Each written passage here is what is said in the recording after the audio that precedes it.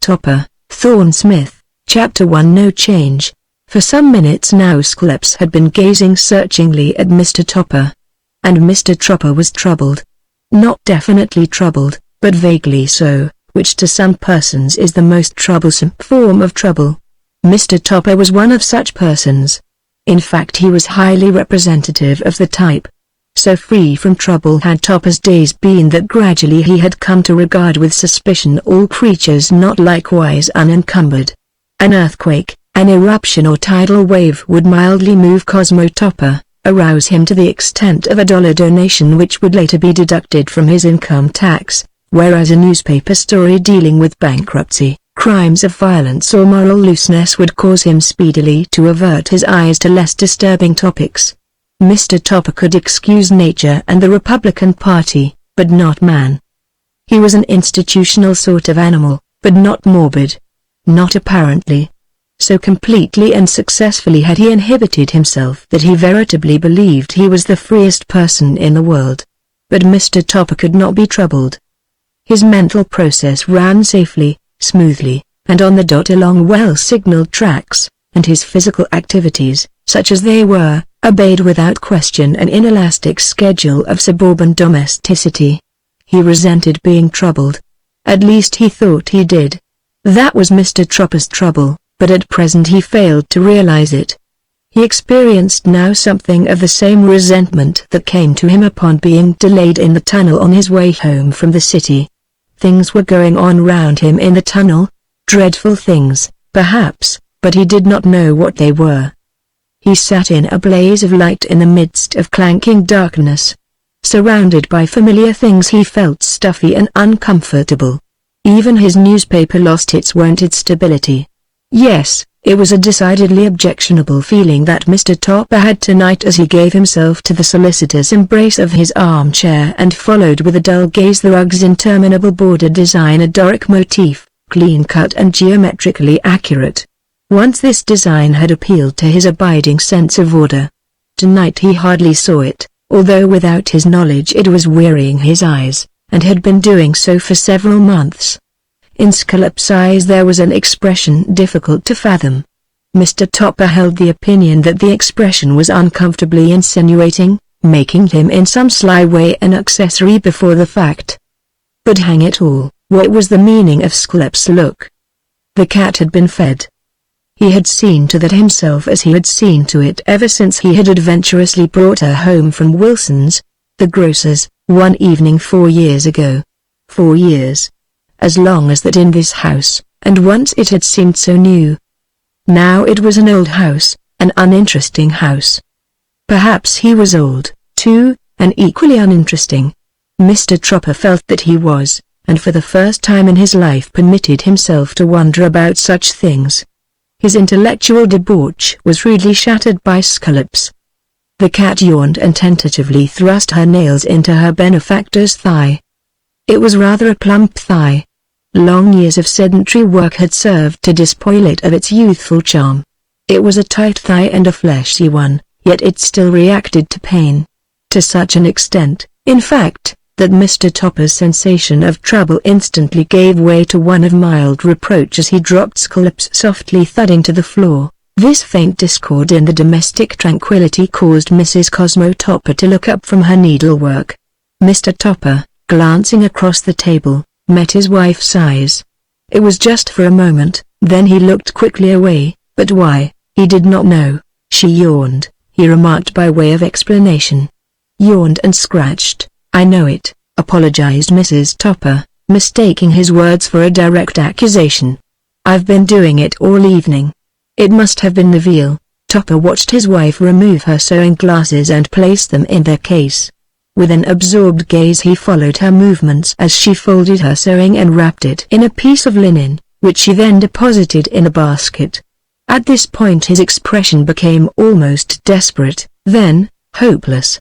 No, there was going to be no change in the nightly routine: glasses, case, linen, basket. If she would only reverse the procedure, or for once forget her glasses, that would be something. Meantime Mrs. Topper, unconscious of tragedy, rose from her chair, came round to where her husband was sitting, and brushed his forehead with her lips. Then, referring once more in a pained voice to the haunting qualities of veal, she left the room. Mr. Tropper listened to her firm step upon the stairs. A certain squeaking of boards apprised him of the fact that she had achieved the landing. For a moment he thought idly about veal in relation to his wife. Then he did an unusual thing. Instead of knocking out his pipe and locking in the cat whose vagrant nature had caused him some rather trying experiences in the past, he gently retrieved that animal from the floor and fell to studying an old atlas which he had plucked from an obscure shelf. "It made me sleepless, too," murmured Mrs. Topper an hour later as her husband settled down beside her, and that night Mr. Topper dreamed of eating curried veal in Calcutta. He was surrounded by many maidens, all of whom partook amply of veal, and none of whom complained. It was delicious. He gorged himself. Chapter 2 Sclep's looks inscrutable. Not until the following afternoon, which was Saturday and therefore free, was Mr. Topper able to localize his trouble. The discovery came to him as a shock which gathered intensity as the days passed. It marked an epoch in his life. Even Mrs. Topper, who steadfastly refused to recognize changes taking place around her, detected something new and therefore annoying in her husband. But she reassured herself by believing that all stomachs have their off-seasons, and became almost pallidly cheerful when she considered the fact that her stomach's off-season was always on. It prevailed the year around. To Mrs. Topper it was an endless source of comfort to be able to trace all mystifying cases of conduct, even her own, to such a tangible and well-established institution as a stomach. It was Sclep's again. Sclep's, draped on her master's knee with a Saturday afternoon mist swimming in her eyes. Sclep's, the inexplicable, narrowing infinity between two orange-colored slits. This it was that gave Mr. Tropper the shock. For the first time in their 4 years of companionable association Tropper realized that the cat saw nothing, that is, nothing immediate. Although her yellow, searching gaze included him, it passed far beyond him down distant vistas from which he was excluded. Caressing and condoning on their way, Sclep's eyes seemed to be roving through the ages, dwelling on appalling mysteries with the reminiscent indulgence of a satiated goddess.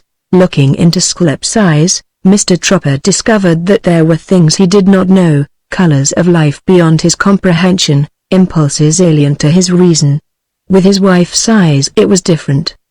He knew their every shade and meaning. Nothing in them lay unrevealed. He was familiar with the direct gaze denoting finance, the confidential gaze denoting scandal, the patient gaze denoting servants, the motherly gaze denoting superiority and the martyred gaze denoting indigestion. Suddenly Mr. Tropper realized what was troubling him. It was eyes. Old familiar eyes. He felt that he knew them all. He knew the eyes at the office, from the presidents to the elevator boys. It was surprising, he thought, how desperately well he knew eyes. Mr. Tropper saw eyes. Mr. Topper understood them. And B had an uncomfortable feeling that they understood him. Now, however, he was alive to the fact that Sclep's eyes escaped all classification. This both pleased and shocked him. He realized that in spite of 4 years of close companionship he had not the slightest idea of Sclep's private opinion of him, or of anything else, for that matter. To what was going on behind her eyes Topper had no clue. Mr. Tropper found himself thinking that it would be a relief to have someone look at him in the manner of Sclep's. Preferably a woman. Not that Mr. Topper was loose, or romantic, or both. He had never loitered to pluck forbidden flowers beside the marital path, but had mechanically kept to his schedule with Mrs. Topper at one end and the office at the other. Once in his youth he had nerved himself to lurch in reckless pursuit of a shop girl in a skating rink, but the meeting with her had been so sudden and demolishing that when he arose from the dust of the floor he departed with a far sharper pain in his spine than in his heart. After that he confined his amorous pursuits to the nice girls of his own set. He never called on them alone, but always with a jolly company of youths, which gave him a sense of security. Later he had met Mrs. Topper, who had already achieved individuality through smoldering indigestion, and he had decorously followed her through a summer of neat suburban Sundays, after which he had made the arrangement permanent in the presence of an orderly gathering of neat suburban property owners. And that ended that side of Mr. Topper. Now, however, he was getting along. Nearly 40 and acquiring flesh. 10 years married. He neither had to stretch to reach the electric light nor stoop to walk under the bulb. His face was unremarkable save for his eyes, which were extremely blue and youthful, as if the fire in them had been banked for the sake of conservation. His features would have been delicate had his appetite not been so good or his habits less sedentary. Had their union been blessed with issue, one of the children, probably Cosmo, Jr., would have been a sandy blonde like his father, for Mr. Topper's hair was of an indifferent shade. But there were no little Toppers. Skleps was undisturbed. He rose, stretched and walked to the window. Skleps merely stretched and resumed her repose, with the austere resignation characteristic of cats when bent on slumber or theft. "I think I'll go for a walk," said Topper. "I'm in need of a bit of a change." "There'll be a roast for dinner," replied Mrs. Topper. "Lamb," she added as he left the room. "You like lamb?" Mr. Topper winced as he collected his hat and stick. Why should he be thus openly reminded that he liked lamb? Couldn't a person creep up on a roast and surprise it sometime? As a matter of fact he was not particularly lustful for lamb, or at least he would strive hereafter to dissemble his emotions. But all he said was good. The exclamation point stuck in his throat. Chapter 3 Mr. Topper Pursues the Sun. The street down which Mr. Topper strolled was a nice street. No one needed to feel ashamed of it. No one did. And the people who lived on this street had nice homes. Nice, neat homes with well-groomed lawns, well-shingled roofs and well-stocked larders. The style of architecture showed a sincere desire to impress the eye favorably. The effort had been based more on hope than on inspiration. The houses could have been and frequently were termed homey, quaint, and comfortable, but after these terms had been exhausted little remained to be said save, perhaps, sweet. Mr. Topper and his neighbors were quietly proud of this street, and had borne their assessments as a tolerant father bears the extras of an extravagant son at college. One could bring one's friends from the city to this street and let it speak for itself, which one seldom did.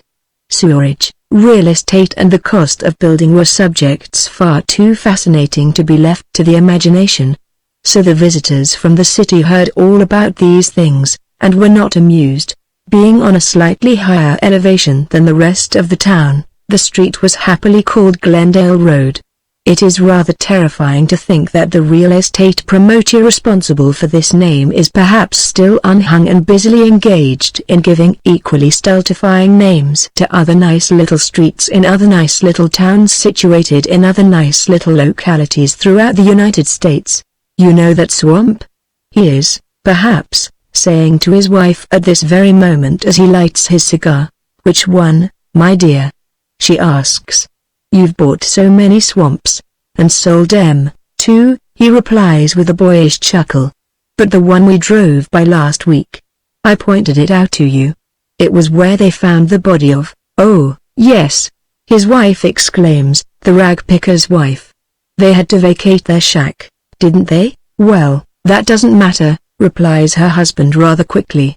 "I've decided to run a drive through it. What do you think would be a good name?" Deep silence for several minutes. Her husband watches her anxiously. She reads a lot of books.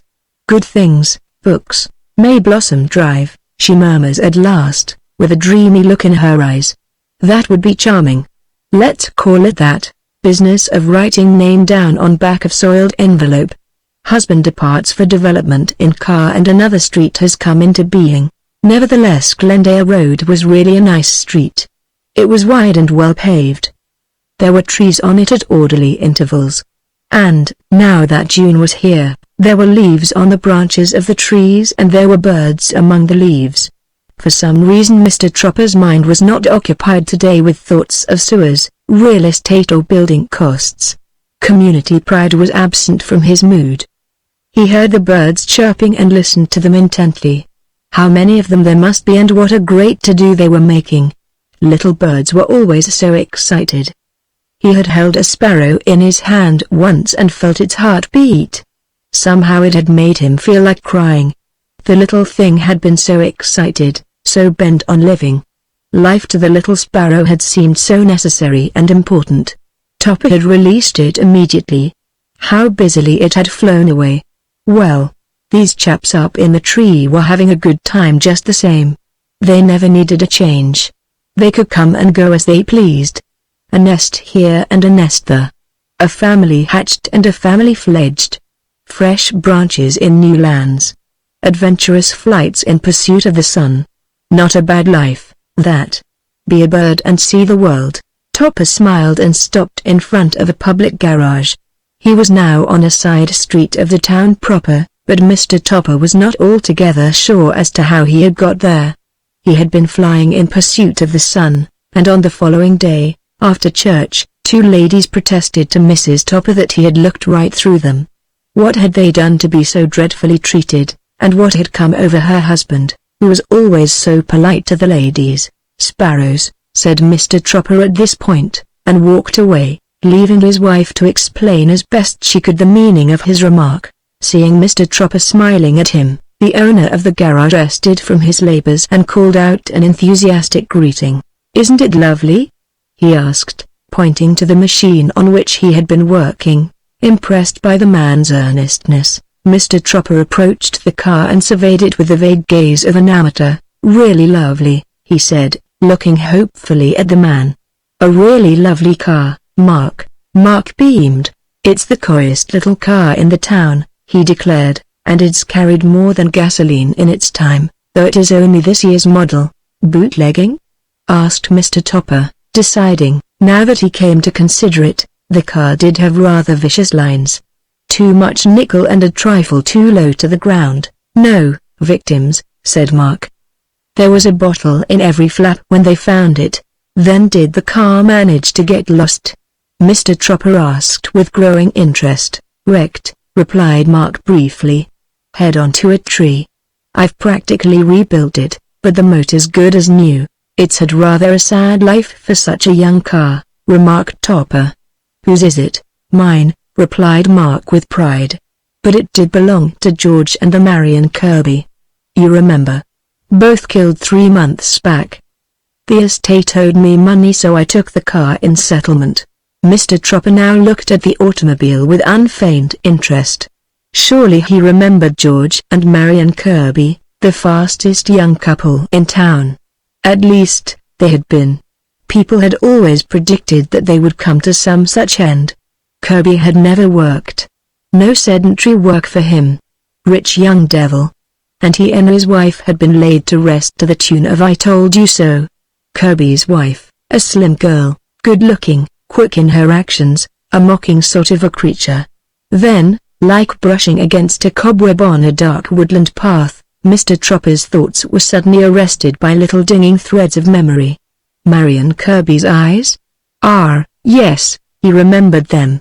The Kirbys had not belonged to his set, the solid, substantial, sedentary set, but had gathered round them, from all parts of the country, a group of irresponsible spirits, who would suddenly appear in a swarm of motors, riot around the town and countryside for a few days, and then as suddenly disappear in a cloud of dust and a chorus of brazen horns. No one had really known the Kirbys, that is, no respectable, accredited member of the community. But Topper had seen them often enough as they darted through the streets of the town, and once he had met Marion Kirby at the dedication of the new $20,000 firehouse. "Comic operas cost more and are less amusing," she had remarked, with a smile, then asked in a serious voice, "Do all white duck trousers have to look so self-conscious?" Mr. Topper, being a charter member of the organization, had loyally donned his outfit and joined the ranks of his fellow firefighters. Now, at the question, he looked down at his ducks and blushed. Marion Kirby mingled with the crowd, but she left behind her the seeds of rebellion in Mr. Topper's mind. He had never felt in sympathy with white duck trousers, and now he actually hated them. They did look self-conscious, but it showed poor community spirit on Marion Kirby's part to ridicule the uniform. What would a fire company do without white duck trousers? Evidently she was one of those modern young women who had no respect for tradition.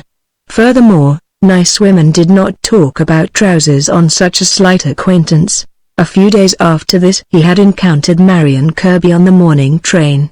She had nodded to him and smiled, and somehow her smile had seemed to convey the impression that they shared between them an unholy secret of a most delicious nature. Marion Kirby's smile had caused Mr. Topper to feel much less married. He had puzzled all the way in that morning about her eyes. He had found himself unable to place them.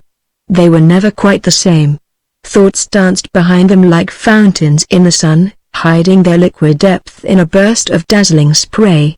And now as Mr. Topper stood in the glittering presence of the car in which Marion Kirby and her husband had met their death, he remembered her eyes and felt dismayed that their light had been snuffed from the world.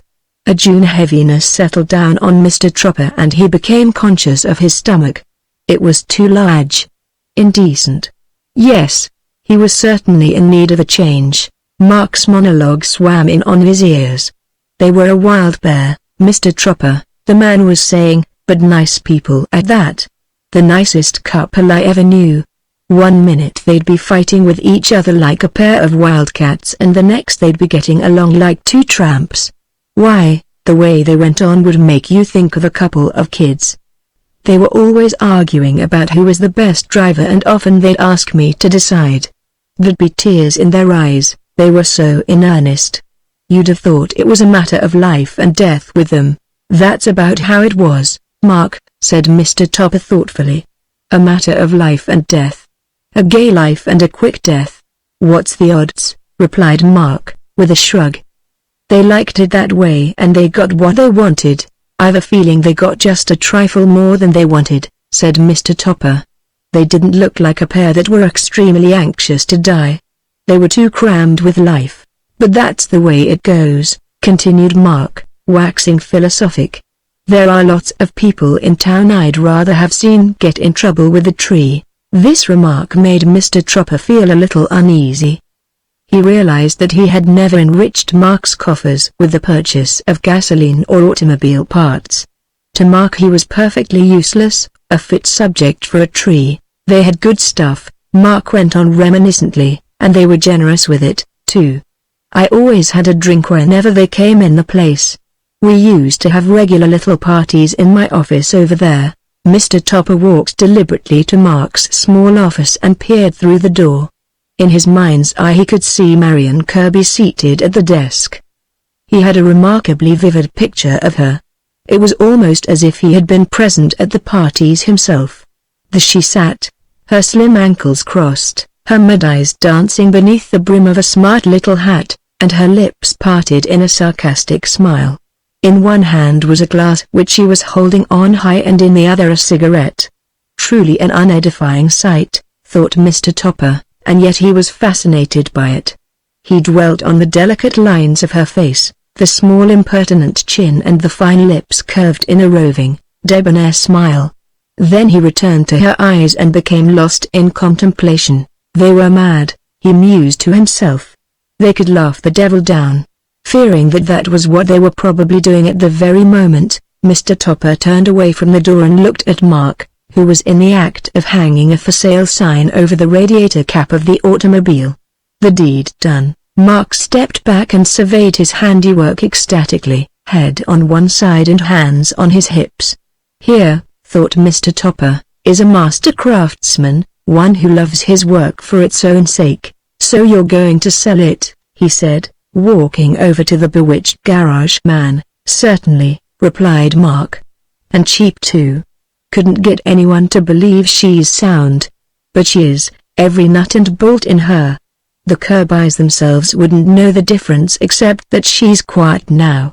They always kept the old car rattling. Well, they rattled their toy once too often, remarked Mr. Topper, looking moodily out at the street.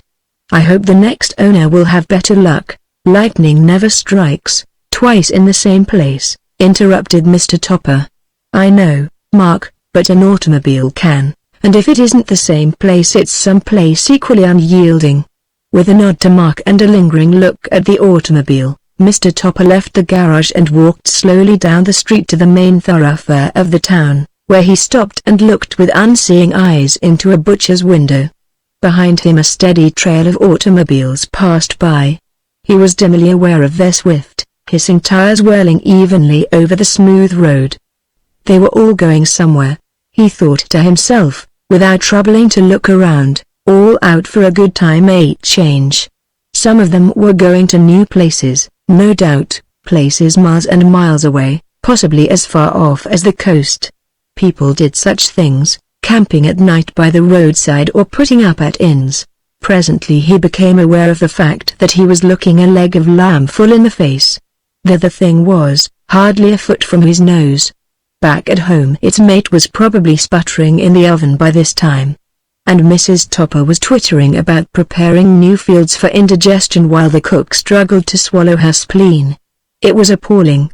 Mr. Topper considered the lamb with smoldering eyes, but the lamb held its ground, and for a moment they confronted each other like two antagonists. Then Mr. Topper, at last outfaced by his less sensitive opponent, whirled about and walked back to the garage, this time with purpose in his step. But as he approached the garage he became troubled in his mind, and this trouble made him shuffle slightly in his gait. He had no doubt as to the ultimate outcome of his visit, but how to get it over with was what dismayed him, forcing him to drift about uneasily in front of the garage like a criminal released from the gates of durance. The sight of the for sale sign on the glittering object of his quest stimulated him to action. He lifted his head and walked casually up to the car. Mark, emerging from the shadows like a proud but jealous god, greeted Mr. Topper with a slight show of surprise. "How does the thing start?" asked Topper, without any preliminaries. "How?" repeated Mark dumbly. "The automobile," said Topper. "How do you start the damn thing?" "Oh!" exclaimed Mark, now sparklingly alive to the situation. "Why, it starts like any other automobile. Put your foot on it and off she goes." Interesting if true, thought Mr. Topper. Nevertheless he regarded the starter with a contemplative eye. "Is it hard to learn how to work them?" he continued. "I mean for a person like myself?" "Why, Mr. Topper," Mark admonished, "there are bigger boobs than you messing up the roads everywhere." "You shock me," remarked Topper, "but don't let's dwell on it. Now what is this thing for?" "That's for the ventilator. It lets in the air." "On what?" "On your feet." "An unpleasant inference," murmured Mr. Topper, "but I dare say the thing has its advantages. And this?" he added aloud. "That lights your cigars." Mr. Topper produced a cigar. Mark spoke the truth. "A nice thing," said Mr. Topper, a little more at ease now that his lungs were refining smoke. "A handy thing, that. Very nice. Clever, too, isn't it?" Mark, becoming more than serious, agreed that it was. "Yes, yes," continued Topper, sliding into the front seat of the automobile as if he were not thinking of what he was doing. "A convenient little gadget. Adds to the pleasure of driving. Now come here, Mark, and show me what you do to make the old car go. But first take that invitation off the front of the car. Some woman might come along and buy me. How about that, Mark?" "Ha! Ha!" laughed Mark, whose false mirth was arrested by a sudden slap on the back. "Take the damn sign off, Mark," commanded Topper, a new light gleaming in his eyes. Chapter 4 Mrs. Topper is not delighted. The first stage of Mr. Topper's secret life dated from the Saturday on which he purchased the Kirby's ill-fated car from Mark, the ecstatic garage owner. And this stage lasted only a week, coming to a grand anticlimax on the following Saturday. But during that time Mr. Topper, a novice in secret living, was hard-pressed to maintain his customary calm either at home or abroad. The fire was no longer banked in his eyes, but seemed to be smoldering through, and occasionally he found himself scrutinizing his friends as if they were total strangers. His introductory driving lesson was of an anatomical nature. The automobile was discussed to its most intimate parts, from which only the finest mechanism could have refrained from shrinking. The lesson completed, Mr. Topper abjured Mark to silence and returned to his home, where he settled his feud with the leg of lamb through the process of absorption. In other words, it became 100%. Topper and for that reason acquired merit while Topper acquired flesh. "I knew you would like it," said Mrs. Topper as though she were addressing a skeptical cannibal who had just made a meal of a questionable victim. "I've always said you liked lamb." Mr. Topper could not deny the truth of her words, but in spite of their truth they made him wish that he could uneat the lamb. Not knowing how to do this decently, he smiled at his wife and said, "I walked farther than I thought." Worked up an appetite, the false smile and the black lie quelled the rebellion in his stomach. Without realizing it, Topper was already far gone in sin. On Monday morning, after exchanging pennies with a small Italian child for a stillborn edition of a New York paper, he greeted his friends with his habitual placidity. No, he had not heard the new one about Bill's furnace. He was sorry that Mrs. Thompson was having servant trouble. Too bad. Was that so? Jennings had made a killing again. Great stuff. Surely, he'd bring the missus over first thing. Wednesday evening? Good. Good. His tulips? Doing splendidly. A whole bed of them all blooming. No, not brewing, just smousing about. Is that so? How about your own cellar? None of that stuff, Jack. The whole town knows about you. The farmer's daughter and the tramp? Sure he'd like to hear it. Wait till they got aboard. And off went Topper with his boon companions, all of whom he decided were perfect strangers to him. At the office Topper treated the president with a commendable show of tolerance. Cosmo Topper really and sincerely pitied the man, pitied him from his heart. He was a good old thing, but out of touch, pathetically inadequate. However, his chauffeur looked like a keen enough young chap. Funny foreign-looking moustache, but then a good driver was like any other real artist. Better in fact. They had to have a little leeway. Topper would have a word with him one day. Exchange views on cars. Democratic. That was it. A man in his position could afford to be democratic. It went. As for the president, it was too bad. Topper felt sorry for him. Now the strange thing about it was that on this particular morning the president, sighting his world-weary eyes between the bronze eyes of his Great Dane desk ornament, felt pleased to permit Topper to occupy his gaze. A solid man, thought the president. A good man and a worker. I can count on him. The others and the president's eyes never flickered brilliant, but they're waiting to cut my throat. To them this bank isn't home. It's something they want to control through votes and money and chicanery. Now Topper's different. He's a man, at least. Loyal to a fault. And the president, rousing his great body, towered like a devastating sun over the gleaming surface of his desk, then slowly advanced on Topper. "You're looking fit, Topper," he said. "This man from Texas has been in again. Don't want to see him. Come upstairs. We'll talk it over." Topper followed. Why this? He thought. Why have I been selected? Topper little realized that there was a new light in his eyes that set him apart from his fellow men. It was young and fresh. The president was an old man, and, like Topper, he had grown weary from watching eyes. He had peered into them for more than half a century. Too deeply. Topper is speeding through the shadows like a virgin to a forbidden tryst. He is thrilled with secret alarm. In the close embrace of the night there is something almost personal. It clings to Topper like a wronged woman, filling him with a desire to be elsewhere. For nearly a week now Topper had been lying steadily, mostly to his wife. Once he had stooped so low as to lie to the garbage man. Topper had come to that. It was excusable in this case, for the man collected garbage of the better sort throughout the town, and in order to forget his occupation, he continually busied his tongue with other people's affairs. The seal of sin is settling on Topper's brow. He looks healthier and less uninteresting. He suspects everyone and, without being aware of it, he has been having a tremendous change. At the garage, Mark is waiting for him. Good old Mark. Topper loves the man. Topper arrives. There is a hurried conversation. Then each through his appointed door slides into the seat and they are off like a pair of conscience-stricken grave robbers. Mark is driving and Topper is doing strange, futile things with the brim of his felt hat. Instead of concealing his face, he succeeds in making himself look like a foppish desperado. He is hoping that he appears both sinister and repulsive so that people will avert their gaze without recognizing him, whereas, in truth, had any of Topper's friends seen him at this moment, they would have been astonished beyond measure, their cherished belief in the eternal sameness of things completely demolished. The car proceeds down a side street to that section of the town near which no nice people care to build. In this belittered and uncorseted neighborhood Topper feels more at ease. This place which he once considered a reproach to the community, when he considered it at all, has become pleasantly familiar to him, a part of his secret life. It is the hidden door that leads to the open road. The dour houses and dim shops no longer make him uneasy.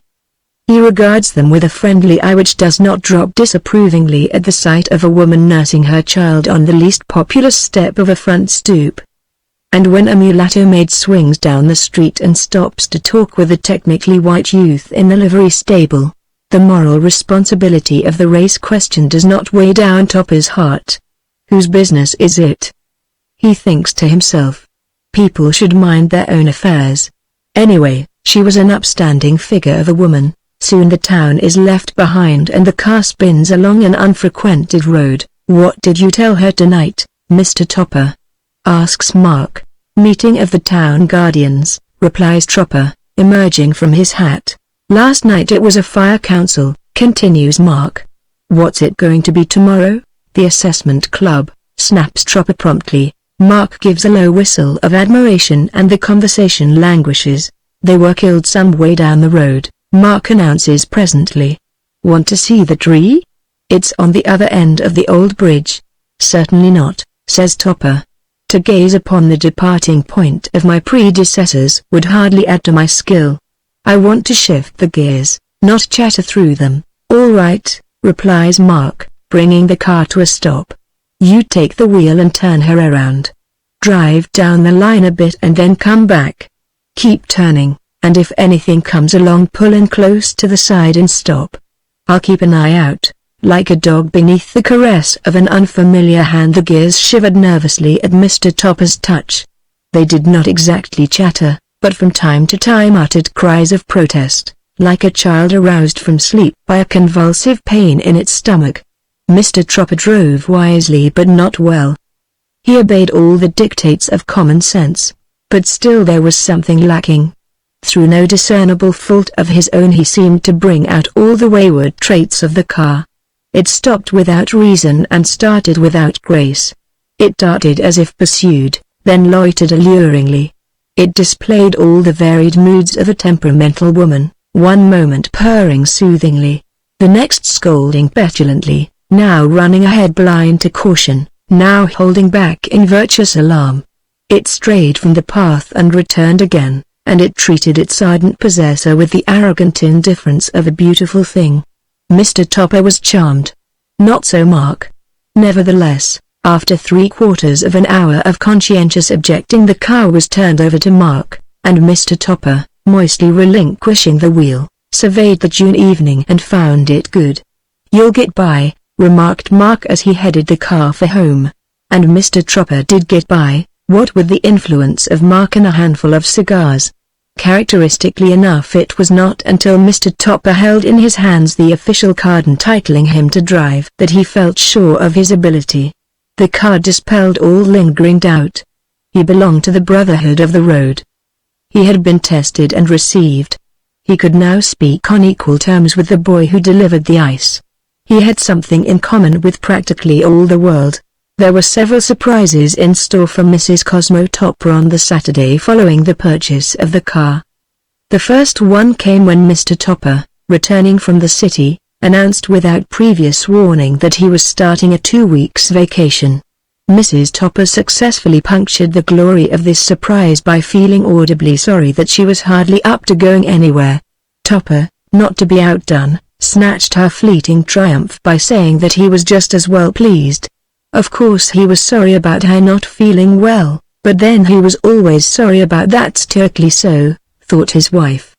Her second surprise came when Topper informed her that immediately after luncheon he proposed to attend a meeting of the Defense Society. Mrs. Tropper saw scant reason for this, but made no comment until the meal was finished. "What's this?" she said as he rose from the table. "What are all these meetings about? First it's the town guardians, then the fire council, the other way round," corrected Mr. Topper, artistically cherishing his lies. "Well, it doesn't very much matter, does it?" she replied. "What's got into this town? All these meetings, sparrows," said Mr. Topper as he jauntily left the room. Mrs. Topper followed her husband with wondering eyes. What a terse and uninforming answer. How unlike the usually explicit Cosmo. Sparrows. Why that? A few hours later a third surprise caused Mrs. Topper to emerge with unwonted haste from the house. Topper, abandoning his secret life, was sounding his horn in the driveway. Mrs. Topper, from the front porch, saw a rather flushed and foolish-looking man of middle age gazing brightly at her from the driving seat of a glittering automobile. "Well, what do you think of us now?" asked the man in a voice which conveyed the impression that Mrs. Topper would never be able adequately to express her admiration in words. Mrs. Topper did not answer immediately. He had not expected her to.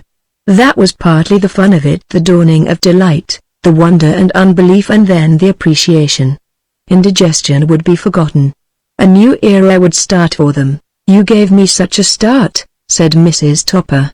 "What on earth are you trying to do with that garish-looking car?" "Trying?" replied Mr. Topper, making a brave effort to retain his smile.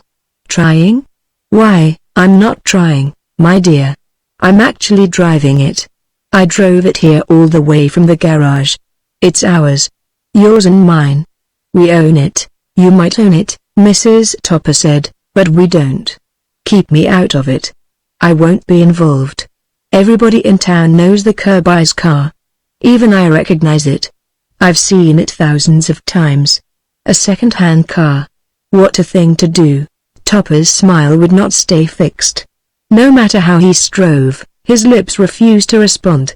Everything was so different from what he had expected. "I know," he explained, looking down at the wheel. "This is only our practice car. New one next year. Nice though, isn't it?" "I don't think it's a bit nice," said Mrs. Topper. "Nor do I think it nice of you to sit there and enjoy yourself. Buying an automobile and not letting me know, picking up the most vulgar car in town, coming home at this hour and making noises on the lawn, upsetting my nerves and spoiling the leg of lamb." Then Mrs. Topper received her last surprise. "Damn the leg of lamb!" he shouted, embittered beyond endurance by his wife's reception of his surprise. "I'm going for a drive." An offensive honking or the horn overfilled Mrs. Topper's cup of woe. "He seems to be able to drive it," she reluctantly admitted to herself as the automobile wavered down Glendale Road. Chapter 5 The Nebulous Lap. It could not be said of Mr. Tropper that he was in a brown study as he drove away from his wife. He was keenly alive to the fact that he was sitting alone in a moving automobile entirely dependent on him for pace and direction. He alone was now responsible for the safety of the car as well as for his own safety. This knowledge never for a moment left his mind. In spite of it, Mr. Topper was preoccupied, or as reoccupied as a person in his position could afford to be. Violence had been done to his feelings, and a reaction had set in. After a week of tremendous lying, during which time life had seemed to be disclosing new and splendid vistas, Topper suddenly felt that after all life was no whit different. It was as flat and stale as ever. Automobiles were no use, nor were little attempts, nor anything. "Oh, damn that leg of lamb," he muttered, slowing down with elaborate caution at the sight of car 2 blocks distant. As the automobile passed Mr. Tropper, the eyes of the man at the wheel grew incredulous with wonder. He leaned over the side and looked back. He came to a stop and continued to stare. "That's hot," said Topper to himself. "Well, damn him, too. He'll spread the news around. Let him. See if I care." And Topper stepped on the gas. Through force of habit he took the same road he had learned to know so well with Mark. This was not the drive he had intended taking, not if she had been decent and friendly about things. But now it did not matter. He drove along, occupied with his thoughts, keeping his eye on the road and paying very little attention to the scenery. Presently he became aware that he had passed his usual limits. Ahead of him was the bridge, on the other end of which the Kirby's has met their fate. Topper had never driven over a bridge before, and the rattling of planks unnerved him. He stopped on the after side to regain his composure. The tree must be somewhere close at hand, for Mark had said it was just at the end of the bridge. Topper got out of the automobile and looked morbidly about him. At the edge of the road stood a stunted tree with a gashed and splintered trunk. Undoubtedly it was the very tree that had caused George and Marion Kirby hastily to withdraw from their questionable circle of friends. Topper surveyed the tree thoughtfully. 2 human lives, 2 warm and vigorous creatures, had been sped into eternity against the age-old bark of that tree. He glanced up. Leaves were out on the upper branches, and wings were flitting through them.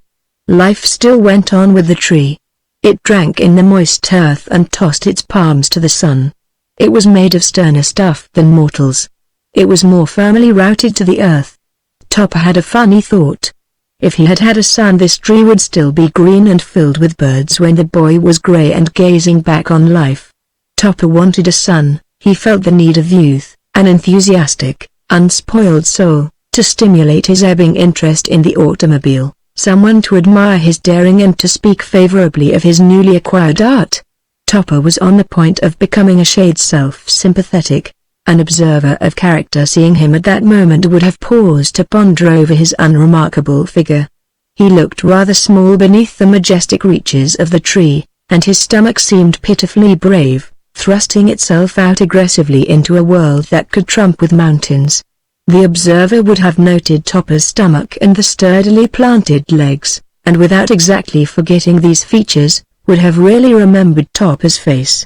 There dwelt the Prince of Denmark, shadowed and filled with trouble, an inarticulate prince, perhaps, run to flesh and bland of mien, but a prince withal, probing the problem of life and the mystic charm of death, a man existing reluctantly, unconsciously seeking release. Mr. Tropper turned from the tree and wormed himself into the automobile. And the observer, had he been endowed with cattish curiosity, would have noted by the laborings of Topper's body that he had not long been familiar with the driving seat of an automobile. Once in he relaxed, then, collecting his scattered members, arranged his feet and hands as Mark had patiently instructed him. Just the same, thought Topper with an important feeling of ownership, these trees shouldn't grow so close to the road. There should be a law about trees. A sort of a movement. Something done. At this particular time Mr. Topper's conception of the ideal tour was limited only by the skyline of the Sahara Desert, a wide, unobstructed expanse affording adequate room for turning. Topper's social instincts did not extend to motoring. He preferred an unfrequented road where only nature could hear the neighing of the gears, and where there would be naught of alarm to galvanize his nerves. Mr. Topper made the customary movements, and with delightful regularity the scenery began to slide by. He became aware of an oncoming line of trees, flashing things filled with shadows. He felt a dip and a gentle rise and gazed across a sunken plain soft with grass, scarred by fences and heckled by an astonishingly undecided brook that turned and doubled on its path. Mr. Tropper found himself enjoying this hollow expanse of green. It was longer than it was wide and it seemed to extend for miles. Only the woods on the other side put a stop to its triumphant march. There were dots of trees on the sunken plain, intimate groups of clustering green, but they did not rob the plain of its vastness. Instead they emphasized its majesty like a contentious family huddled beneath the vaulting dome of a deserted railroad station. Take those fences down, thought Topper, and what a space you'd have. Cavalry could charge across those fields. What a lovely place it was. The unexpectedly good road, the sunken fields, the sky closing them in and the occasional farmhouse bereft of life. The road puzzled Topper. It was as if the world had planned a secret path to nowhere. He felt that he was riding on through an endless dusky solitude. He no longer troubled about the car. It seemed to be running itself. There were trees on one side, green curving space on the other, and an unobstructed road ahead. Topper had become blended with his surroundings. His body was blotting up the landscape and his mind, no longer functioning, seemed to be absorbing the lights and shades and smells along the road. The color of the sky, now churning red with sunset, dropped like a mantle on Mr. Topper and filled the world with stillness. And out of the stillness a voice spoke to Mr. Topper. "Topper," it said, "Topper, perhaps you do not realize you are sitting on my wife's lap, or do you?" Topper's hands grew white on the wheel. He made an effort to stop the car, but as the machine seemed disinclined to stop, he abandoned the effort and looked steadfastly in front of him, blindly refusing to admit the fact that he had heard a voice without seeing its owner. The thing just could not be. He, Topper, was at fault, or at least he heartily hoped so. Driving had overtaxed his imagination. The strange solitude of the place and the calm, mysterious beauty of the landscape had affected him. It would have affected anybody. So Mr. Topper drove on. The behavior of the automobile disturbed him, although he would not admit to himself that it was acting in any way unusual. Nevertheless it was. It had become a self-propelled vehicle in the fullest sense of the term. It no longer concerned itself with Topper, but obeyed the dictates of its newly acquired independence. It did not hitch and spurt along the road, but progressed smoothly at a speed which the discreet Topper viewed with sincere alarm. Once when the motor slowed down he made an attempt to shift the gears, only to be paralyzed by a voice exclaiming irritably, "Don't do that." After this Mr. Topper withdrew completely from the management of the car and dropped to the rather unimportant position usually allotted to a pig iron image arbitrarily spiked to the front seat of a toy fire engine. And Mr. Topper looked the part. His face was a mask and his arms had become angular and rigid. He was certain of this. However, the first voice had been a man's, whereas the second had been unmistakably feminine. After making a mental note of this Mr. Topper closed his mind. It was better not to think safer. "Topper," began the first voice, sounding quite polite and reasonable, "must I remind you again that you are sitting on my wife's lap? Why not squeeze over now and—" "Stop!" cried Mr. Topper, coming to a quick decision, and with an extraordinary effort arresting the speed of the car. "Stop," he repeated, "and for God's sake don't begin again. I can't stand it." Come now, Mr. Topper," admonished the voice. "Don't," pleaded Topper. "Let me speak. Please listen. I've bought and paid for this automobile. With great mental anguish I've learned how to make it work, but I'll give it to you, give it gladly, if you'll let me step quietly out, and you then drive on as fast and as far as you can." Mr. Topper looked earnestly at the vacant seat beside him. He wanted a reply and yet he waited for it with dread. "Why so tragic?" the voice began. "Why shun our company? Three can sit just as comfortably on this seat as two. We've done it often. Just squeeze over a little." "You don't seem to understand," said Mr. Topper, with the patience of desperation. "If the seat were 1,000 leagues wide I would still feel cramped. Take the car. You're welcome to it. Take it to some far place. Have a nice drive, a good time, but leave me behind. Let me get out. I'm not enjoying myself." "Still tragic," retorted the voice. "And all the time you are wallowing on my wife's lap." Topper had a strange and uncomfortable sensation. He felt, or imagined he felt, a pair of arms passing through his body on their way to the wheel. He was almost sure that for some minutes these arms had been playfully hugging him around the waist, and once more he became painfully aware of his stomach. It was indeed an objectionable feature. "How about my wife's lap?" questioned the voice. "Hang it all!" Topper exclaimed. "Why doesn't she move over? I didn't sit on her lap, you know." "She got it there, Topper," rebuked the voice. "You surprise us. I might say, you offend us." "I might, mind you, Topper, but I don't offend you," cried Mr. Topper. "Great God! What next?" "Now, taking up the matter of my wife's lap," continued the voice, "I still maintain." Mr. Topper became mentally unfit to hear the remainder of the remark. He had passed into one of those distracted calms that precede lunacy. Out of this calm he heard himself saying, with tastefully garnished sarcasm, "After all, the car really does belong to me. I bought the thing, but not your wife's lap. I'm sorry, but I wash my hands of your wife's lap. You can take the lap or leave it. I'm not responsible. If her lap insists on sitting under me, I'm not to blame. However, if you and your wife and her everlasting lap would disappear as speedily as possible, the countryside would not bear witness to my grief." "Certainly not. We've already disappeared as much as possible," said the voice rather gloomily. "Not enough for me," replied Topper. "All right, then," said the voice. "Move over, Marion. Topper wants to hog the car," retorted Mr. Topper. "Whose car is it? Answer me that. Answer me fairly that. Whose car is it, I ask you? If your wife's lap were at all ladylike—" "What's this about my wife's lap?" interrupted the voice, a trifle excitedly. "Make one unfavorable reference to my wife's lap. Just one. Let me hear it. Now, for God's sake, boys, don't let's have any trouble," put in a woman's voice pleadingly. "Come on, let's get together. That's how it happened the last time. Be sensible, George. Topper seems to be a game old bird." "Old birds are inclined to be gamey," remarked Topper. "There, Topper," said the woman's voice. "Getting common? And still sitting on my lap?"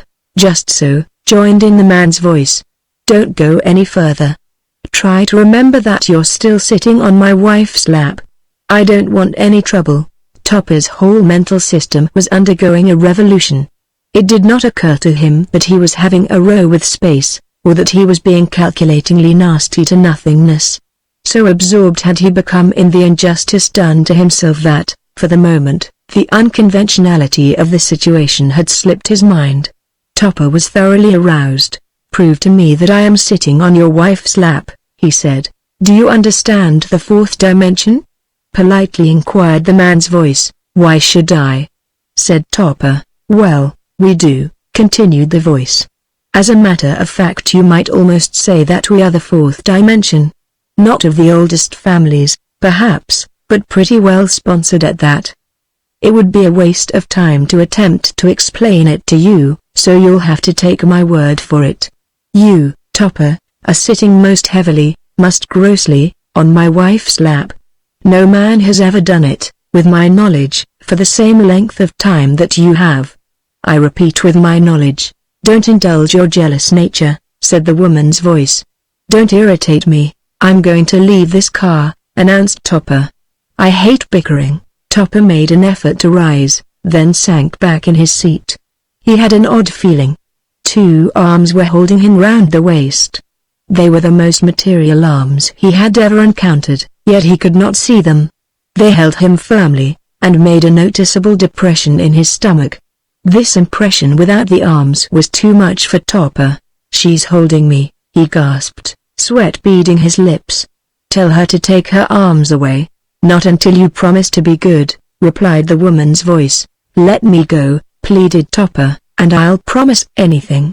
If you'll only take your arms away from your stomach," suggested the woman. "All right," exclaimed Topper. "Have it your way. If you'll only remove your arms, I'll slide over gladly." Topper drew a deep breath as he felt himself released. Casting a timid glance on either side of him, he slid to the middle of the seat with a movement which for him was voluptuously sinuous. "At last you've succeeded in getting me between you," he said with spiteful resignation. "Go on now and drive me mad. Finish the job. Smash the car. I don't want it and my wife can't stand it." "Why can't your wife stand it?" asked the woman's voice. "Oh, I don't know," replied Topper. "All her reasons are rather obscure. She says a thing belonged to the Kirbys and that's enough for her. It's too notorious." "Go on, Mr. Topper," said the woman's voice as the automobile gathered pace. "What else did she say?" Mr. Topper was neither the wisest nor the most observant of men. His ears were attuned to only one danger signal, Mrs. Topper. The beautiful simplicity of the man lay in the fact that at his age he still thought of his wife as being quite an exceptional woman. His optimistic nature led him to believe that she alone of all her tribe had been cursed with an unfortunate disposition, that she alone was the victim of implacable indigestion, that she alone was the only woman who considered herself a martyr and who forced her husband so to consider her. There was only one Mrs. Topper. It was inconceivable that there could be two. Topper clung to this hope. It comforted him a little to imagine that all the other women in the world were different, that they had no small animosities, that they did not spend an hour in saying something that could have been as easily stated in 3 minutes, that they did not take advantage of the fact that they were women and as a consequence nervous wrecks, that they did not spasmodically attempt to please their husbands while consistently endeavoring to crush them, that they were not interested in the puerile mystery surrounding the sudden departure of Mrs. Smith's cook or the Robinsons' trip to Maine, or the fact that the Harts were still in town. Mr. Topper honestly believed that his wife had been especially set aside for him by a kind but casual God. In this belief he accepted her, but not without some mental reservations. "What else did Mrs. Topper say?" continued the woman's voice. "I forget," he replied. "She said so many things. For instance, well, that Marion Kirby was no better than she should be and that her husband was a sot who consumed all his time and money in keeping himself numb with drink." "That will do," broke in the man's voice. "I've heard enough. Do you happen to know who we are or were? I had hoped that our acquaintance would never become so intimate," said Topper with the utmost earnestness. "Well, it has," said the man's voice. "You are speaking to and driving with both George and the Marion Kirby. Now how does that make you feel?" "I ceased to feel some time ago," replied Mr. Topper, "but if I hadn't, your information would be like tossing a paralytic in a blanket." The old crow came contemplatively from the driving seat. "So that sombre old fogey said that I was no better than I should be. Did you hear what he said, George?" "Hit him, he didn't say it," said George. "Be reasonable. He's not responsible for his wife's remarks. No man is. The race would perish, but just the same she said it," the wheel replied broodingly. At this point Mr. Topper felt forced to interpose an objection. Routine loyalty compelled him to speak. "In the first place you're a woman," he said, "and in the second you're invisible, and for that reason you're taking a doubly unfair advantage of your sex and lack of substance by calling my wife an old crow and a fogey." Mr. Topper made a mental note of the two expressions. He would never apply them directly to his wife, but it would be quite a comfort to think them at times. "Look here," exclaimed the man's voice. "I'll knock your block off if you begin to pull that first and second place stuff with us. Where do you get? Now for God's sake don't let's have any trouble, boys," the wheel pleaded. "Remember, George, we were smashed up the last time. Then why did you start things now?" "Start things? Me?" "Yes, you, with all your personal injuries. I must say you're extremely unreasonable." "Me unreasonable? Hell's bells. That's a good one. Don't be despicable." Mr. Topper had been watching the casual conduct of the car with increasing anxiety. He thought that it was now high time to enter into the discussion. "I hope," he said, carefully considering the advisability of each word, "that you won't take it in ill part if I say that at present I have no desire to join your nebulous state. The situation, bad as it is, would be less desperate if I could only feel that someone, no matter how invisible, was paying attention to the car." Topper was silent for a moment, then his true feelings triumphed. "I hate bickerings," he said. He was astounded by hearing a hearty peal of laughter from the steering wheel. Manifestations of mirth encompassed him. "Stick to the road," he urged.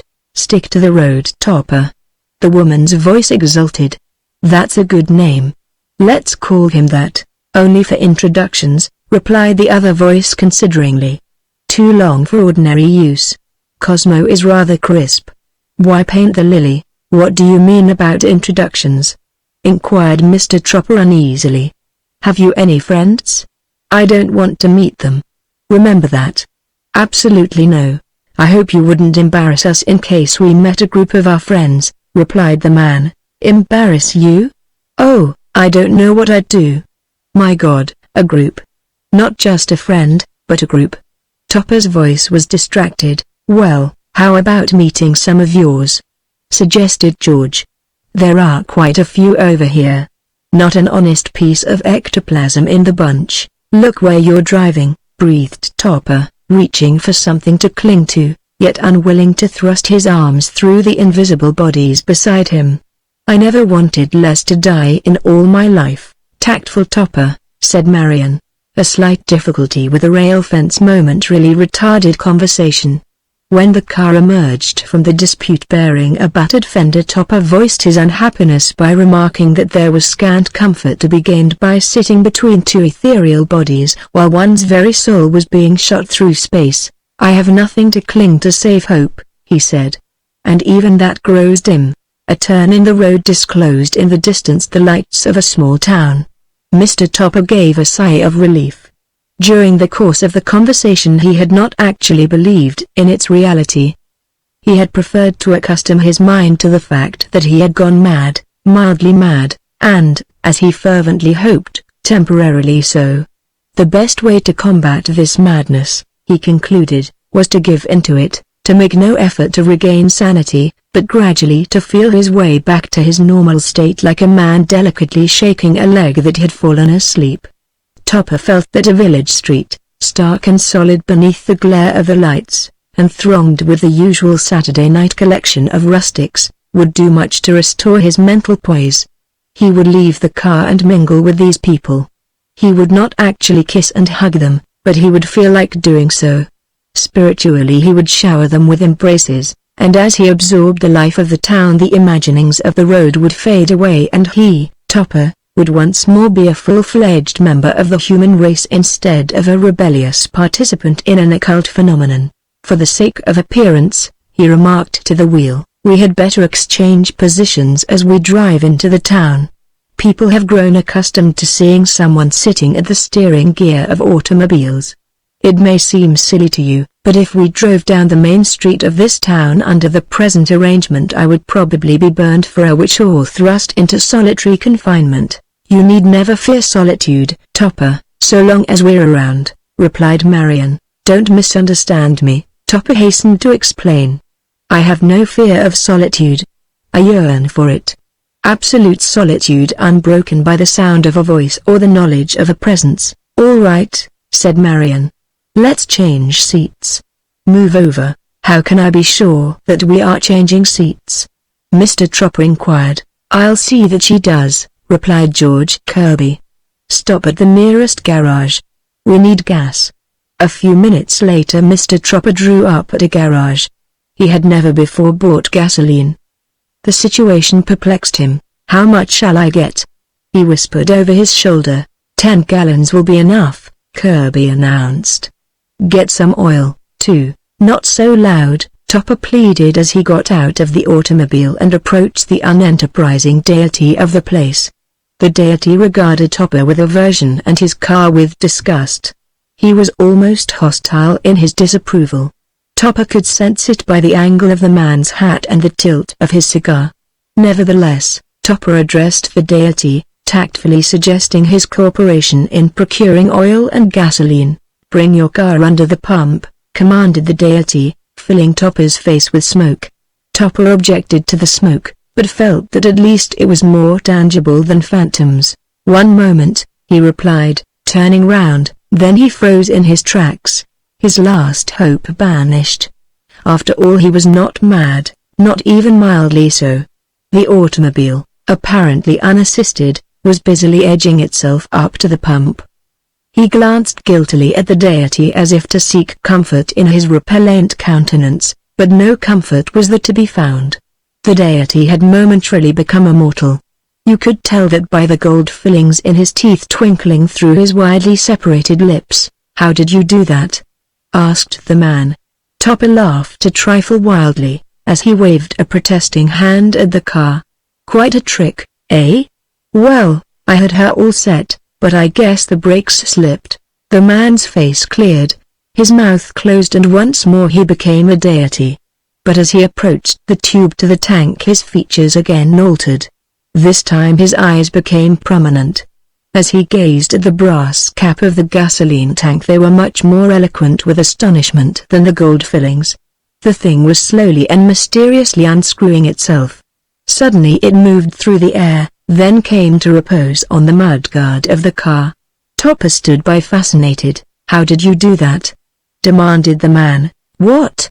said Topper wearily, taking out his handkerchief and hiding his face therein. "I wish you'd stop asking me how I do things. I just do them, that's all. Automatic springs. New device. Haven't time to go into all that." As the man filled the tank with gasoline, Topper hurried to the front of the car and leaned in. "For God's sake, stop trying to be so helpful," he whispered. "I'll do everything."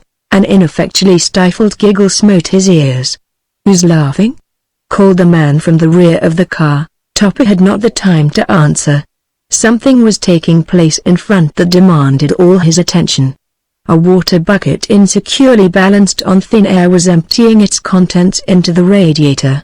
Topper sprang forward and seized the bucket. "I'm just giving her water," he shouted. "You must have heard the gurgle.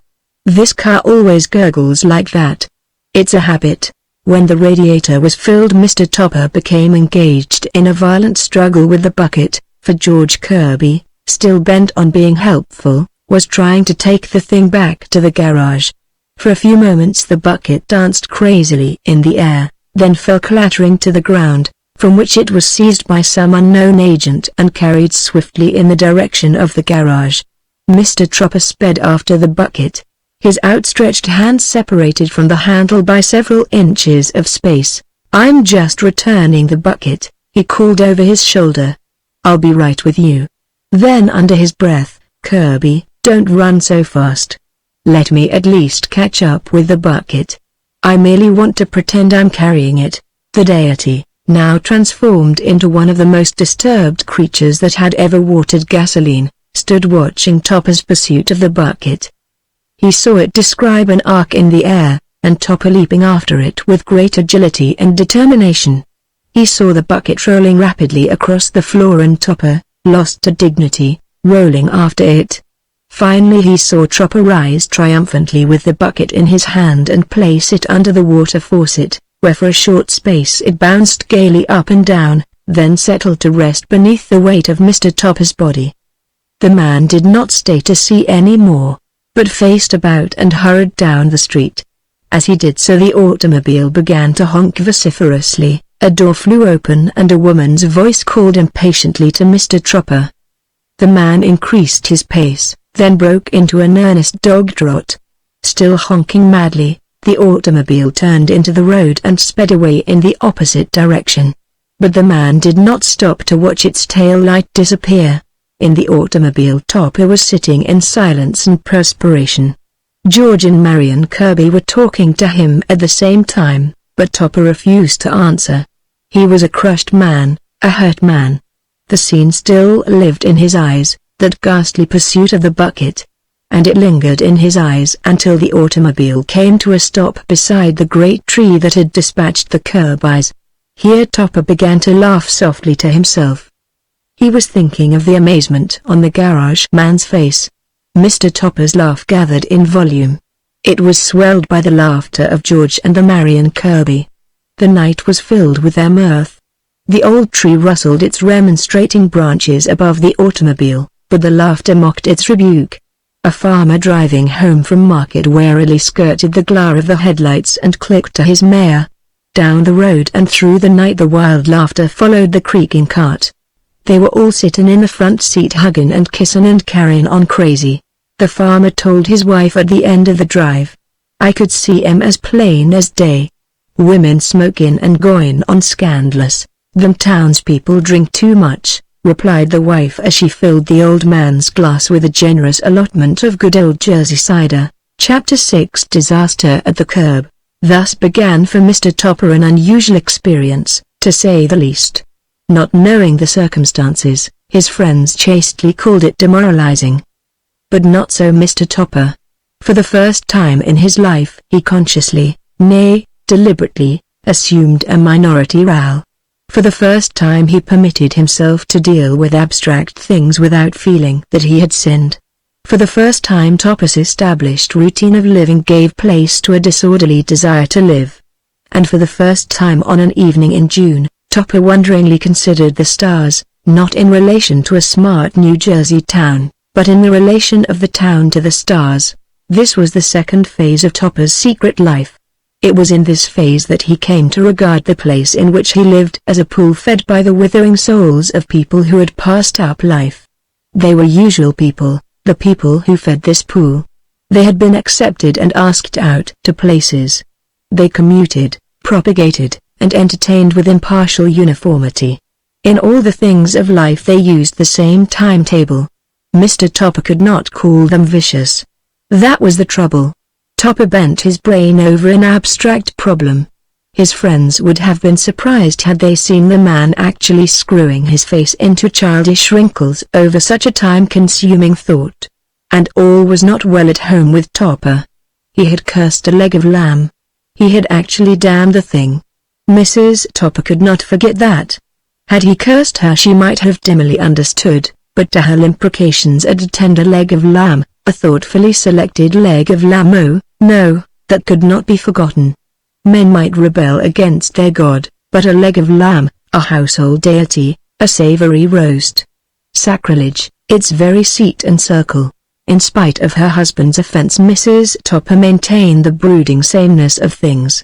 It gave her a better opportunity than an open breach to confound him with the seriousness of the situation, the utter hopelessness of it, the black despair. They still occupied their appointed chairs on opposite sides of the sitting-room table. Topper still read his paper while Mrs. Topper did darting things with her needle to a piece of linen. Each dart picked a little fiber out of Topper's nerves. So terrible did it all seem that at times he could hardly restrain himself from dodging as the needle sought its mark. On these occasions Topper clung to Sclips for bodily comfort and moral support. And Sclips with luxurious undulation yawned callously in the face of tragedy. It was not of her making. She was gloatingly out of it. What was important, however, was a good sound sleep. Topper's thigh was a comfortable place for a good sound sleep, though of late, Sclips daintily decided, this erstwhile unimpeachable mattress had been growing a trifle too muscular. In vain did Mr. Topper try to recapture romance in the eyes of Sclips. Her eyes were closed in slumber. In vain did he seek distraction in market quotations. Industrial bonds no longer inspired him with a feeling of solid security. In vain did he let his eyes shut round the room in search of some object to hold his attention. The room was filled with objects, but for Topper they were bereft of interest. Once, in a fit of desperation, he faltered out an invitation to Mrs. Topper. It was a beautiful afternoon, pervaded with dripping sunlight and carpeted with leagues of green. It would be nice to go driving on such an afternoon. The roads would be almost free from traffic and nobody much would be around to observe them. It would be quite exciting. Mrs. Topper would enjoy it. He imagined that there would be a nice, fresh breeze and that the fields would look quite young and new. They could stop at a roadhouse, a respectable one, the Rosemary, and have tea. Well, what did she say to that? Topper looked hopefully at his wife, then looked away. He knew exactly what she was going to say to that. He could have said it for her. But he did not have to. She said it for herself. She was just a little too tired today to risk the roads. They might upset her even more than she was already if such an upheaval were possible. Last night had been a bad one, sleepless. A dragging night. Anyway, she was not particularly interested in automobiles, but he, Topper, was. Why didn't he go out and take a nice drive? She, too, was sure there would be a lovely breeze and that the fields would be lovely also. She would stay at home. A sigh. She was better off at home. A look. Home was the place for her. A sigh and a look. But, said Topper, his voice trembling slightly as he rose from his chair and confronted his wife, you haven't even so much as looked at the automobile. You haven't touched one part of it with the tip of your little finger. Aren't you interested at all? There's lots of nice things about it. Come out and watch me light a cigar. You'd be surprised, Mary." His voice grew low with excitement. "I'll teach you how to drive. You could do it. Look at me. It would help you with your indigestion." Mrs. Topper put down her sewing and looked up at her husband's earnest face. What absurdly young eyes he had, she thought. Behind her unsympathetic expression struggled a sincere desire to smile at Topper, to go out and pat the automobile, to marvel over the cigar lighter, to sit in the front seat and to tell Topper how wonderful he was. Just a little smile would have altered the situation, but the smile was not forthcoming. Topper was making her resentful. He was committing a terrible crime. He was destroying her good opinion of herself. Topper was making her realize how calculatingly cruel and unsympathetic she was, how stubborn as a wife and inadequate as a friend. No man could make her feel like that and gain her forgiveness. No matter how the reconciliation came about, she must be the generous spirit and Topper the self-centered. She could not conceive of herself playing any other role. Furthermore, Topper was showing himself up in altogether too favorable a light. She was aware of that. She realized that Topper was an exceptionally decent person. This added to her resentment. What right had he to be like that? Was he deliberately trying to emphasize the difference in their characters? Finally, Mrs. Topper had no desire to lose her indigestion. It was the very last thing in the world she wanted to lose. Mrs. Topper needed her indigestion. She lived in and for her indigestion. It took the place of a child. She was tender about it. And in her mistaken mind she hoped that, like a child, her indigestion would help her to hold her husband. It gave her an extra claim on him. Mrs. Topper, folding her hands in her lap, spoke to her husband in a dead, level voice deliberately tuned to dash all hope. "You bought the automobile," she said. "You bought it behind my back. You selfishly robbed me of my pleasure." Selfishly. Yes, that's it. You're so selfish and self-centered, so interested in your own affairs, that you don't know I'm alive. And I'm not. I'm not even, I know, dear, Topper broke in. You're not even half alive. I realize it. That indigestion. But really now I wasn't selfish. That is, I didn't mean to be. I figured on surprising you and I worked so hard to, don't," commanded Mrs. Topper. "You have told me to my face that I'm not even half alive, but I thought that was what you were going to say," hastened Topper. "I just wanted to agree. You had better go driving," said Mrs. Topper coldly. "Find somebody who is a little less dead than I am." Topper drooped his shoulders and turned away without answering. He was thinking to himself that there was more excitement in the company of two completely dead persons than he would ever find at home. When he had gone, Mrs. Topper buried her face in her hands and presently tears trickled through her fingers. "Why am I this way?" she whispered. "I don't want to be. I don't mean to be. But he shouldn't look so hurt. I hate that look." She started up and ran to the window. Topper was laboring in the driveway. He looked like a man driving to his own execution. Mrs. Topper hurried out on the porch and called to him. "Let me get my things," she said. "I'll be right out." Inside she dried her tears on the precious piece of linen. Topper was radiant as his wife got into the car. "Look here," he said, pulling at the electric lighter. "Too bad I lighted my cigar, but here's how it works. See how red she's getting? Put your finger near it. Feel that heat. Some heat, eh?" Mrs. Topper obediently approached her finger to the lighter and agreed that it was indeed some heat. However, she was not quite satisfied. Topper should say something more. He had not admitted that he was selfish and self-centered. Nor had he drawn favorable attention to Mrs. Topper's generous conduct. She suffered an acute relapse and heartily wished herself out of the car, but Topper was already turning down Glendale Road. "Now I'm shifting the gears," he explained. "Not so hard when you get the knack. I'm not an expert yet, but you don't have to worry. Well, Mary, it's great you're along," he added a little bashfully. No, it was not quite adequate. It should have been longer and laden with a deeper appreciation of her character. Mrs. Topper was not mollified. However, she kept her peace. She would not spoil the drive, not yet. Now it was unfortunate that as they crossed the main street of the town, Mrs. Topper decided she wanted to shop at the butcher's.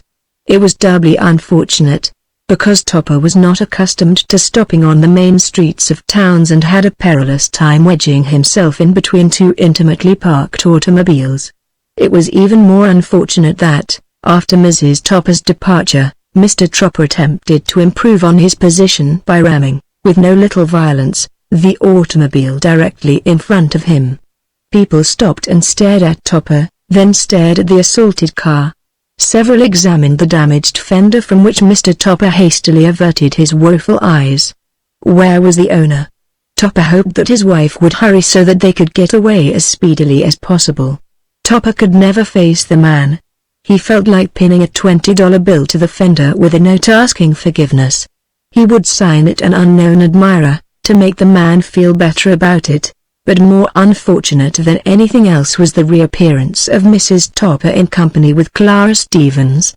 Mr. Tropper little realized how really unfortunate this was. Clara was talking brilliantly and Mrs. Topper was absorbing with gloomy interest, and so Harris told him to his face that he would as soon consider buying a second-hand car as oil stock from a third cousin, she was saying as the two women drew near Topper. The remark did not sound reassuring to Topper. But then, Mary was a sensible woman. Everyone knew how Clara went on. "Clara was in town last week buying a new car," announced Mrs. Topper, with meaning in her voice, after the customary hypocrisies had been exchanged. She spent a whole week going from place to place until she was completely satisfied she had made a wise selection. Topper thought that it was rather amiss of Clara to make no reference to the fact that he was lounging picturesquely over the steering wheel of an automobile, but perhaps he looked so natural that the unusualness of the situation had not occurred to her. "Clara picked out the car herself," continued Mrs. Topper, "and it's registered in her name. She says Harris was a dear about it, so patient with her and unselfish, and here it is," exclaimed Clara, turning to the victim of Mr. Topper's skill. "Why? What has happened to my car? My nice new car?" Topper thought she would never finish. "Oh, God," he prayed to himself, "take me out of this. Translate me to the heavens. Make me a fixed star or a shooting star. I don't much care which, but deliver me now from these two women. Let me be somewhere else. Whatever will Harris say?" Clara tearfully asked the street. Topper could see that the girl was moved, that her reputation as a driver was seriously involved.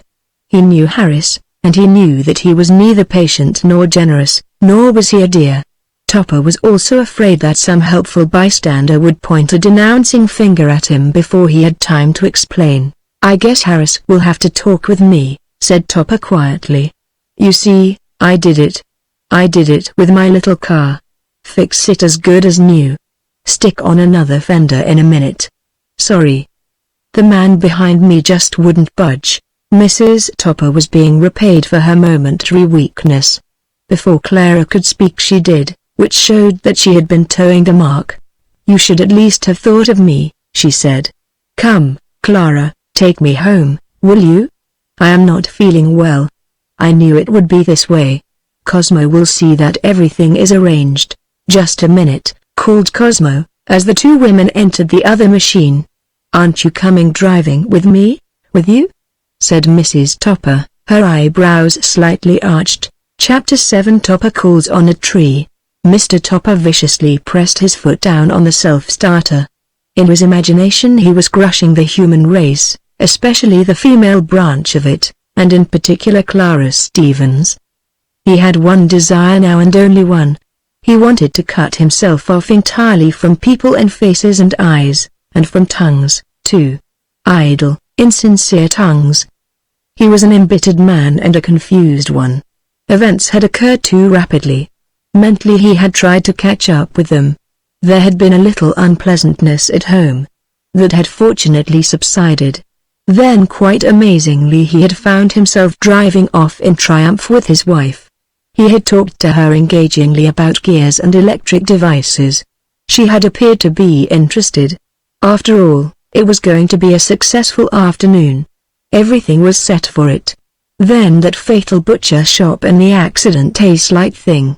Swift on this had come Clara Stevens and exposure, followed by the contained but depressing departure of Mrs. Topper. That was the sequence of events, but Mr. Tropper searched in vain for the logic. What was the good of scaling an emotional ladder if only to have its topmost rung yield beneath one's feet? No good, thought Mr. Topper. He was driving now with a purpose. He was going back to the tree beneath which nearly a week ago he had taken light-hearted leave of George and the Marion Kirby. He was going back to the tree now, and he was glad he was going back. In spite of their rather peculiar ideas of a good time, Mr. Tropper felt that he understood the Kirbys far better than his more obvious friends. And George and Marion Kirby were vastly more acceptable to him than the people who constituted his social circle. He was surprised at this, but not alarmed.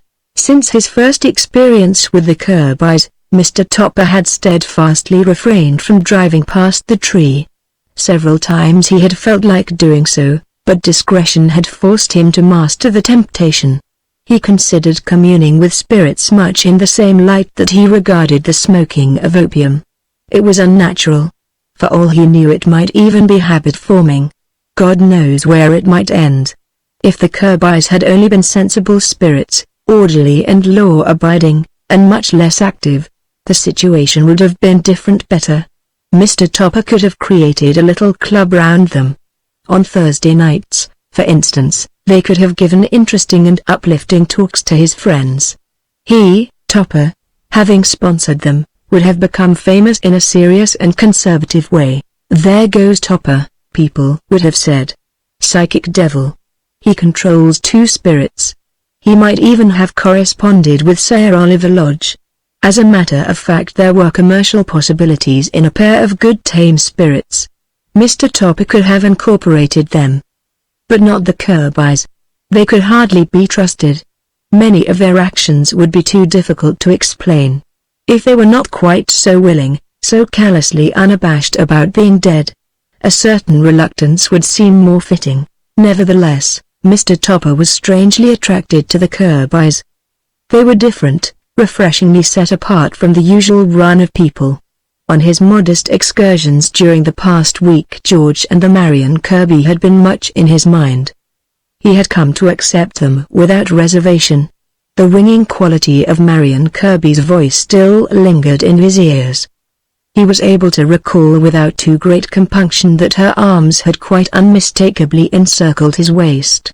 Mr. Topper's vanity was secretly gratified by the fact that the Kirbys had accepted him in all good fellowship. He knew that they considered the rest of his friends as alien beings endowed with singularly worm-like qualities. But with him they were perfectly natural. Almost too natural.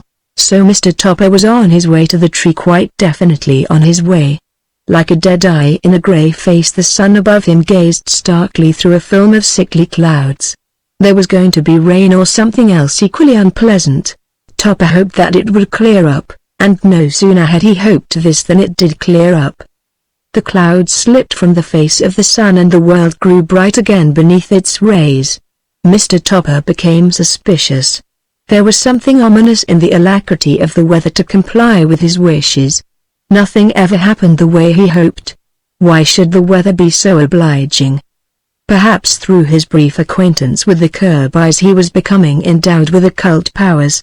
To test this alarming suspicion he tentatively hoped for rain.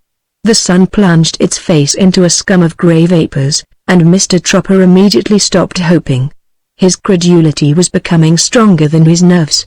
He feared that if he indulged further in this dangerous business of hoping, he might innocently commit an entire community to a swift and painful death, Clara Stevens and Mrs. Topper prominently included. A sudden rattling of planks startled him from his thoughts. He was crossing the dilapidated bridge. Directly ahead of him the old scarred tree shook its vigorous branches. To Mr. Topper this ancient landmark was not so much a tree as a place of residence. And he approached the tree in that spirit. When he came abreast of it he stopped the automobile and waited. Nothing unusual happened and Mr. Topper began to feel a little self-conscious. "Anyone want a ride?" He moved himself to call. His voice sounded lonely in the branches of the tree. "I say there, Mr. Kirby, would you and your wife like to take a spin?" "Why, it's Topper!" a voice cried out excitedly. "Hey, Marion! Topper's back. How about a ride?" "Who's back?" came a woman's voice as if from a great distance. "Topper is," shouted the first voice.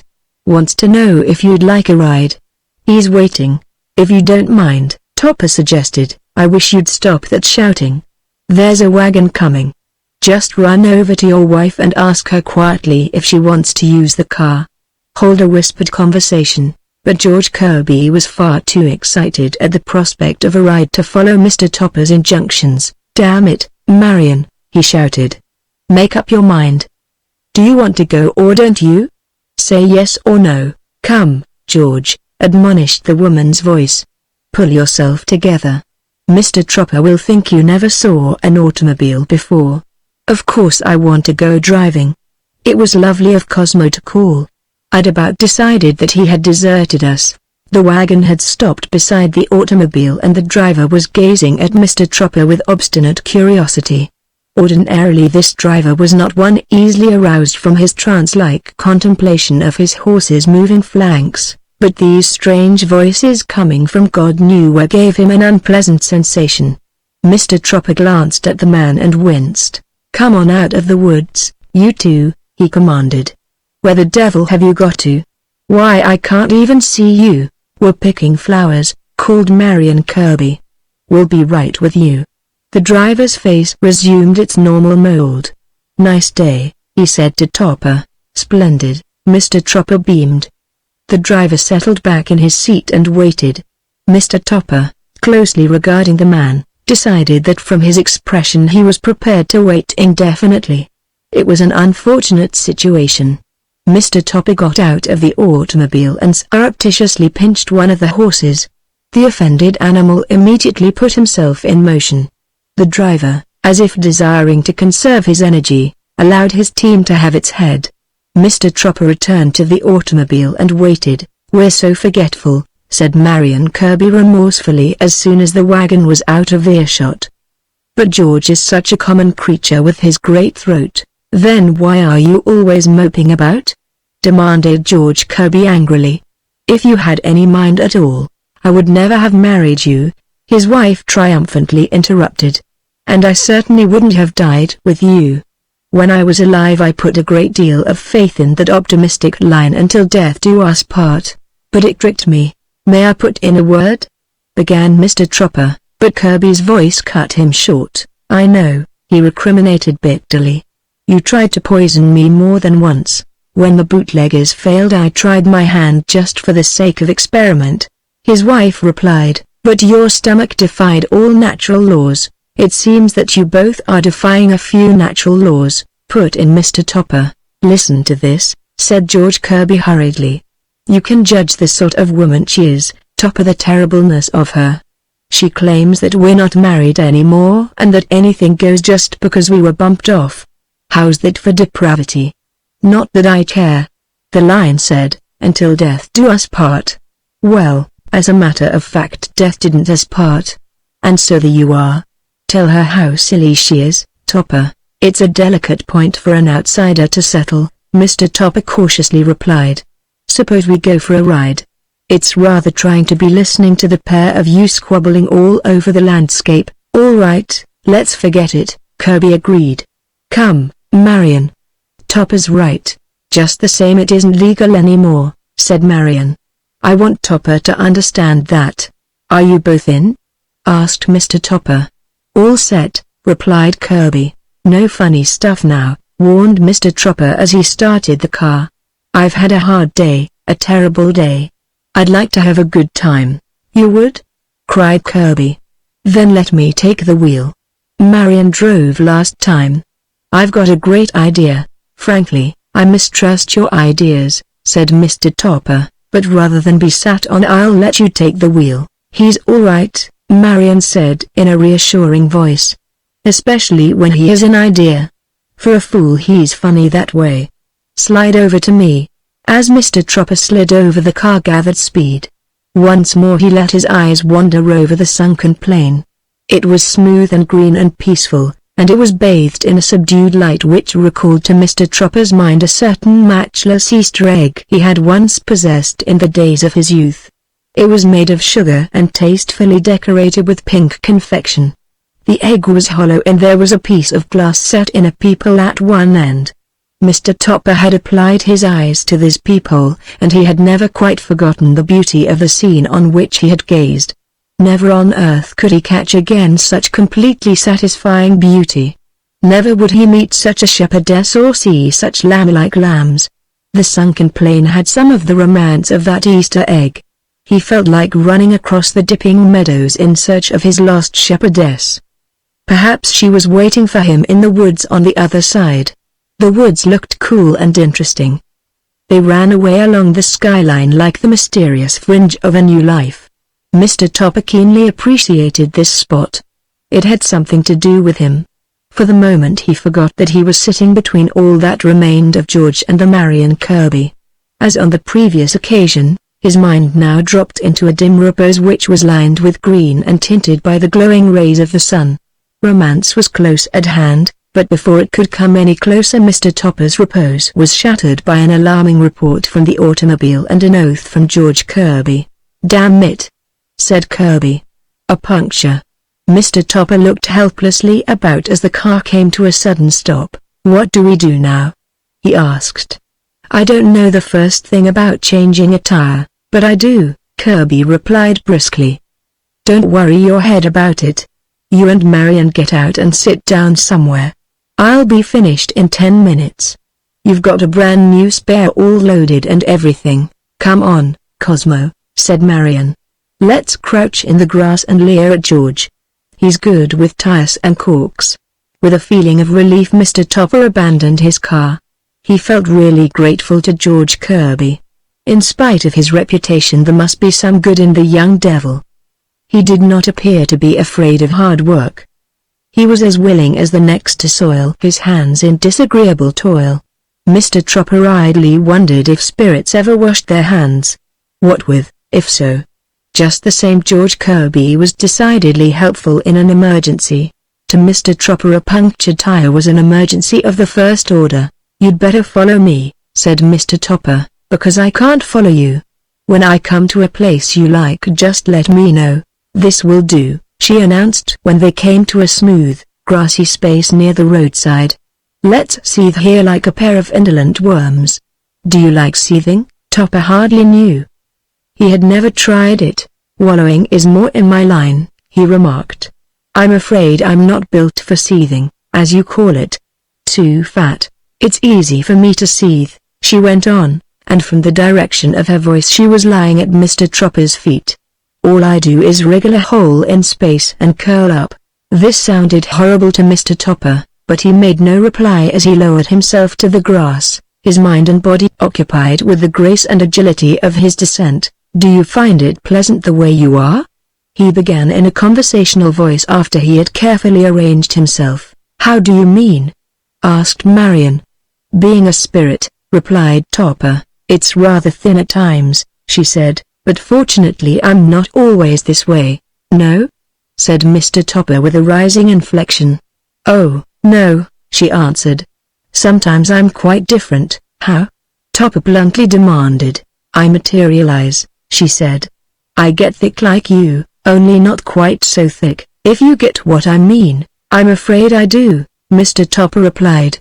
"You mean that it would be impossible to achieve my state of thickness?" "Go on." "I didn't mean that at all," she said. "Don't be a sug." "Don't be a what?" he demanded. "A sug," she replied. "What's that?" he asked. "It's my name for a person who doesn't act the way he feels," answered Marion. "Oh, you mean a gentleman," said Topper. "Well, if I acted the way I felt I probably wouldn't be here now. Why, I'd probably be in jail for wife-beating or arson or poisoning wells," Mr. Tropper said thoughtfully. "I felt like doing all those things today. I rather suspected you were down on your luck," Marion answered emphatically. "Poor old Topper, if you must be good to me, replied Mr. Tropper. Try to be practical about it. Don't get me into any more scrapes like the last time. Don't giggle at people and don't fight with your husband. Emotional people are bad enough, but emotional spirits are impossible. That's that. Now tell me what you meant when you said that at times you were quite different. It's like this, she began. We are what you might call low-planed spirits, George and myself. Topper nodded appreciatively. I can well understand that, he said. We are authentic spirits, she continued. Quite authentic, but still low-planed, and no doubt you rejoice in it, put in Mr. Topper. We do, said Marion, particularly after what we've seen of the high ones. Death has changed you little, remarked Mr. Topper. That's exactly what I tell George, replied Marion. If anything, it's made him worse. You wouldn't believe it if I told you, but that man is actually mad. I wouldn't admit it while I was alive, but now with a lot of space on my hands. You were telling me about low-planed spirits, interrupted Mr. Topper. Oh, yes, she said. Well, low-planed spirits to keep well must have a certain amount of ectoplasm. High-planed spirits don't need it, wouldn't know what to do with it. But low-planed spirits must have their ectoplasm. Do they serve it in glasses? Asked Mr. Topper. All things you cannot be told, Marion replied, but it's like time with you. We can squander it or use it wisely just as we please. It doesn't matter. We get so much ectoplasm and no more. They're strict about it. Just to show you. George went to the races last month. He'd been saving up his allotment. He loves races.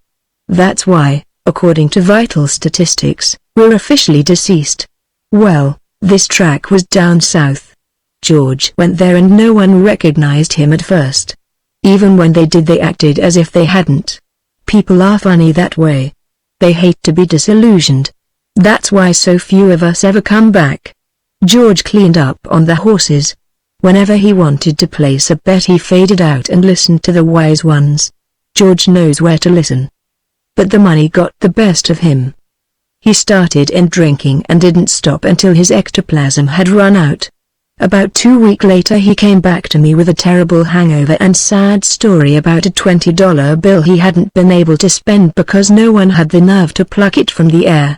He said that he had wandered over several counties with that $20 bill until he got so sick of it he threw it away.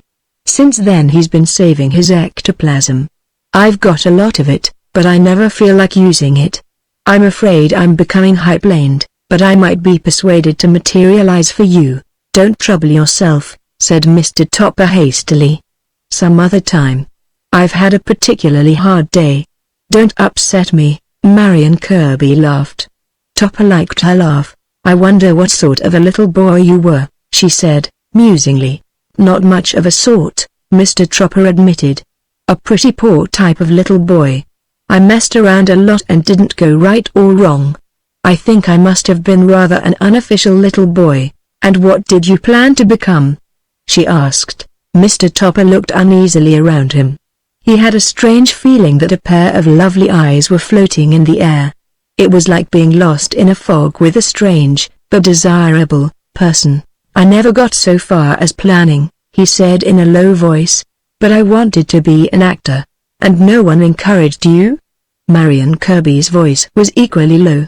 There was a deep, feminine quality in it which to Mr. Topper was more intimate than a caress, more tender than a smile. The sound of her voice fortified him against all the perils of life. Everything could go to smash as long as that voice continued. He could sink to the sunless depth of a lonely sea with the memory of such a voice still living in his ears. One person encouraged me, he replied. A drunken uncle. He gave me a book. What kind of a book? Asked Marion. It was a very thorough book, replied Mr. Topper. It's sold now, of course, and no doubt there are better books today, but this one had recitations in it, and photographs that showed you how to do hate and fear and modesty and surprise and practically all the emotions. Unconsciously Mr. Topper pressed his hands to his cheeks and did surprise. The effect was startling, but he failed to realize how startling it was until he found himself staring into the eyes of three seemingly fascinated bystanders who had quietly gathered from nowhere. It was an interesting grouping. Mr. Topper appeared to be leading a class in dramatic elocution. His pupils were registering the most eloquent surprise. Mr. Topper's expression congealed. "I'm rehearsing for an act," he explained, with a hesitating smile. The first young farmer looked at the second young farmer and the second young farmer looked at the third. Then all three looked at Mr. Topper and Mr. Topper looked away. "I'm rehearsing," he repeated in an obstinate voice. "Go away." But the youthful group held its ground. Mr. Topper was on the point of doing fury with extras when he saw the spare tire of the automobile neatly detach itself from the rack and roll jauntily up to the denuded wheel.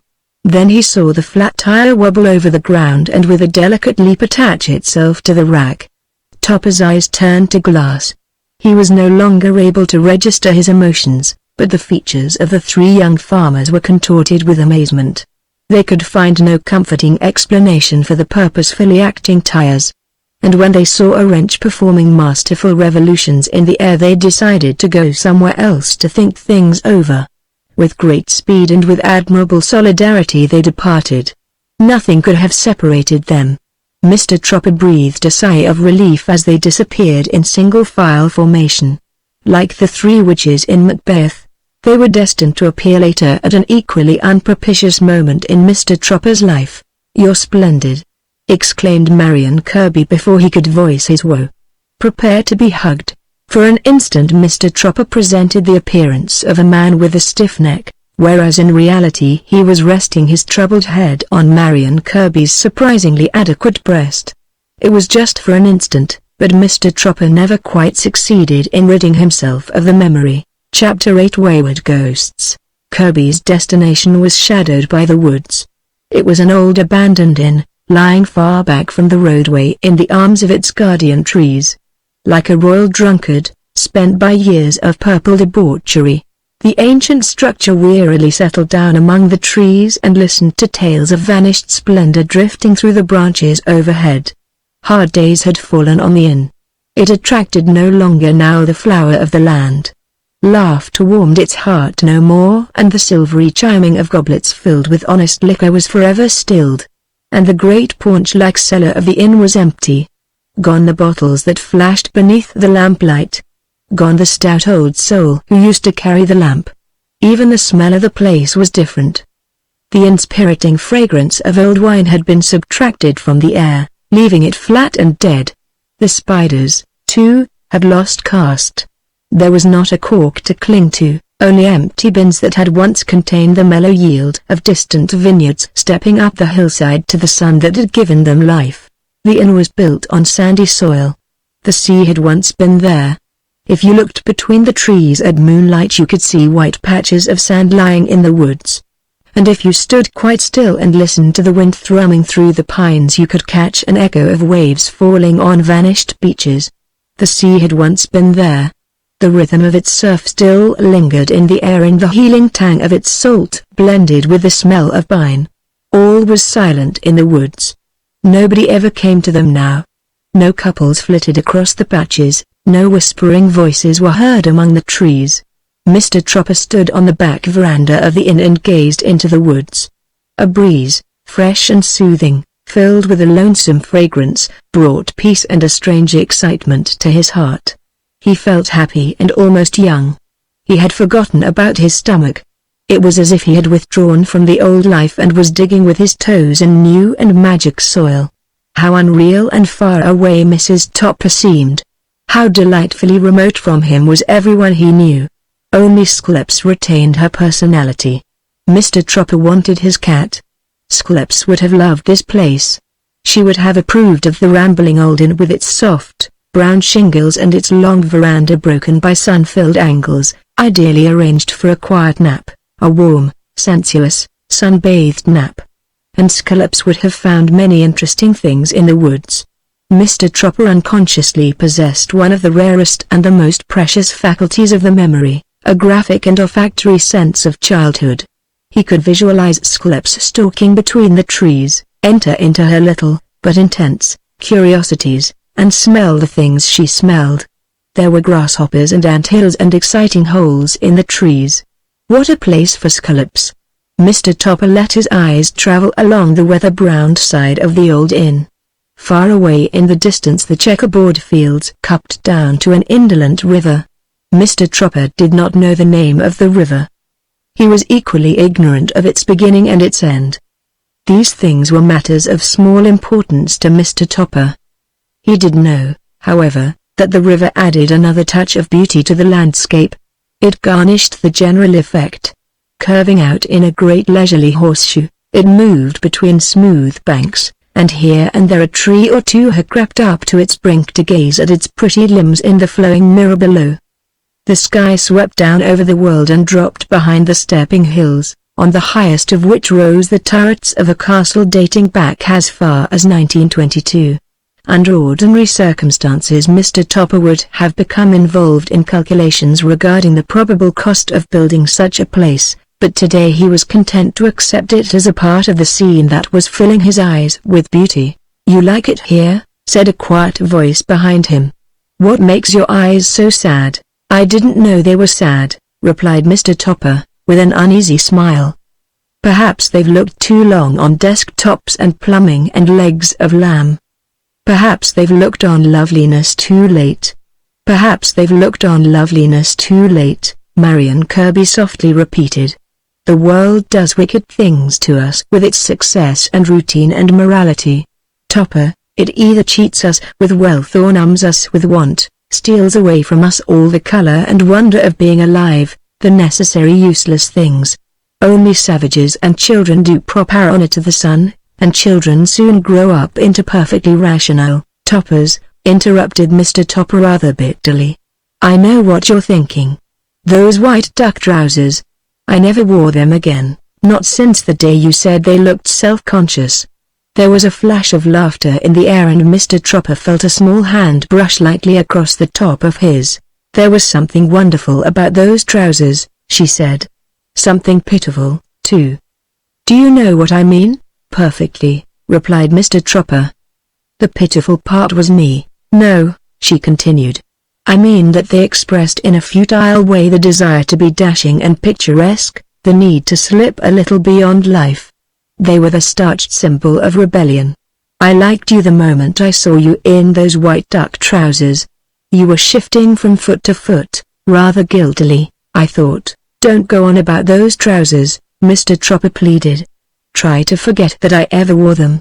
"If it will make you feel any better," Marion said comfortingly, "I'll try to forget that you ever wore any trousers at all." "You don't have to go so far as that," he replied.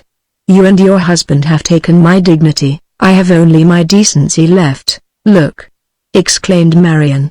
"The sun is sinking behind the castle. How fine it is." Topper took a deep breath. His very being seemed to merge with the crazy quilt of colors streaming across the low sky. "It is fine," he said. "The way it fans out above the towers makes me think of Ivanhoe. I don't know why.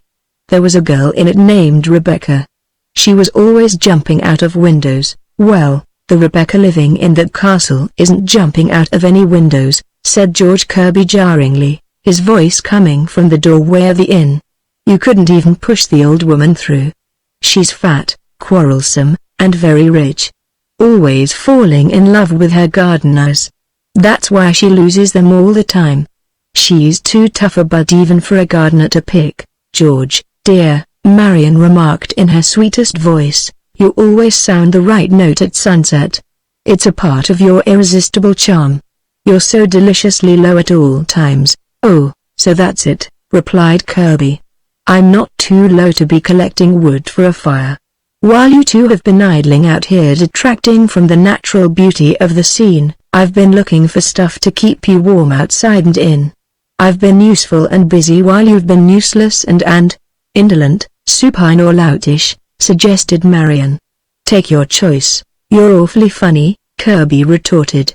"Please go away and continue being useful and busy," said his wife. "All right," answered Kirby in a sulky voice, "but if Topper wants anything to drink he'd better tear himself away from that meager-looking sunset and help me hunt." I've a good idea that the law didn't know all the ropes of this cafeteria. Topper obediently turned from the sunset. He would much rather have remained with Marion to watch the evening die, but Kirby was a man demanding a man's cooperation in an enterprise that smacked of devilishness. Topper felt that he could not afford to be found wanting. There was something rugged and masculine about leaving a sunset flat to go in search of drink. He would show Marion Kirby that he was as game for a good time as the next one. "Are you coming, Marion?" asked Kirby. "Not now," she replied. "Come on, Topper," said George Kirby briskly, then in a lower voice, "if we find anything to drink we'll jolly well help ourselves before we let her know." He nudged Topper in the ribs and Topper sprang back, startled. "Pardon me," he said. "I must have been crowding you." Kirby laughed. "No," he replied, "I'm merely overeager. I'm a dead man parched for a drink, an intangible body with a palpable thirst. Search diligently, Topper. We must find a bottle." Kirby's voice trailed away across the twilight of the inn. Topper heard things moving about, felt clouds of dust descending upon his head, saw empty boxes sliding mysteriously through the gloom, and in the midst of this he stood unmoved. The room had taken possession of him. He looked about like a tourist in a tomb.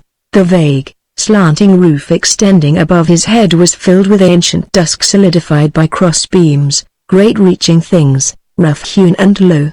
High up in a pointed section of the wall a small window strained through its dirty panes the departing light of day. The little shaft of yellow light sifting through the darkness fingered a yawning fireplace, filled with bits of wood and dusted white with blown ashes. From where Topper stood the room on either side of him ran on forever into shadows. Cross beams and shadows and ebbing daylight. Topper absorbed these elements, but was unable to blend them harmoniously in his mind. He was like a man in a dream, quite willing to accept, but unable to explain. And as he stood there, in the great dark room, the wood in the fireplace suddenly sprang into flame. Waves of red sparkled over the stones and warmth carved a pocket in the dampness of the place. The cross beams, caught in the glow of the firelight, twisted and swam in the quivering parade of the flames. Shadows that had once been dead came back to life and trembled rhythmically on the floor. The old inn seemed to sigh and find itself, like a man waxing expansive after a long period of rigorous domestic hypocrisy. Topper edged up to the fireplace and absorbed reassurance from its warmth. He had a feeling that something was taking place in the room, something very near him. An unseen person was breathing heavily almost at Mr. Topper's feet. "Topper!" exclaimed a strained voice as a square section of the flooring flew open. "Topper, my heart's blood, the world is ours." Firelight fell into the aperture disclosed by the lifted boards. Little jets of flame danced redly on deep green glass. Golden fire beams trickled through jackets of spotted straw and girdled the liveried necks of ancient bottles. A box emerged from the pocket and cut a path through the dust. With a businesslike snap the board settled back into place. Mr. Topper gave a slight start, then smiled nervously in the general direction of his invisible accomplice. "You've found a lot, haven't you?" said Mr. Topper with false enthusiasm. "I've a good mind to materialize just for tonight," muttered Kirby in a preoccupied voice. Mr. Topper drew a quick breath. From where he was standing he had an excellent view of this much-discussed phenomenon. It was, if anything, a trifle too excellent a view to suit Mr. Topper. He would have preferred to have witnessed it from the back row of a crowded hall. Why, he thought to himself, should I of all people be privileged to undergo such unpleasant experiences when thousands of spirit hunters would gladly take my place? Why was not Sir Conan Doyle selected? I am not the man. Mr. Topper stopped asking himself questions. He became incapable of self-interrogation. An appalling thing was taking place before his eyes. George Kirby's legs were appearing, quietly and without undue haste, but nevertheless his legs were quite unmistakably appearing. Mr. Topper began to shiver as if caught in a chill wind. With perfect self-possession and unconcern the legs arched up from the floor. With dilated eyes Mr. Topper followed the ribs in the golf stockings and dwelt reluctantly on the criss-cross pattern of the trousers. No detail of those legs escaped him. Years after he could have modeled them in clay. Then, quite suddenly, he realized that another section had been added to the legs. It was the central and after part of George Kirby's anatomy. In a thoroughly detached manner it was flaunting itself in the air. Mr. Topper's feet began to shuffle wistfully. They wanted to go to the door and be let out, but, before they had time to obey this impulse, they clung to the floor like expiring flounders. Mr. Topper was gazing into George Kirby's face, gazing into it, not as Mr. Topper would have liked, but in a peculiarly upsetting way. Kirby's face was oddly suspended between his legs, and it was upside down. Mr. Topper had no precedent to follow. Not even in a sideshow had he ever seen a face placed in such a novel position, but this fact seemed to make no difference to the face, for it smiled up at Topper as gaily as if it had been in its conventional location. The wide-mouthed, inverted smile nearly did for Mr. Topper. He found himself unable to return it. "Oh, dear," he said, moving back. "Oh, dear me, is that the way you're going to be? What way do you mean?" demanded the face, its mouth wagging snappily in a manner most horrifying to Mr. Topper. "The way you are," muttered Mr. Topper. "You know. Is it always going to be like this? Now what the devil's got into you?" asked Kirby, rising to his full height and confronting the troubled Topper with a bottle in either hand. "Can't a man bend over? My mistake," replied Mr. Topper, licking his dry lips. "I thought that probably you'd sprained your back in the accident and that." Kirby cut him short with a laugh and moved over to the fireplace. "You still believe in ghost stories, I see," he said, good-humoredly. "Well, I'm all here, every inch of me. Never felt better in my life. Shake. I'm glad you see me, I'm overjoyed I do," replied Mr. Topper, gingerly accepting the proffered hand. "Would you mind opening one or both of those bottles? A drop of something would help a lot." "Topper, I love you," whispered Kirby, hurrying away in the gloom. Topper looked consideringly after the retreating figure. He found it rather hard to accept Kirby in his materialized form after having with great difficulty become reconciled to his voice.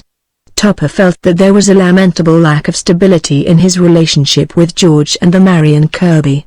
They should be either one thing or the other, but certainly not both. It required too swift and radical an adjustment of the mind to be talking with space at one moment and the next to be shaking hands with a perfectly tangible body. After all, a person could absorb only a certain limited number of shocks in a lifetime. Mr. Topper felt that he had already absorbed his full quota.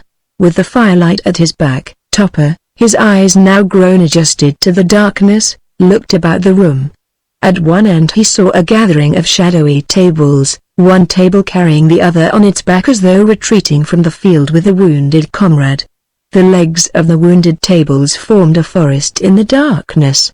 At the other end of the room a huge, many-caverned sideboard flattened its rugged back defiantly against the wall and waited. It was a sideboard that would stand just so much and no more. After the limit had been reached, all the prohibition agents in the world would be unable to make it budge. One more indignity, another outrageously intimate searching of its secret recesses might cause it to fly from the wall and fall on its tormentors. Like the last of the barons it stood guard over the desecrated inn. Dust covered its honorable veneer with a delicate pall, but the old sideboard remained at its post and guarded the room it had so often seen filled with the revelers of a freer generation. George Kirby was standing in front of the sideboard, diligently rummaging through its drawers. As Topper watched the deftly searching hands, he decided that Kirby was bereft of fear and respect.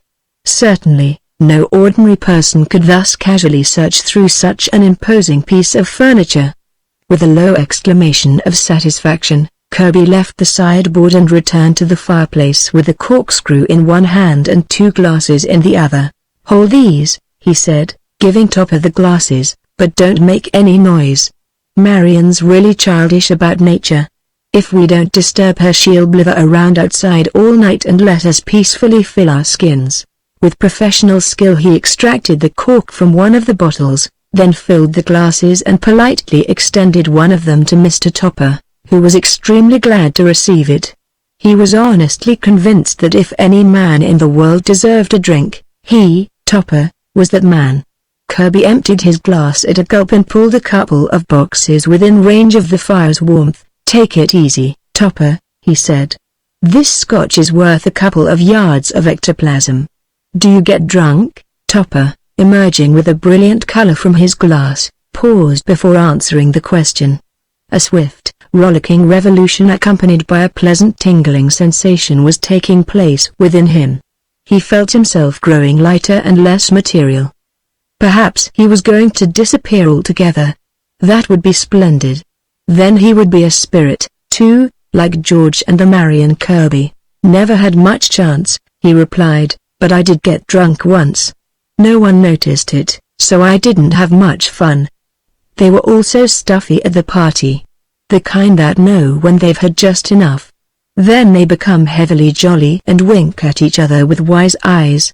"I went to sleep in a hammock. Mrs. Topper doesn't like drinking. It makes her nervous." "I suppose you get drunk most of the time?" Kirby replenished the glasses before he answered. "Whenever I get the chance," he said. "Marion says I'm never sober. And she sticks to it, but of course she exaggerates. The moment I take a drink she begins to remind me about the last time and helps me along by auto-suggestion. It's really too bad about women," Mr. Tropper answered sympathetically. "They don't seem to have any sense of proportion at all.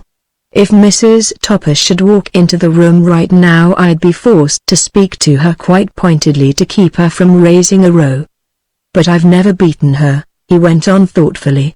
"Not yet, I haven't. Thanks, Kirby. This scotch is delicious.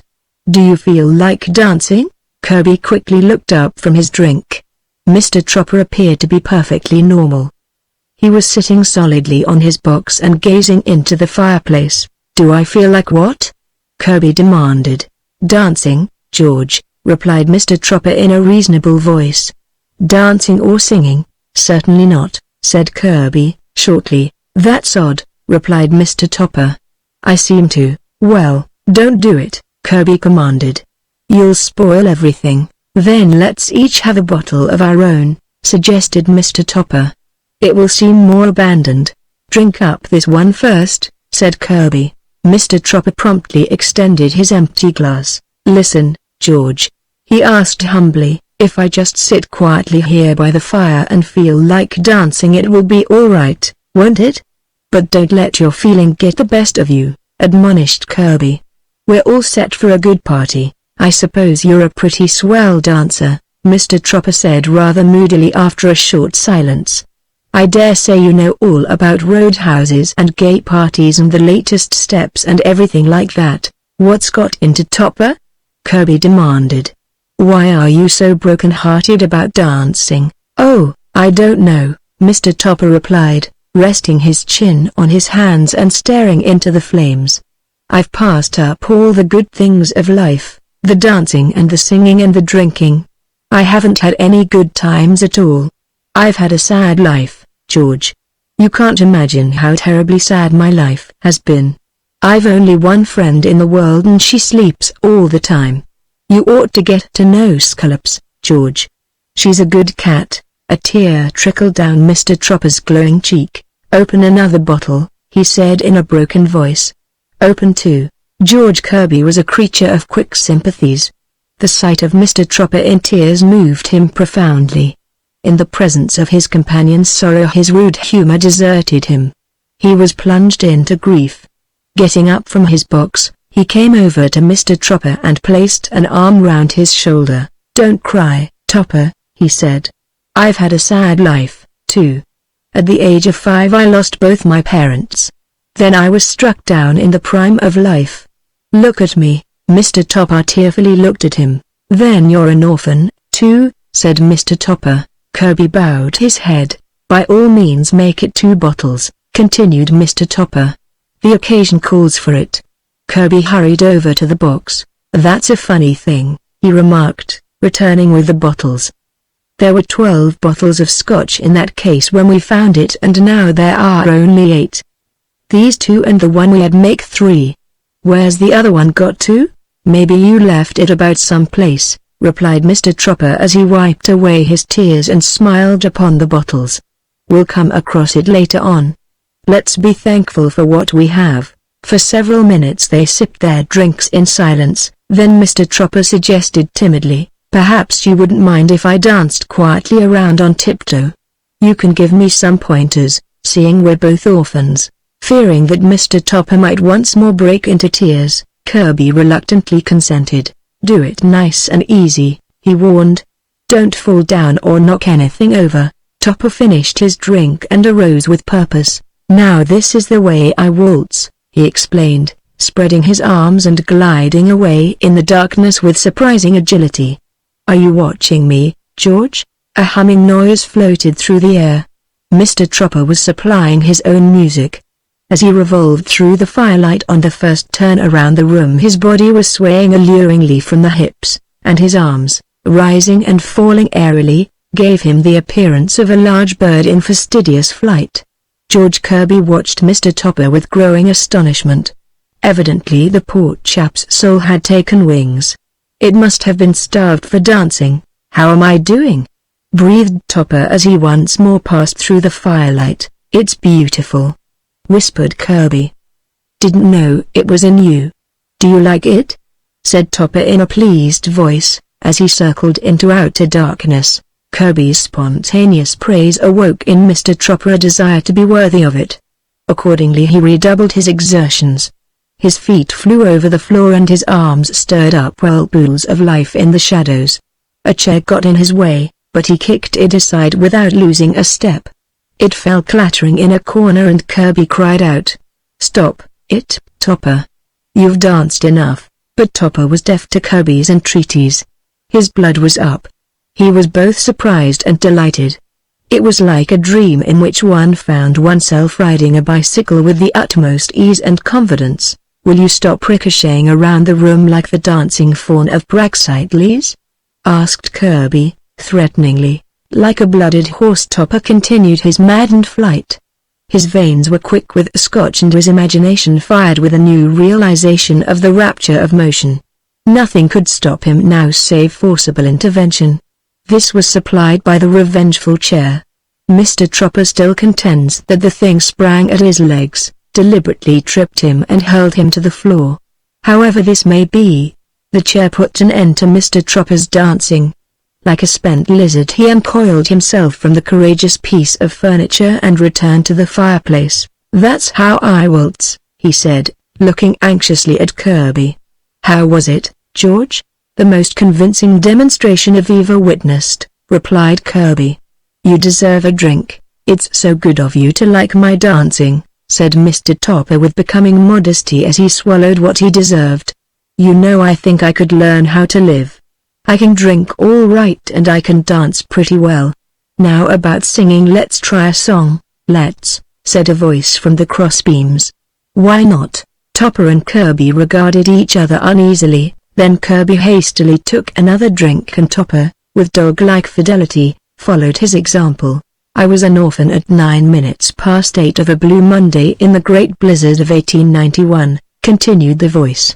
"And what's worse, after all the weary years I'm still an orphan." "It's Marion," groaned George, setting down his glass.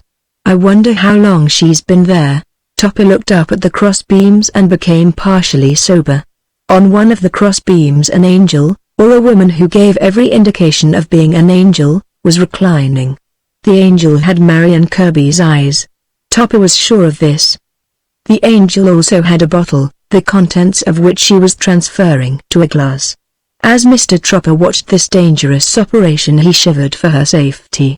The angel dexterously sipped her drink and began to speak in a voice that was far from angelic. "So you thought I'd blither around outside all night," she said, "while you acquired a skinful." "Gentle George, deceitful George, drunken Topper."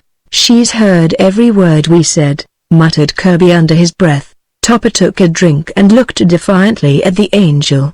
All his married life he had been quietly insulted by his own wife, but in his present mood he objected to being insulted by another man's wife. "Chase her down, George," he said.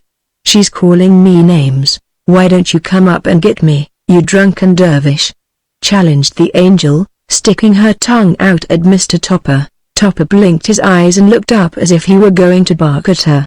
"I refuse to be called a drunken dervish," he said with dignity. "Well, that's what you are," replied the angel calmly. "And George is an unsuccessful little snipe." "Don't mind her, Topper," said Kirby, with resignation. "That's where the other bottle went.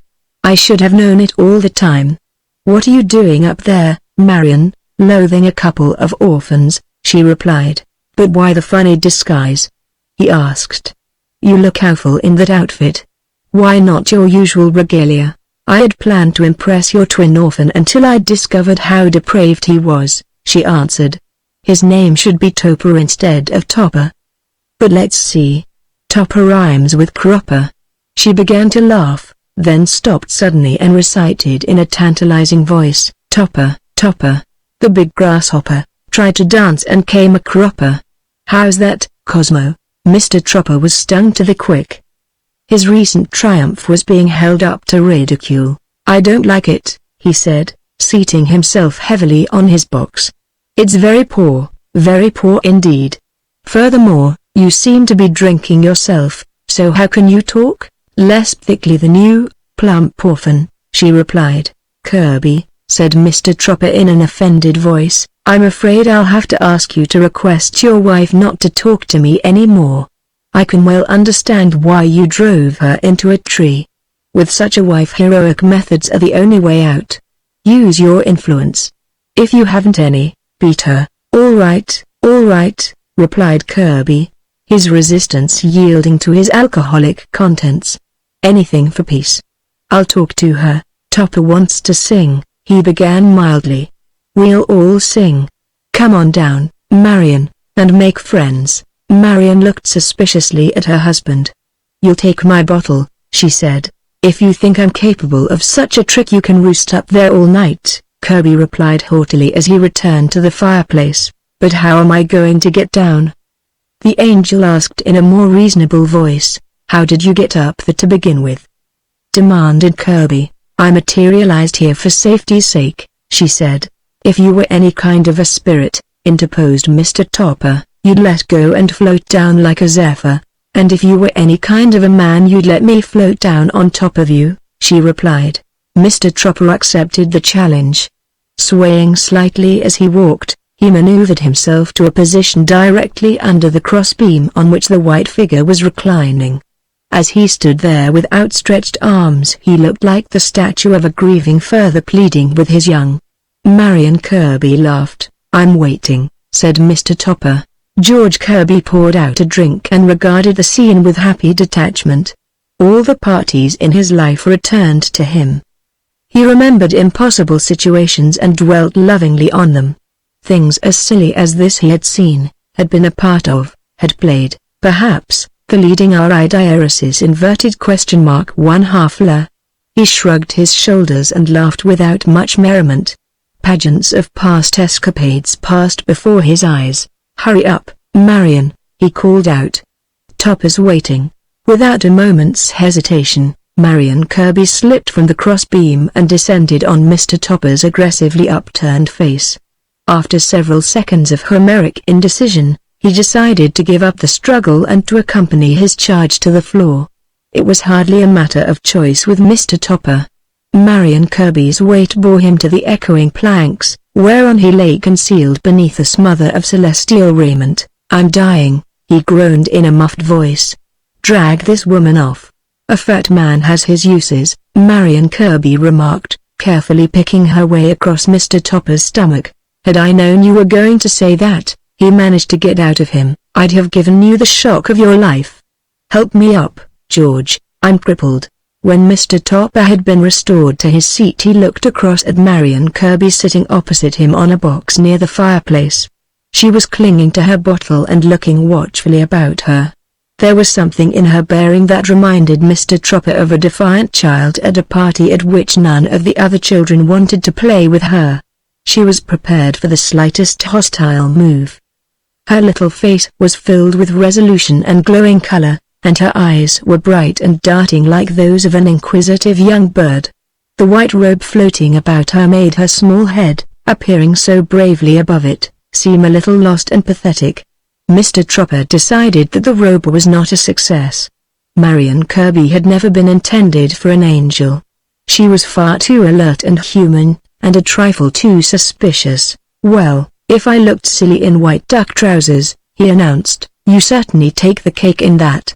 It does my heart good to see you look such a fright." Marion Kirby gazed at him out of her large, serious eyes, then most surprisingly her lips began to tremble and she buried her head in her lap. Stifled sobs issued from the folds of her robe. Mr. Tropper experienced a strange sensation. It was one of triumph and alarm, but as the sobs continued with unabated anguish he began to feel sorry for his unkind remark. "Give her another bottle, George," he suggested. "Don't want another bottle," she replied without looking up. "Then give it to me," said Mr. Topper. "I can't stand hearing her make that noise. Do something about it, George." Kirby tried to put his arm around his wife, but she flung it off angrily. "You go away from me," she sobbed. "I never made fun of his trousers, although God knows they were funny enough, and now he calls me a fright simply because I tried to dress up like an angel for him." "I'm sorry, Marion," said Mr. Topper. "I was only fighting back, honestly I was. Let's take a drink and make up. We were good friends this evening." She raised her head and looked at Mr. Topper's troubled face. He smiled at her and held out his arms. More than ever she appealed to him as a small child recovering from some devastating disappointment. This impression was heightened when he found her clinging to him and pressing her wet cheeks to his face. Mr. Tropper swayed beneath this outburst of affection. For a moment he thought he had been attacked, but when he felt two soft lips kissing the lobe of his ear he concluded that the demonstration was of a peaceable nature. "That's all right now," he said, thumping her back with the flat of his hand. "I was only getting back at you for calling me a plump orphan. It's true enough. I'll admit it." George Kirby was regarding the scene with surprise. "I say, Marion," he remarked, "don't you think that just shaking hands would be sufficiently convincing? This is a party, not an orgy, you know." Marion laughed and sprang away from Mr. Topper. "He was such a penitent old sot," she explained. "I just had to hug him." "Do you want one for yourself?" Kirby submitted himself to her violence with the polished indifference of a tolerant husband. "Now that that's over," he remarked, "we can all have a drink." His suggestion was received with enthusiasm and acted upon several times. The crest of Mr. Tropper's wave was on its downward curve. It had been an eventful night for him. He bowed several times in the direction of Marion Kirby, and at last in an excess of politeness he bowed himself off the box onto the floor, where he rested motionless on his nose. When he had been replaced by George and Marion Kirby, it was learned that he had been trying to ask Marion for the honor of a dance, but before she had time to accept his invitation he closed his eyes in sleep. Presently, however, he had a confused impression that he was flying through the colors of an evening sunset with an angel clasped in his arms. Two bright stars were looking into his eyes and two red lips, parted in a smile, were thrillingly close to his. An odor of Scotch whiskey filled the sky and made it friendly and stimulating. Mr. Tropper breathed deeply. New vigor was returning to his body. The president of the bank was peering at him over the glistening edge of a burning cloud. The old man looked pained and puzzled. Mr. Tropper gracefully blew the president a kiss and the venerable financier ducked behind his fleecy barrier. On another cloud, that resembled the platform of his station, Mr. Tropper saw a group of people. They were holding an indignation meeting and pointing furiously at Mr. Topper, who, as he sailed by, made a vulgar gesture in their direction and laughed down at the angel. The members of the meeting fell screaming from the cloud and were lost in the darkness below, their cries of anguish drifting pleasantly up to his ears. Low down on the horizon Mr. Tropper distinguished the pale eyes of his wife. They sent a path of reproach across the interweaving colors. He tried to look away, but the eyes clung to him. His anger mounted and he shook his fist at the eyes. "Damn that leg of lamb!" he shouted. "I'm in love with Kirby's wife." "1 minute," whispered the angel. "I must take it tuck in my ectoplasm. This dress is tripping me." George Kirby, gazing over the rim of his glass into the dying embers of the fire, was oblivious of his surroundings. So Mr. Tropper danced with the angel as the room grew dark. A visitor standing in the doorway of the inn would have seen nothing, but would have heard a soft, humming sound in the darkness and the scraping of flying feet. And had the visitor listened very closely, he might have heard George Kirby pouring himself a drink and poking the cooling embers with the charred end of a stick. Little breezes sighed round the old inn and tiptoed along its rambling verandas. Like a cat closing a watchful eye, the last red spark winked out. Chapter 9. Local historians disagree. Later that night, in a nearby village, Mr. Topper's automobile stopped aggressively in front of a cheerfully lighted drugstore. This much has been established and freely admitted, but what follows has become complicated by a multiplicity of facts, furnished by various local historians, dealing at white heat with events still too vivid in their minds to be impartially recorded. In spite of this, it is to these local historians that one must turn for further information, because, unfortunately, Mr. Tropper alone of all the participants is unable to present his version. To be more accurate, it should be known that Mr. Topper had no version to present, his mind having ceased consciously to function some hours earlier in the evening. The collected data are full of conflicting statements and unconsidered conclusions. Vanity and prejudice have as usual played havoc with the truth, and Mr. Topper's reputation has been tossed into a furnace of frantically wagging tongues. The druggist and his soda clerk are still in disagreement on many important points, and it is doubtful if anyone will ever agree with the chief of police, although many may sympathize with him. On one point, however, all are in complete accord, the point being that Mr. Topper was to blame for everything, and that, had it not been for him, the little village would have continued to lead its tranquil existence to the end of recorded time.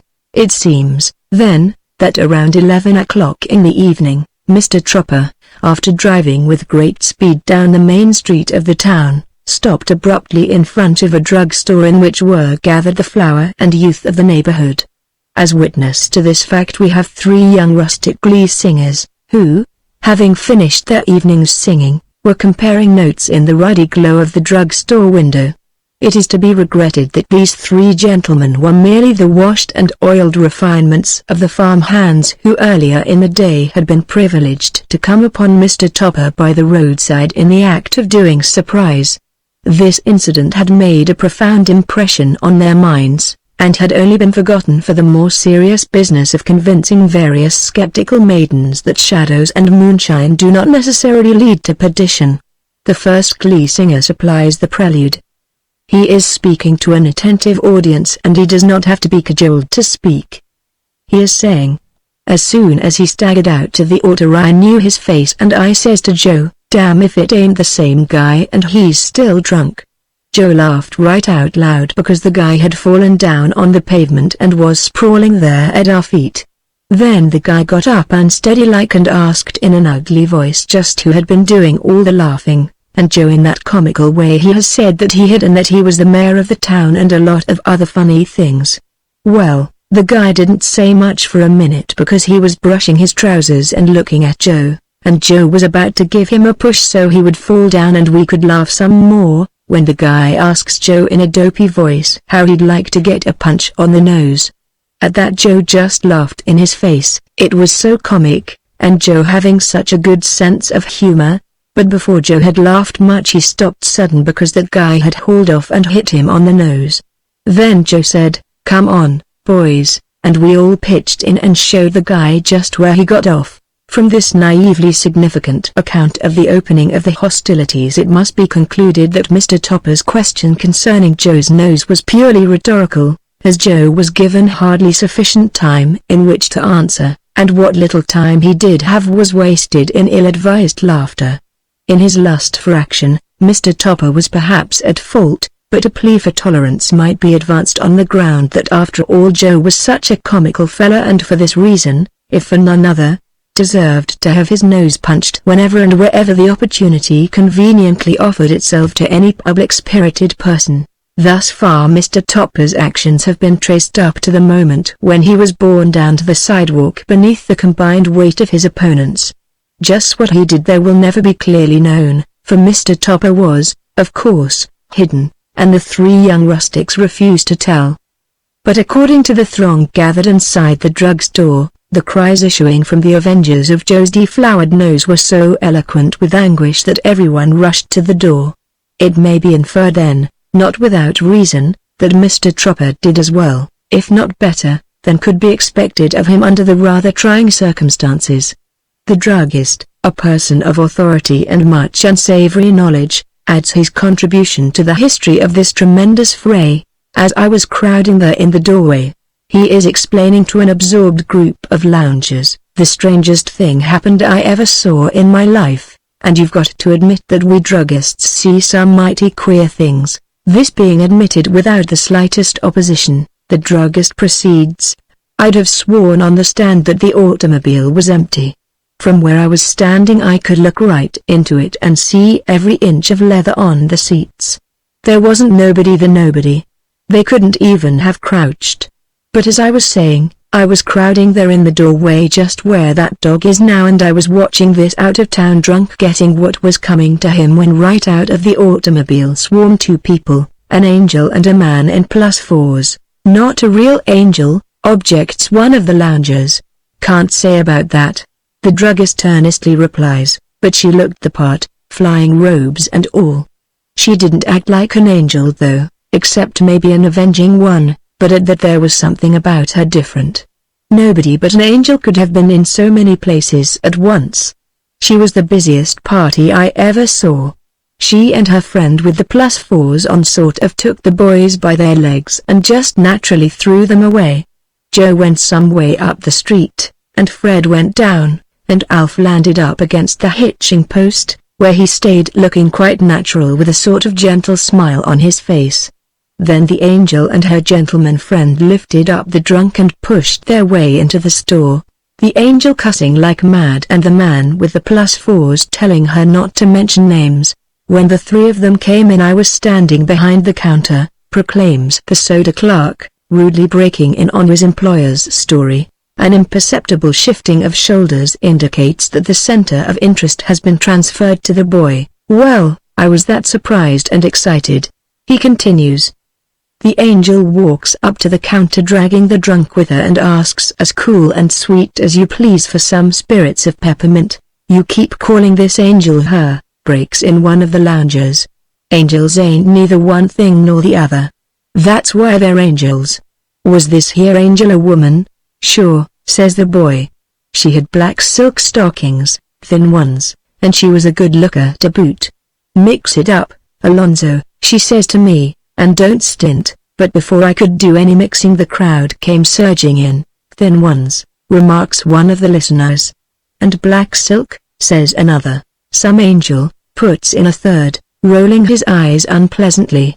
And that's when the man with the +4s on began to get gay with my siphons, the chemist hastens to explain. When he saw the crowd coming at him, up he jumps on the counter with a bottle in each hand and lets loose 2 streams on the nearest heads. Everybody stopped and some went away, and the angel yelled after them, 'Come back here, you boll weevils, a bath will do you no harm.' While this was going on, the drunkard got behind the counter and was playing with the soda taps. You'd have thought he was at a party, he was that pleased and satisfied. 'Look, George,' he kept calling out. 'See the damn thing fizz.' The man jumps down from the counter and says to the angel, 'Get him, kid, we've got to organize.' Then the angel collected the drunk and told him that they'd go somewhere else and have a lot of fun, and he suddenly came to life and made for the door, his head down and his arms swinging.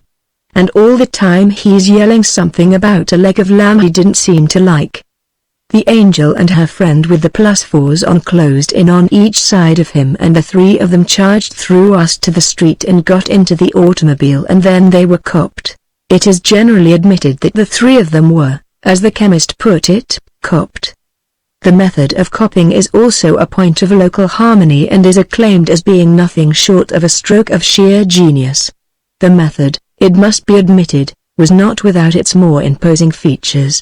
When Mr. Tropper and his companions emerged from the drugstore, they found that their only means of escape had been more or less surrounded by several and various circles of civic activity. The Quoits Club was staunchly occupying the car. As a club it was none too cheerful. Around the automobile itself, in hushful alertness, marched the local fire brigade. This depressed body of manhood was comfortingly reinforced by an outer circle composed of the more active members of the Security Association. A rotary movement, far on the outskirts, dimly illuminated by a fiery signal, gave staunch assurance that the business element of the town was heartily, if not helpfully, endorsing the procedure. This latter organization was making up in activity what it lacked in actual contact. In the face of this display of civic cooperation, neither Mr. Topper nor the Kirbys were convinced. They continued on. Like a splendid truth, they denied facts. It has not been refuted that, on his way to the automobile, Mr. Tropper assaulted and felled the chief of police, and that the Kirbys scrambled over the body of the stricken man, cursing him vilely the while for being in their way. A submerged and vague-looking person, over whom the chief of police was chief, is responsible for this illuminating addition to the record of Mr. Topper's swift descent from the dead crater of suburban virtue. I was practicing away on my clarinet, practicing away like a good one, the Belvedere concert being only 10 days off, when in rushes William, little William, you know, he's always rushing in, and he tells me that a riot has broke out in the town and that a couple of guys with an angel were smashing up the drugstore. Well, I wasn't much set back by the riot, because I knew that if everybody in the town should get drunk or go mad at the same time, there would still be plenty of room on the street for a quiet stroll, but the angel part of it did set me back. It did certainly set me back, that angel part of it. To make this record strictly unbiased, it should be mentioned that the chief of police's staff was not the most popular young man in town. The only thing he could do was play the clarinet, and he did not do that badly enough to make him funny nor well enough to win him fame. When not engaged in playing or practicing on the instrument of his choice, he had an unfortunate way of making unconstructive observations about life in general and the town in particular, and these observations, in spite of their sincerity, did not add to the young man's popularity. His casual lack of faith in the town's ability to work up a first-class riot alienated from him even the sympathy of the most tolerant member of the community, and according to the wiser heads of the town his story should not be taken too seriously. So I put my music away, his story goes, and I went out to take a look at this angel.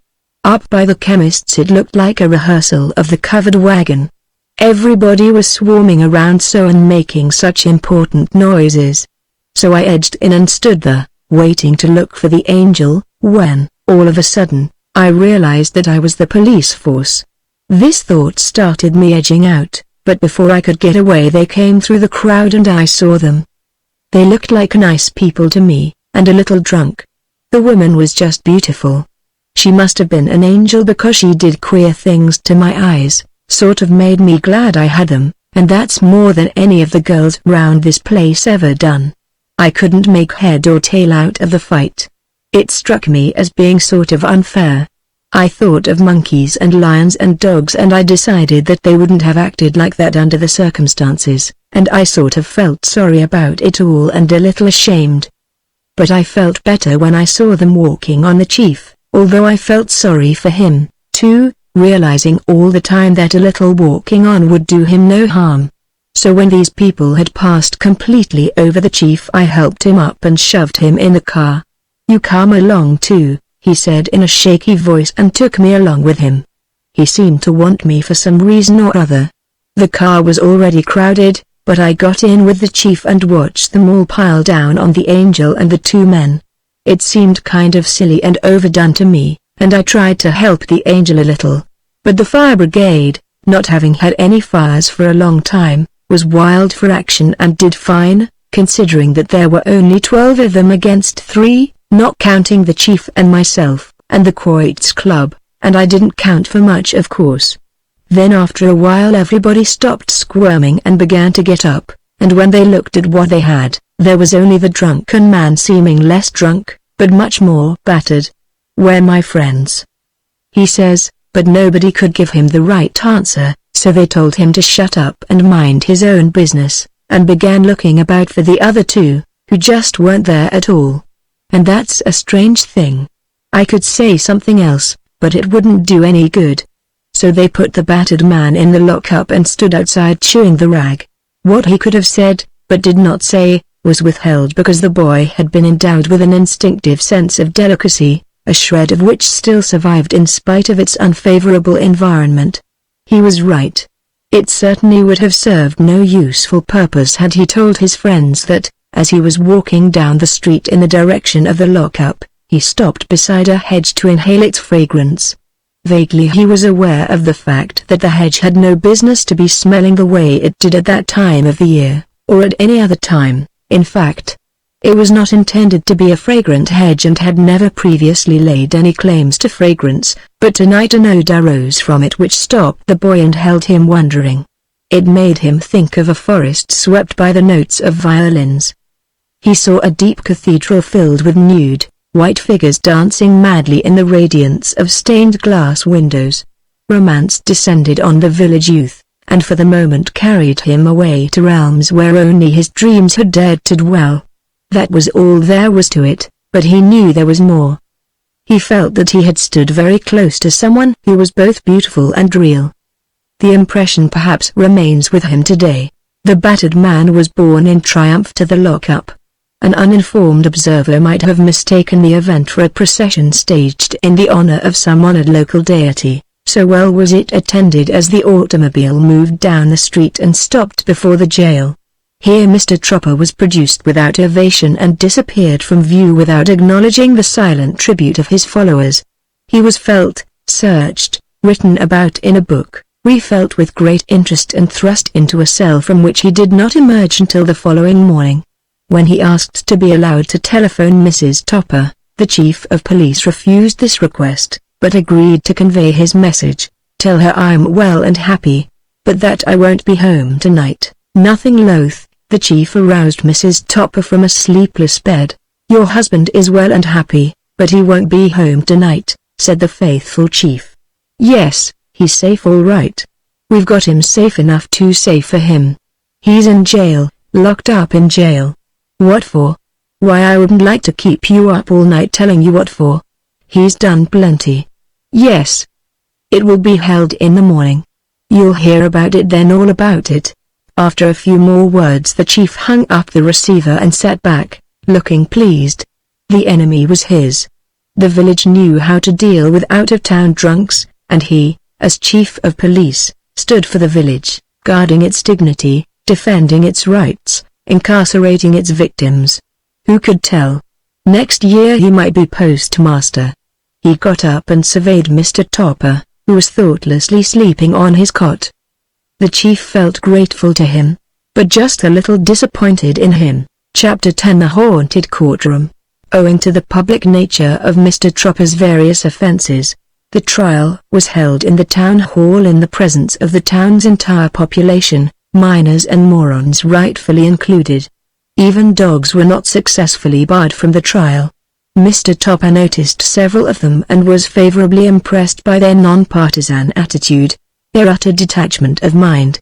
On the morning of the trial very little business was transacted in that village, the majority of its inhabitants being either complainants or voluntary witnesses.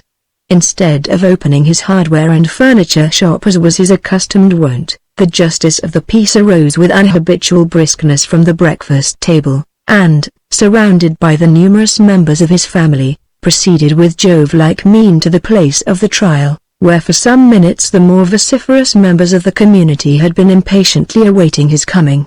That much was expected of him the justice clearly realized, and he solemnly promised himself that not even the most sanguine expectant would be left unsatisfied.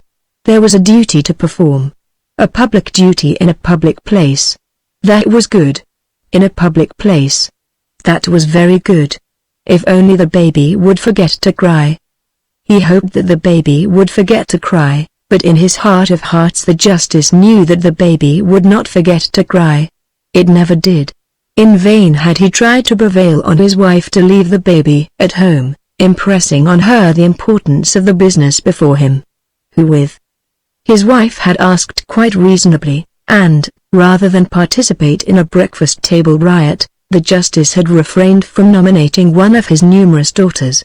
So the baby, not at all appreciating the fact that it was to be present at one of the most brilliant passages of its father's all too few moments in the sun, was conveyed to the trial of Mr. Topper, in its mother's resolute arms. The town hall was a barn-like structure, harsh without and unsympathetic within.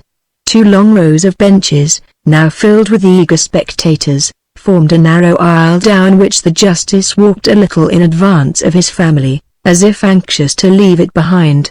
It would scarcely have surprised him had his wife and children followed him to the platform and arranged themselves behind him in a proudly silent semicircle. They were forever basking in the luster of his name. No such misfortune occurred, however, and, after making much noise himself, the justice succeeded in reducing the village to silence. This was the cue for the chief of police to become active. He responded promptly. With the air of one producing the rabbit from the high hat, he pulled Mr. Topper through a side door and modestly displayed him to the multitude.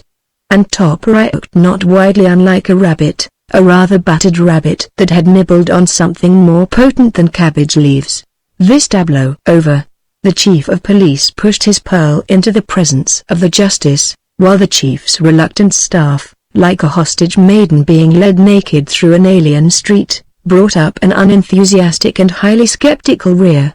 "The prisoner, Your Honor," announced the chief. "So this is the prisoner," said the justice, rubbing his hands joyously and beaming down on Mr. Topper. Topper felt that had not so many spectators been present the justice would have kissed him out of sheer gratitude. "So this is the prisoner," repeated the justice, his grateful countenance now shedding its rays over the entire room. Mr. Topper made friendly movements with his features. "I am," he said.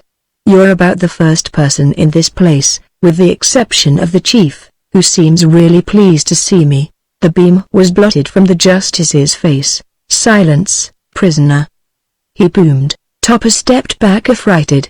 "Sorry," he muttered. "I knew there was a string to that smile." "He's a tough bird," the chief hastened to explain. "I didn't close my eyes all night." He kept singing. "Your Honor," he sang in 3 different voices, one of them quite girlish and off-key. "That lie alone should discredit him forever," Mr. Topper protested with unexpected heat. "Anyway, his remark is unimportant." The justice swooped down over the table like a conventional eagle trademark. "Prisoner," he said, "it is all important. In fact, it is exactly 3 times more important than if you had sung in only one voice. I shall make a note of it." Mr. Topper looked up hopefully. Surely the justice was exercising his sense of the ridiculous. After all, the man was human. But when he met the direct gaze of the justice, Mr. Topper looked wearily away. The justice was not human. He was in deadly earnest. He was even making notes. No hope from that quarter. After a portentous interlude, devoted to the scanning of official documents, the justice raised his head. "Your name is Topper," he announced. "Cosmo Topper. Everything is known. Now, prisoner, speak up in a clear voice and tell us where you live and what you do for a living. I am asking you to verify rather than testify, if you can make the distinction." The justice felt that he was doing very well. The principal of the grammar school had laughed out loud. "That was a plume, but I thought that they didn't do things like that until after you'd been convicted," Mr. Topper replied.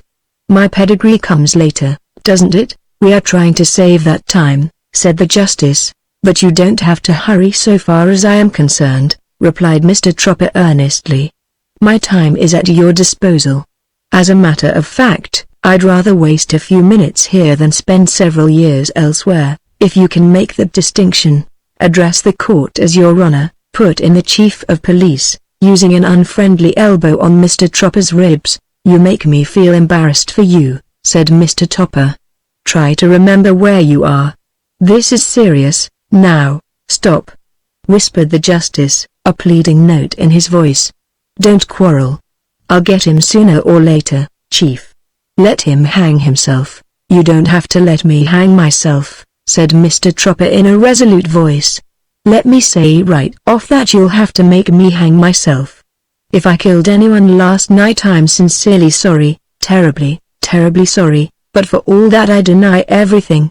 I'm innocent to the tips of my fingers." Once more the justice beamed. The case was shaping up. "Deny this, then?" he challenged, his eyes greedily watching the faces of the spectators. "Deny that you, Topper, struck, attacked and maimed the body and person of one Joseph Williams, and that, not satisfied with this unwarranted display of ferocity, you brutally assaulted Fred Scafford and Alfred Slides, both of whom together with Joseph Williams are in good standing in this community." "All right, then, I deny it," said Mr. Topper. "I deny everything so long as you're going to get stuffy about it." After the night he had put in, Mr. Tropper was feeling none too well. Standing there, in the presence of the justice and the hostile throng, a nauseating dizziness swept down on him. He swayed slightly and for support placed his hand on the edge of the platform. Little beads of perspiration gathered round his lips and eyes. He mopped his face with a crumpled handkerchief and tried to look defiantly at the justice, who was obviously enjoying Mr. Tropper's discomfiture. With a swimming head and a morbid sensation in his stomach, Mr. Topper braced himself and waited. The situation was slowly dawning on him.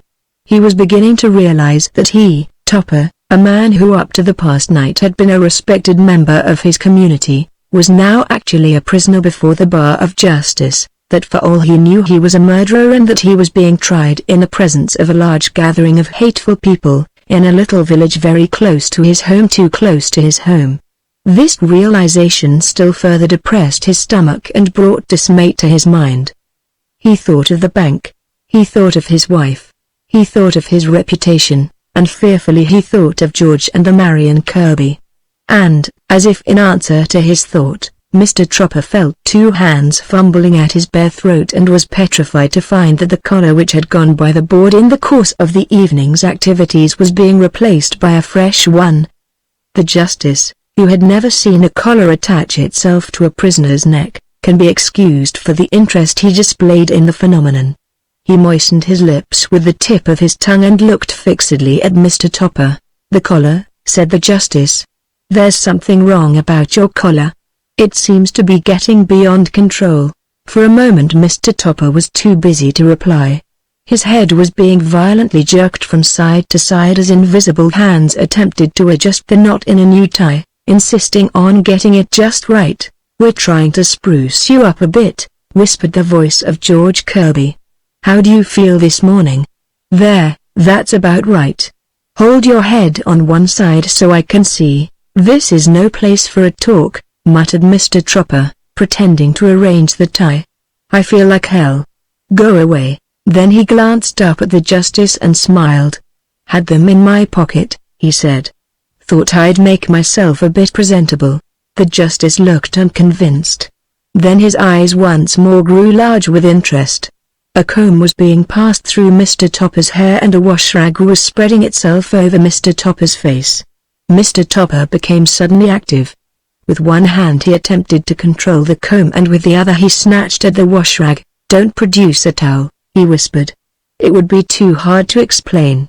Again he smiled at the justice. "There," he said, thrusting the comb and wash rag into his pocket. "I feel better already." "Where were we?" "Frankly, I don't know," replied the justice. "You'll have to stop all this." The hall was in an uproar.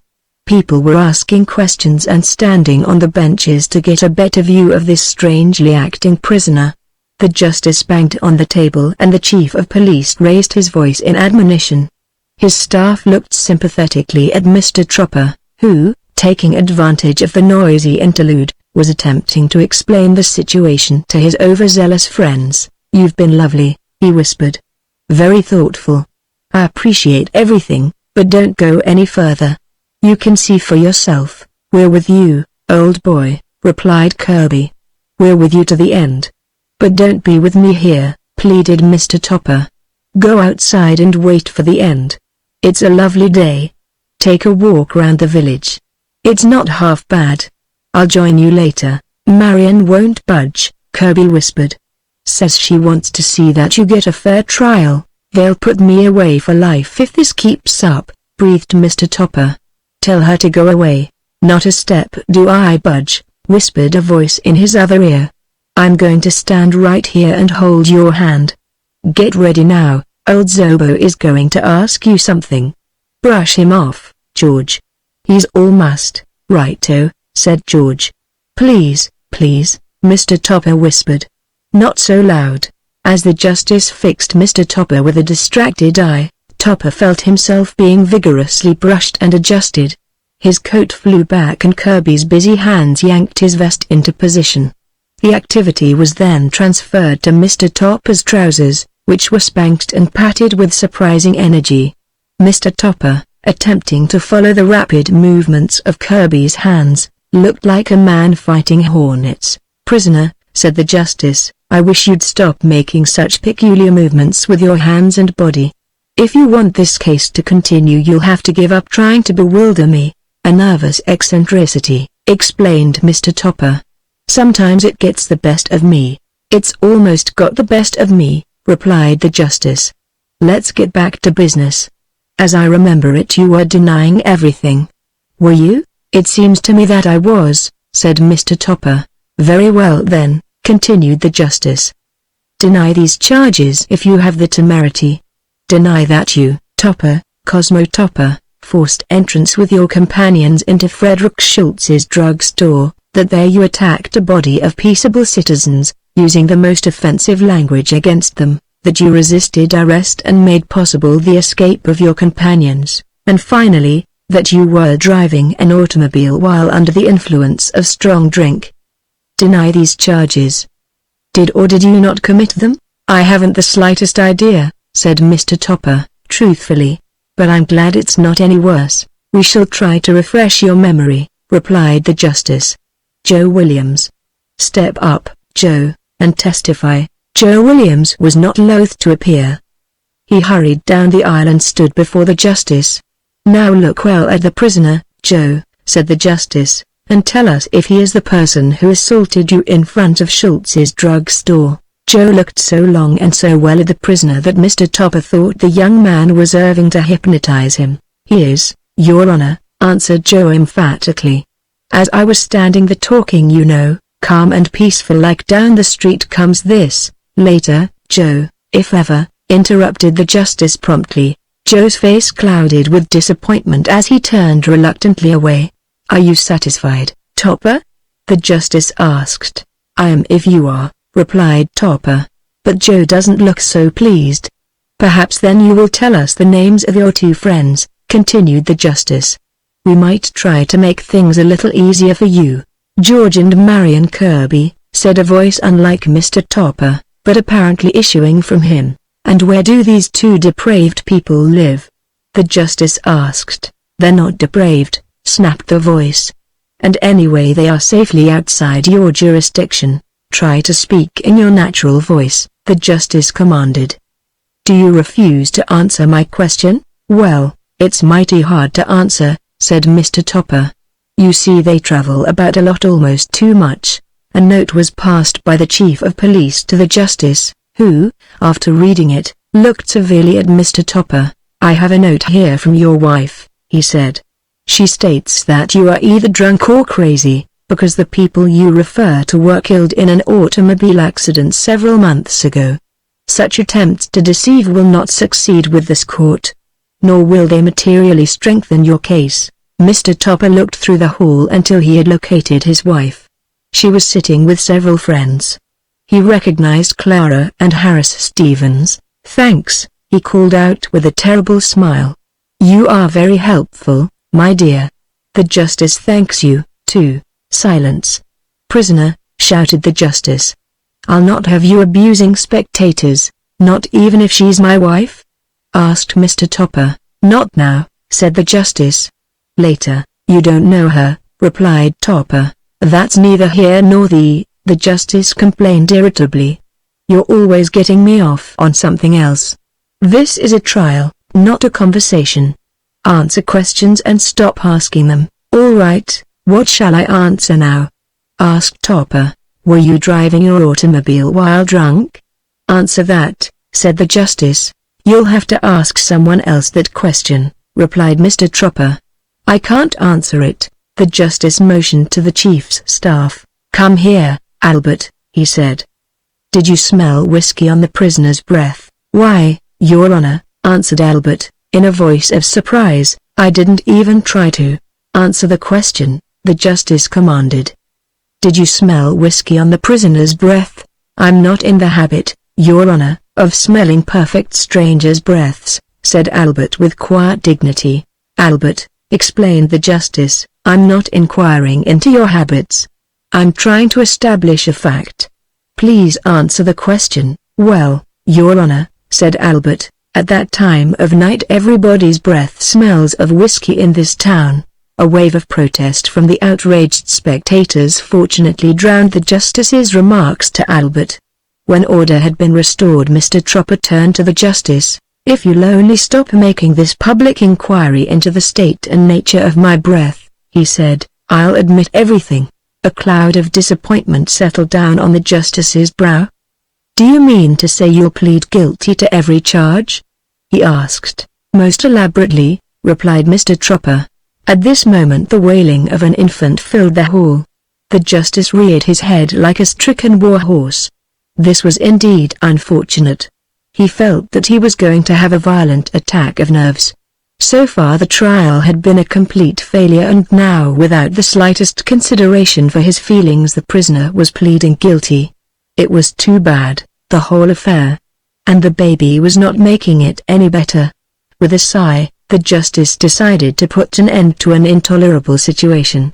He refused to compete with his own child to see whose voice should dominate the hall. So, prisoner, he said in a loud voice, a false light of triumph in his eyes, so at last we have forced you to plead guilty, driven me to it, said Mr. Topper. I am glad that you have at least decency enough to admit your guilt after we have clearly established it, continued the justice. I couldn't resist you, smiled Mr. Topper. Haven't a leg to stand on. Don't I get a chance to tell about all the strange things that happened in the lockup last night? Asked the chief of police in a peevish voice. Ain't you going to hear about the disappearing clock, and how cigarettes kept smoking in the dark, and matches striking without any hands holding them, and all the funny noises, the hooting and insults and everything? It seems that I am, replied the justice curtly. But I don't want to, and I don't think I shall. Now, Topper, I have it in my power to do either one of two things. I can hold you for the county court or fine you and let you go. I would like to do both. It would give me pleasure to do both. But as I can do only one, I am going to fine you and adjourn the court. A thrifty decision, said Mr. Topper. I'm unusually well supplied with ready cash. You won't be long, replied the justice. Hand over $150. The justice thrust the bills in his coat pocket and rose to his feet. The court is adjourned, he shouted. Clear the hall, chief. As the justice was about to descend the steps leading from the platform, he suddenly gave the appearance of a man who had been violently pushed from behind. With an expression of incredulity on his face, he flew through the air and landed prostrate on the floor.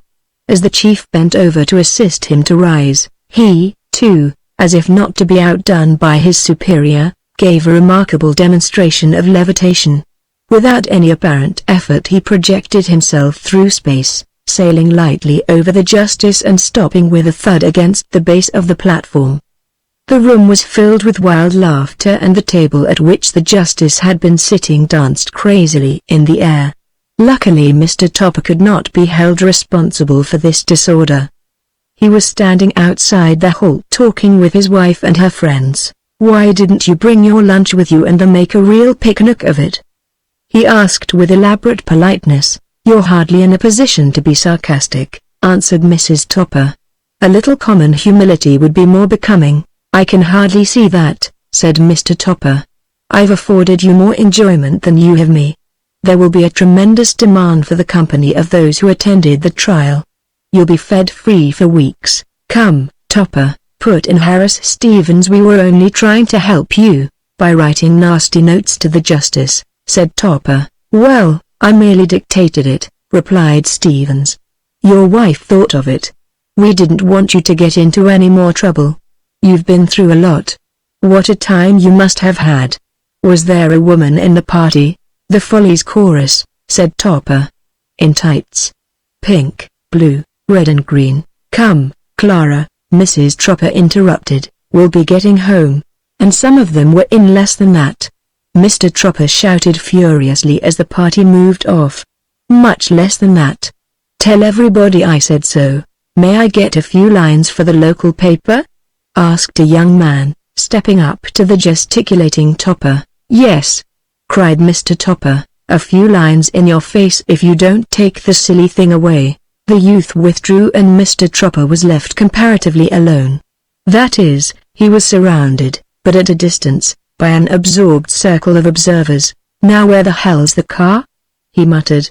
As he spoke he heard a loud honking of an automobile horn and the car, like a playful puppy, came darting through the crowd.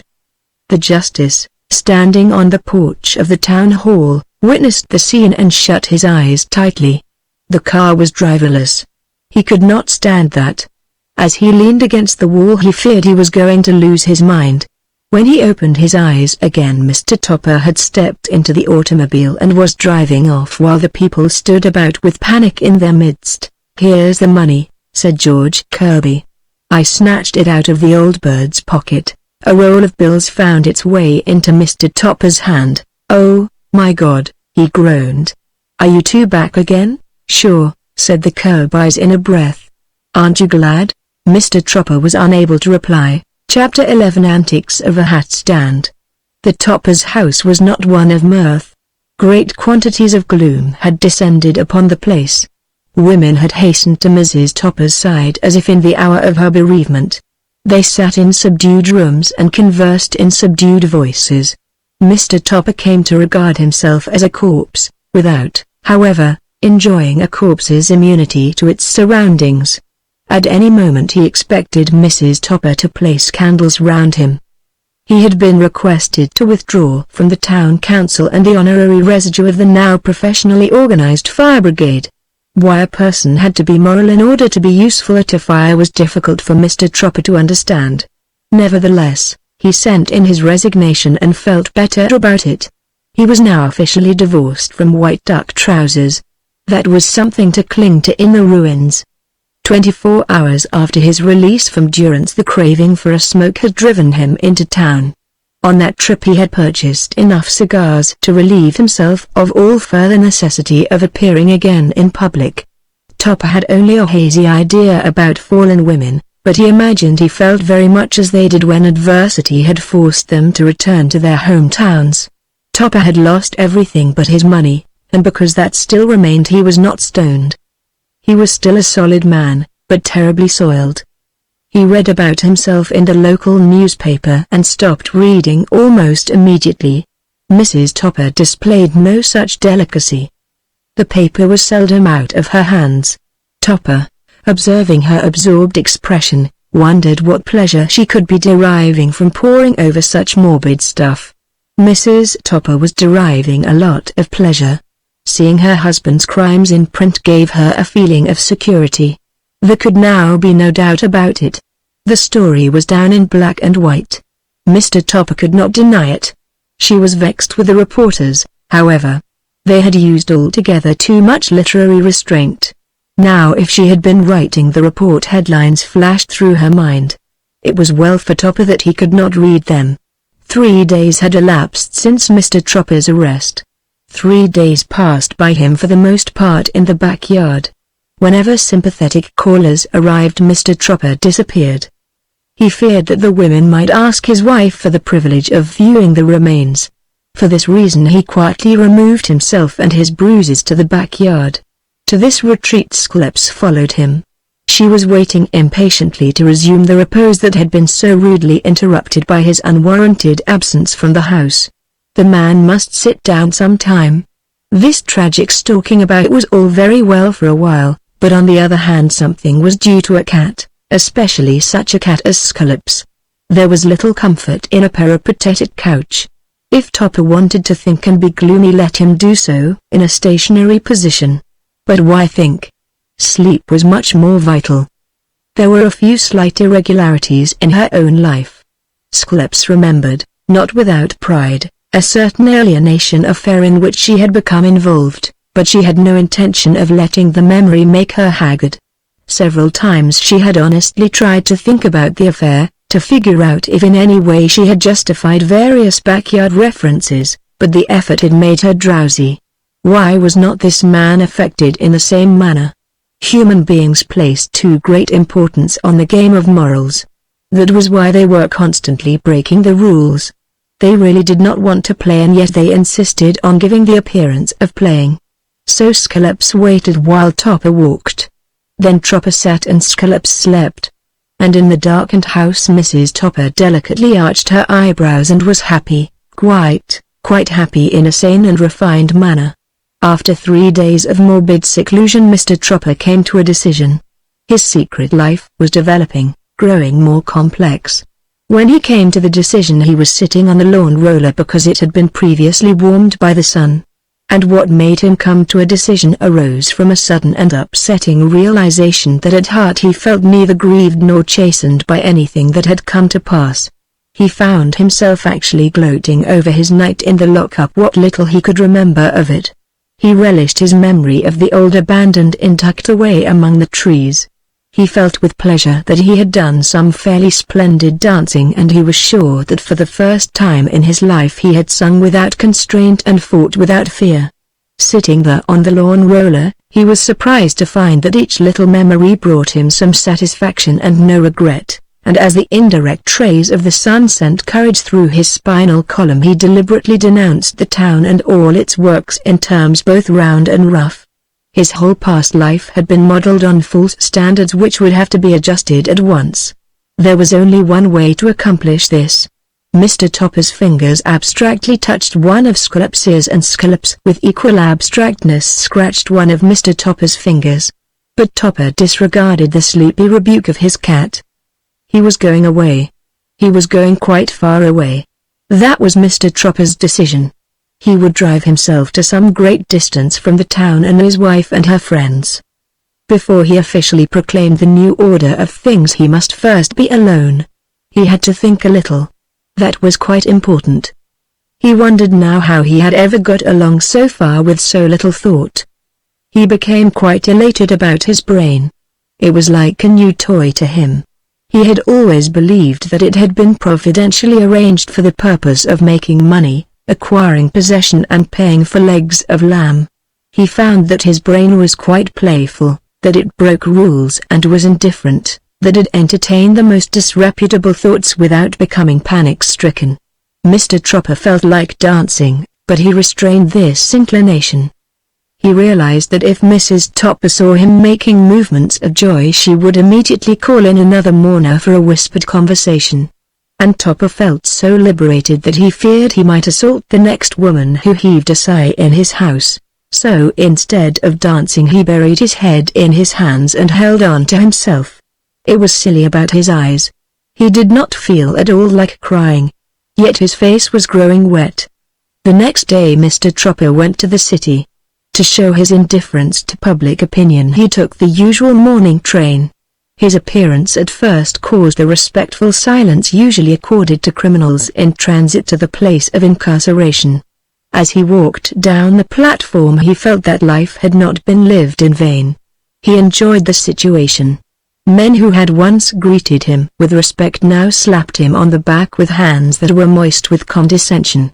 Friends who had hitherto received him warmly nodded thoughtfully in his direction and resumed their conversation. 2 representatives of civic virtue were honest enough to ignore his presence. Harris Stevens, however, was not to be downed. On seeing Topper, he threw himself headlong into the role of official protector. Stevens' mind was so tolerant that he could have attended a lynching every day without becoming critical. He thrust his arm through Mr. Topper's and led him up to a group of mutual friends. If I were handcuffed to him, thought Mr. Topper, his happiness would be complete. Nevertheless, Topper made no protest. He was still enjoying the situation. "Look out, boys!" cried the jovial Stevens, "he's dangerous. Wild women and everything." What do you think of our Cosmo now?" Of course the assembled gentlemen hardly said exactly what they thought of their Cosmo now, but to a man they all displayed a glittering interest in the mysterious and therefore immoral woman in the case. Several travelers of the more serious and orderly type even went so far as to draw Mr. Tropper aside and intimate roguishly that they would appreciate his confiding absolutely in them. Mr. Topper understood all too well and gave each inquirer a different name and address. He was thanked by each, nudged playfully in the ribs, and assured that everything would be done on the quiet. "What vile devils they are," thought Mr. Topper as he smiled knowingly into their eyes, already touched with the fever of the hunt. His trip to the city that morning provided him with much food for thought, each morsel of which was more unpalatable than the last. The atmosphere was clearer at the office. News of Mr. Tropper's evil ways had not entered there. Boys were answering bells, girls were serving the files and customers were beginning to transact business. To what end all this? Speculated Mr. Tropper, making his way to his desk and hanging his hat and stick on a nearby stand. From his position on the platform he could look down over the activity taking place on the bank's vast floor. Like a lesser god he observed with preoccupied eyes the ordered movement of those below him. What he saw neither pleased Mr. Topper nor made him feel particularly proud of his elevated place in this little world. Mr. Topper had already progressed too far for that, but the quiet briskness of the bank, the crisp little people coming and going on sure feet beneath the vast dome of the place, and the massive splendor of the institution's architecture gave him a feeling of permanence. Men and women were engaged in earning a living there. They were paying strict attention to their own affairs. Round him on the platform his brother officers were busy with callers and correspondence. Here Mr. Tropper felt safe from the oily eyes of his friends. He drew a sigh of relief and touched a bell. Miss Johnson appeared with his letters and he thanked her with elaborate politeness. His secretary was a middle-aged woman who valiantly strove to draw attention from that depressing fact by decorating various parts of her body with the tender ribbons of infancy. Mr. Topper's attention was not so easily misdirected, but nevertheless he was fond of Miss Johnson.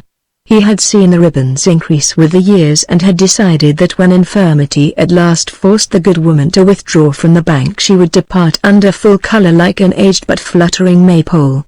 In spite of her little weaknesses Miss Johnson knew her business, or, better, Mr. Topper's business.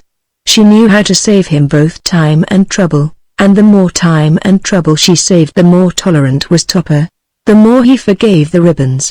As far as he was concerned Miss Johnson could have appeared in beads so long as she made up the difference with efficiency. Mr. Topper's first letter was from a wholesale grocer in Texas, an old fellow on whom the bank had been making a decent profit for years. He was now in trouble. Things were bad. He wanted an extension of credit. As Mr. Tropper read the letter he caught a mental picture of the old man laboriously writing it from an old-fashioned roll-top desk in Texas. Mental pictures are not good for banking. Mr. Topper was well aware of this, but the knowledge did not succeed in closing his eyes on the man's plight. Instead he opened them all the wider and dispatched a telegram designed to bring back the courage to a cornered customer thousands of miles away. It was not an outstanding stroke of business, but on this particular morning Mr. Tropper relished it the more for that very reason. Up to 11 o'clock Mr. Topper occupied himself with routine details, then he rose and informed the president that because of various considerations due to certain hitherto unknown maladies of both mind and body an extended vacation was highly essential. Should such an extension be withheld, Mr. Topper's physician would not be responsible for the consequences. Mr. Tropper felt inclined to agree with the physician, a thing he seldom did. The extension was not withheld, although its cause was not fully believed. With an unnecessarily spiritless step Mr. Tropper returned to his desk as if reluctant to leave it. Now that his vacation was assured he lingered over the parting. He had already set his affairs in order, but he diligently began to reset them now. He dallied with meaningless papers and dictated meaningless memoranda. There was a certain satisfaction in wasting the precious minutes in useless drudgery now that they were his to waste. In the back of his mind, however, danced colorful thoughts of golf stockings, caps and outing shoes, and other equipment necessary to his trip. Soon he would arise and purchase these things, going out into the street like a free man with a new consignment of golden days. For a moment he delayed, prolonging anticipation. In the middle of his fifth meaningless memo he was surprised by Miss Johnson's unusual behavior. Instead of gazing devoutly at her notes as was her invariable custom, her eyes had become disconcertingly jerky. For a moment they would remain fixed on the point of the pencil, then, as if drawn against their will by invisible wires, they would painfully lift and stare with a fascinated gaze directly over Mr. Topper's left shoulder. At the sound of Mr. Topper's voice they would struggle for a moment before they were able to descend once more to the pad. Mr. Topper was at first puzzled, then hurt and at last exasperated. Finally he could stand it no longer. "What the devil's the matter, Miss Johnson?" he exclaimed. "Look," was all Miss Johnson said, pointing over his shoulder. There was something in the tone of her voice that made Mr. Topper disinclined to look. In spite of himself he turned in his chair and followed the direction of her finger. He would have been more relieved had he seen a party of bank robbers quietly slaying the entire office force and looting the safe deposit vault. It would have seemed less personal, less fraught with complications. Yet what Mr. Topper saw would not have arrested the attention of the casual passerby unless he had chanced to be especially interested in hat stands. This particular hat stand was situated in a corner near Mr. Topper's desk. On it were Mr. Topper's hat and cane, or rather, on it they should have been, but the terrible part of it was that they were not where they should have been. The cane had assumed an independent position and was standing unsupported on its own tip. The hat was rakishly poised above it about 3 feet in the air. As Mr. Topper turned, the hat and cane resumed their normal position as if afraid of being discovered out of place. At this Miss Johnson gasped and once more uttered, "Look." Mr. Topper swung quickly back to his desk. He would look no more. Already he had seen too much. "I wish, Miss Johnson," he said in a reproving voice, "I do wish you'd stop telling me to look. I see nothing and my time is valuable." What was I saying? Training came to Miss Johnson's aid. She dropped her eyes and studied her notes. "You were saying," she said, "that, owing to your enforced absence, steps should be, Yes," interrupted Mr. Topper. "I was saying that." His voice trailed away and he began to tap on the edge of his desk with the tip of a pencil. Now why had he been saying that, he wondered. Was it possible that the Kirbys had followed him to town? Marion had said that George occasionally ranged abroad, but he could hardly believe that Kirby would follow him to the bank. Miss Johnson's eyes were lifting again. Topper cleared his throat and hastily began to dictate. "Owing to my enforced absence," he repeated, "I feel that it is important for certain steps to be." Unable to stand Miss Johnson's eyes he stopped dictating. What was happening behind him? At any moment the hat might thrust itself down over his eyes and make him appear ridiculous. The Kirbys were capable of such an outrage. "Look now!" exclaimed Miss Johnson. Mr. Topper turned quickly, and just in time to see his cane and hat retreating to the stand. He noticed with dread that this time they had ventured farther away from their appointed place. "Oh," murmured Miss Johnson in an expiring voice. "Oh," she repeated. "Miss Johnson," said Mr. Topper with fatherly severity, "you must be ill, otherwise you would not be trying to upset me with your wild exclamations." "Didn't you see anything?" asked Miss Johnson, studying Mr. Topper's face with troubled eyes. "Anything strange?" "Nothing," lied Mr. Topper. "Nothing strange at all. Now let's try again." "Then I must be very sick," replied Miss Johnson. "Sicker than I've ever been before. It will pass off," Mr. Topper assured her. "Pick up where I left off. Certain steps should be taken," began Miss Johnson. "You keep saying something about certain steps." At this point Miss Johnson capitulated and seized Mr. Topper's hand. The hat stand was swaying from side to side and the cane was rattling against its post. "I'm not as sick as that," she said with conviction. "If you don't see what I see you're the one that's sick." All right," Mr. Topper called out, this time directly addressing the hat stand. "I'll finish up at once. Don't worry about that last memo, Miss Johnson. Go home and take a rest. Your nerves are upset. Stay home for a week or so. I won't be needing you for some time." Mr. Tropper got up briskly and swept some papers into a basket. The animated hat stand came to rest. Miss Johnson, her hands full of ribbons, was gazing at it with horror in her eyes. "See, Miss Johnson," said Mr. Topper, walking over to the stand. "See, it's nothing after all. Only your nerves." But before he could reach for his hat and cane, these articles eagerly sprang from their pegs and presented themselves to his grasp. He snatched them from the air and turned to Miss Johnson. "Nothing at all," he said with a forced smile. "It was purely your imagination." For a moment they looked into each other's eyes. There was a prayer in Mr. Topper's. No missionary ever struggled more fervently to implant belief. Miss Johnson was regarding the hat and cane suspiciously, and Mr. Tropper realized he had failed. "Nothing at all," he repeated in a dead voice as he felt himself being gently pushed by some unseen force. "You can see for yourself, Miss Johnson. Go home and take rest. And if I were in your place I wouldn't speak with anyone. You might be misunderstood." This last remark was tossed over his shoulder, for by this time Mr. Topper was being propelled with increasing rapidity across the floor. As he left the bank he looked like a man leaning against a strong wind. "Not so fast," he muttered. The doorman, thinking the remark intended for him, arrested the speed of the revolving doors. "That's a queer way for a body to walk," he thought, peering after the slanting Topper. Especially an officer at this time of day. Chapter 12. A smoky lady in knickers. Mr. Topper was in an unspeakable frame of mind. He shook himself free from the invisible grasp that had made a retreat of his departure, and fumed up the street. Escape his one desire. And every time he passed a drugstore a slight tugging at his sleeve informed him that he was not alone, that for him escape was impossible. "Stop doing things to my sleeve," he growled. "Stop pushing." "But I want you to buy me a soda," came the whispered reply. "After all you've done to me you ask me that?"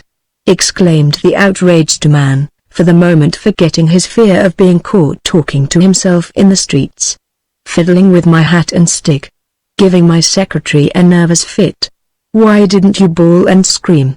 But you took such a long time in that horrid old place," the voice pleaded. "And that ridiculous woman looked at you so familiarly."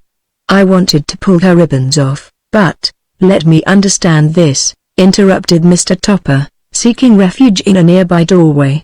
"Am I no longer to dictate to my secretary? Do you object? By what right? I've never compromised you, although God knows you've ruined my reputation, you and your husband. Why don't you torture him and leave me alone?" "He's left me," the voice replied with just a hint of moisture. "He's gone to sea for a change. He needs one," said Mr. Topper. "Haven't you any friends? None that I like as well as you. Please don't go on any more. It would be funny to see tears dropping from no place in particular." The woman was actually hugging him in broad daylight. Mr. Tropper swayed forward, then with a supreme effort regained both his balance and his composure. "Don't do that again, ever," he commanded. "Let's be glad," Marion pleaded. "I didn't mean any harm. George was gone and I didn't have anything to do, so I just went down to the station to see the trains come in and then I saw you and I wanted to go along. It's awfully lonely being a low-planed spirit. You don't know." Now there had been very little wheedling practiced on Mr. Topper in the course of his married life. Mrs. Topper had arranged everything and Topper had followed the arrangements. On those rare occasions when he had balked, Mrs. Topper had instantly assumed the rôle of a martyred woman and in pallid silence cherished her indigestion. It was a strange, fearful and fascinating sensation that Mr. Topper now experienced as Marion Kirby clung to his neck and asked him to buy her a soda. He forgot the humiliation of the office out of sheer sympathy for the poor, parched spirit who had been the cause of it. "But hang it, Marion," he said in a softer voice, "be reasonable.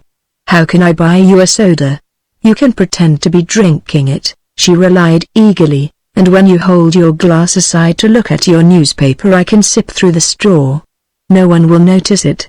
Just hold your glass a little to one side and I'll come close to you and sip through the straw little, quiet sips. But you must only pretend to be drinking it.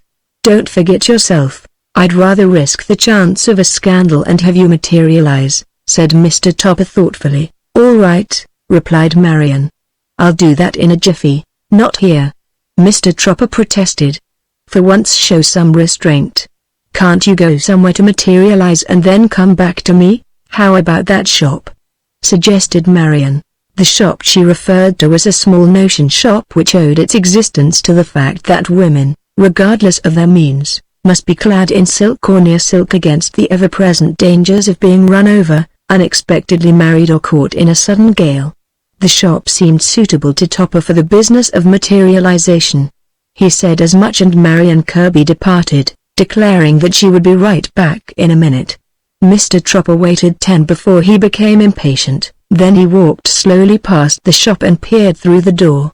As he did so a hatless woman came bounding forth with stark terror gleaming in her eyes. She was speedily followed by a small boy, who in turn was closely pursued by a man whose features were working frantically. Before Mr. Topper could recover from his surprise 3 girls dashed from the shop and joined their companions in flight, now huddled compactly at a safe distance from the shop. Mr. Topper felt like running, too, but curiosity overcame his fear. He approached the group and asked questions. One of the girls looked at him and began to cry, "Mama." She gulped. "Mama." He quickly transferred his gaze to the man. "What's happened in there?" asked Mr. Topper. "Don't go in, sir," pleaded the man, for the first time in his life discouraging a prospective customer from entering his place of business. "For God's sake, sir, stay here with us."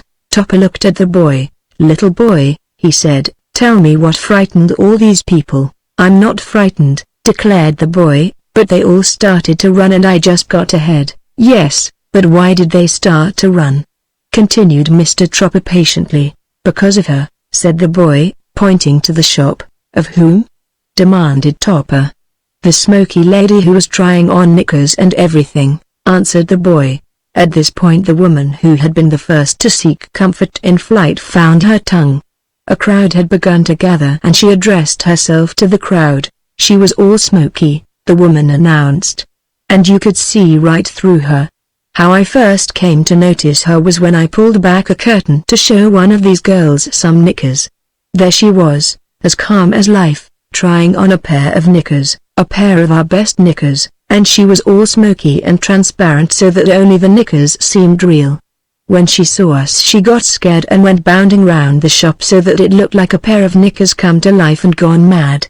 I started to run, and I made a grab for the knickers, interrupted the man. But the smoky woman wouldn't let go, so I just decided that, before any trouble started, I'd run out and see what had happened to Lil. It was awful, proclaimed one of the girls. "I'll never forget those knickers dancing round the shop." "Our best knickers," said the woman. "A good pair," added the man. "Perhaps they are not a total loss," Mr. Topper suggested. "Why not go back and find out? I'll buy the knickers if this smoky woman hasn't walked off with them." As attractive as the offer was to the proprietor he seemed reluctant to accept. "Come on," said Mr. Topper. "I'll lead the way." "But, sir, you don't understand," the man protested earnestly. "Have you ever seen a transparent woman dancing about in a real pair of knickers?" "That depends on what you mean by transparent," replied Mr. Topper judiciously. "Anyway, it's much better than seeing a real woman dancing about in a transparent pair of knickers." At this remark the young lady who had been sobbing for Mama suddenly giggled and looked archly at Mr. Topper. The proprietor seemed unconvinced. "No, it isn't," he said, with a shake of his head. "Nowadays you can see that at most any good show, but not the other, thank God. It isn't what I call natural entertainment, not for me at any rate. And while you're standing here talking," Mr. Topper reminded him, "the smoky lady is probably trying on every blessed thing in your shop." "Well, I'm not going back to watch her," the proprietor proclaimed to the crowd. If any of you gents want to see a smoky woman trying on underwear, you can step right in, but I don't budge without a cop. 2 cops, he added as an afterthought. Mr. Tropper felt a soft, flimsy article being thrust stealthily into his coat pocket. His hand flew to the spot and shoved the thing out of sight. A gentle pressure on the arm indicated that it was time to depart, and a policeman, pushing through the crowd, strengthened Mr. Topper in his belief. He permitted himself to be led away by his invisible guide. After several blocks of silent companionship, he could no longer restrain his annoyance. "Now what the devil do you mean by trying on a pair of those things?" he demanded. "What a crude question," Marion murmured. "Your conduct has given me the privilege to ask it," replied Mr. Topper. "Cosmo," she whispered, leaning heavily against him, "I just love nice things. You should leave all that stuff behind you now that you're dead," he answered. "Even spirits have to be modest," said Marion. "And anyway, they frightened me. I was getting along fine until that woman pulled back the curtain. I was pretty nearly completely materialized, but that made me so startled I couldn't finish it." "That was fortunate, to say the least," replied Mr. Tropper, "considering the condition you were in." Topper heard a low laugh. "You're vile all the way through," said Marion Kirby. "Here's a soda shop. Come on in, chocolate with vanilla ice cream." Mr. Tropper felt himself being pulled in the direction of the soda shop. He resisted feebly, feeling that he had gone through enough for one day. "Must you have that soda?" he asked. "Oh, no," Marion replied in a resigned voice. "I can do without it. I'm used to being miserable. One more disappointment will make no difference. Keep me hanging round your office all morning, then send me into a place to be scared to death, and after that refuse to buy me a soda. Go on, I like harsh treatment. You remind me of my husband, the low creature." With the chattering courage of a man being placed in the electric chair, Mr. Topper walked into the soda shop and seated himself at the counter. "Vanilla soda with a chocolate ice," he muttered darkly in the direction of a white-clad individual. "No. No," whispered Marion excitedly. "You've got it all wrong. Tell him quick. It's chocolate soda with a vanilla ice." Mr. Topper could feel her fluttering on his lap. "Be still," he whispered, then smiling ingratiatingly at the clerk he added, "I'm afraid, old man, I got that wrong. I wanted the other way round." The clerk looked long at Mr. Topper, then walked to the other end of the counter and engaged a colleague in a whispered conversation. From time to time they stopped talking to look back at Mr. Tropper, whose anxiety was mounting with each look. Marion Kirby in her eagerness was pinching Topper's hand. He pulled his newspaper from his pocket and hid behind it. "You and your sodas," he growled. "Why can't you keep quiet?" "But you had it all wrong," protested Marion. "Look out, here he comes now." When the attendant had placed the glass on the counter, Mr. Tropper idly reached for it with the air of one too deeply engrossed in the news of the day to be interested in a trivial beverage. Leisurely he placed the glass to his lips, then held it aside. "The straws," whispered Marion. "Must have straws, my God," murmured Mr. Topper. "Won't you ever be satisfied?" He procured 2 straws, plunged them viciously into the soda, then held the glass behind his paper. The liquid immediately began to descend in the glass. From the rapidity of its descent, Mr. Tropper decided that George Kirby had bought his wife very few sodas during her earthly existence. "Now dig out the ice cream with a spoon," she whispered. "Pretend to be eating it.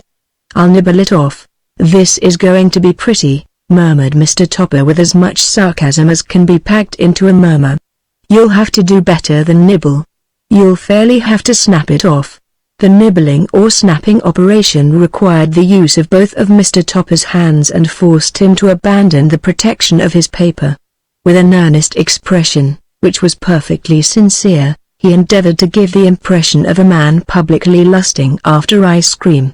The spoon flew to his avid mouth, but, just before his lips concealed their prize, the ice cream mysteriously vanished. It must be said in favor of Marion Kirby that she met the demands of the occasion. Not once did she fail to claim her own. Not once was Mr. Tropper allowed to sample that which he most abhorred. When the ice cream had run its course, Mr. Tropper resumed his paper and waited, with the knowledge bred of experience, for the dregs of the soda to be drawn. He had little time to wait. Hollow, expiring, gurgling sounds loudly proclaimed the welcome ending of the soda. With a sigh of relief, Mr. Tropper was about to return the hateful vessel to the counter when he met the eyes of the clerk peering at him over the top margin of the newspaper. They were cold, worldly eyes, yet curious, and they fixed themselves on Mr. Topper like two weary suns regarding a newborn star. A nervous muscular reaction contorted Mr. Tropper's mouth into a smile. "Do that again," the clerk said. "Do the trick again without me guessing it and I'll give you this." He dangled some crumpled bills alluringly in Mr. Topper's face. "I can't," replied Mr. Topper. "It's hard enough to drink one of your nauseating concoctions, much less two." "You didn't drink the first one," said the attendant. "What's your game, anyway?" "I was watching you all the time." "Trying to be funny?" "Not funny," Mr. Topper answered, delicately slipping from his seat. "You're wrong there. That was one of the most serious sodas in my life, one of the worst." "You're one of those funny guys," said the attendant menacingly. "Come back here and I'll tell you exactly what you are." But Mr. Tropper did not wait to be told. He hurried from the store and mingled with the crowd. "It's awful to be cut off from sodas," breathed Marion Kirby. "I have no sympathy to waste on you," said Mr. Topper. He was hungry, yet he dared not eat. If she had behaved so excitedly in the presence of a soda, what would she do at the sight of food? Mr. Topper shuddered. He was thinking of a plate of soup. No, it would never do. He would have to forego luncheon. This was an overwhelming decision. It left Mr. Topper shaken. Never had he missed a meal save when his adenoids had been surreptitiously removed many years before. Mr. Topper gazed up at the lean cascades of the Woolworth Tower through the tragic eyes of a deflated stomach. There was no fortitude in him. He was the abject slave of a passion he longed but feared to indulge. All his friends were eating luncheon now. He wondered what they were having. Menus danced before his eyes. The blue plate of the day brought savory odors to his nose. Strangely enough, it was in this dismal crisis that Marion Kirby came to his aid. "Isn't it time for your luncheon?" she suggested. "Past time," said Mr. Topper. "But how can I eat with you with me? Food means nothing to me," she replied. "I can take it or leave it as I choose, but you're different. You must eat." "I feel that way about it myself," admitted Mr. Topper. "For once I think you're right, but, frankly, I'm afraid to enter a public place with you. My nerves can't stand it. Too much has happened. Come," she said in a changed voice, taking him forcibly by the arm. "I'm going to see that you get your luncheon. Don't bother at all about me. I'm different now. The city went to my head at first. I'll admit it. Those knickers and the ice cream soda got the best of me. I lost control of myself, but now you don't have to worry. Just a cup of tea, nothing more." "That ends it," declared Mr. Topper. "That's enough. I don't eat. I dare say you fully expect me to crouch under a table and hold a plate of tea while you make strangling noises." Marion Kirby laughed softly. "I was only joking about the tea," she said. "Honestly, now, I don't really want it." "That's true. I should want it, but I don't. There was only one person I ever knew, not counting myself, who couldn't stand tea, and he was a fine but fanatical drunkard. Graze with the herd and I'll keep quiet." So Mr. Topper had his luncheon. It was a tense luncheon, a suspicious, waiting sort of luncheon, one filled with false starts and empty alarms. In spite of everything, it was a good luncheon and the Marion Kirby behaved splendidly. Once, when Mr. Topper used the pepper too violently, a fit of sneezing came from the opposite chair. The waiter was momentarily startled, but immediately adjusted himself to the situation. He realized, as does everyone who knows anything at all about sneezing, that there are no two sneezes alike and that most anything can be expected of a sneezer. He regarded Mr. Topper with the commiseration of one whose sneezes were infrequent and well under control, and departed in stately search of a parlor mode. Nevertheless, He considered Mr. Topper as being not quite the usual customer. He had noticed certain little things. Nothing you could put your finger on, but still a trifle different. For instance, why had the tray containing bread risen to meet Mr. Topper's outstretched hand? And why had the salt stand behaved so obligingly? How could one account for a menu tilted in space? And, if that was perfectly natural, why had Mr. Topper made such strange fluttering movements with his hands? Deep within himself the waiter sensed that all was not well with his table, but the clatter of plates, the demands of his occupation, and the deep-rooted instinct of all people to deny the existence of the unusual successfully maintained him in his poise of sharply chiseled indifference. The generous size of the tip he washed up in his obsequious hands completely restored his faith in the normal order of things. There had been nothing unusual. Mr. Topper was a man who desired to dine. The waiter hoped he would do so more frequently at his table. The waiter was one of those people whose tolerance increases with the size of the tip. For a $10 bill he would have respectfully tied it up after a murder and made excuses for the toughness of the corpse. Later that afternoon Mr. Topper was trying on a cap. He was a diffident man about such things, but on this occasion his heart was in his task. The brownish thing that was making his head ridiculous had vague, temporizing lines in it of a nervous blue. But to Mr. Topper the cap was lovely. To a man or to a woman he would have said harshly that the cap would do, but to himself he had to admit it was lovely. He admired it hugely. It was a good cap. Mr. Topper had no difficulty in convincing the salesman that it was a good cap.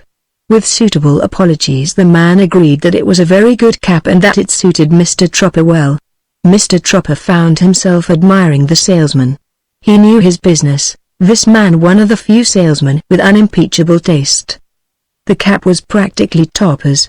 All the salesman had to do was to snatch it from Mr. Topper's vainglorious head and wrap it up. Mr. Topper was willing. He had never purchased such a cap in his life.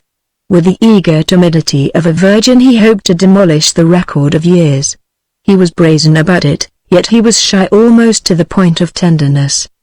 The cap was in the salesman's hands. Mr. Topper was reaching for money. The salesman's free hand was politely waiting for the object of Mr. Topper's reaching. Then something happened. A new and different cap appeared in the salesman's outstretched hand. With the instinct of his calling he automatically began to sell the new cap. Then he stopped in confusion and looked helplessly at Mr. Topper, who was convulsively clutching a roll of bills. Mr. Topper refused to meet the salesman's gaze. Instead he glared at the new cap. It was a terrible cap, an obscene, gloating, desperate cap. Its red checks displayed the brazen indifference of deep depravity. Mr. Topper was revolted. "Take it away," he said. "I don't want it." At this remark the new cap shook threateningly in the salesman's hand. He tried to give it to Mr. Topper, but was unsuccessful. Mr. Topper backed away. "I don't want it," he repeated. "I don't like that cap. Please take it away." The salesman was deeply moved. "I'm not trying to sell it to you, sir," he said in a low voice, "but somehow I can't help it." He stood before Mr. Topper with a cap in either hand. One cap he held almost lovingly, the other he clung to in spite of himself, like a man with a live coal in a nest of dynamite. His lips trembled slightly. He tried to smile. He was mortally afraid that at any moment Mr. Topper would depart with a bad opinion of the shop. He could never permit that to happen.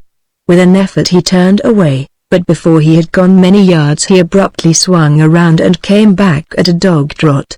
To Mr. Topper he gave the appearance of a man who was being held by the scruff of his neck and the seat of his trousers by someone intent on motivating him from the rear.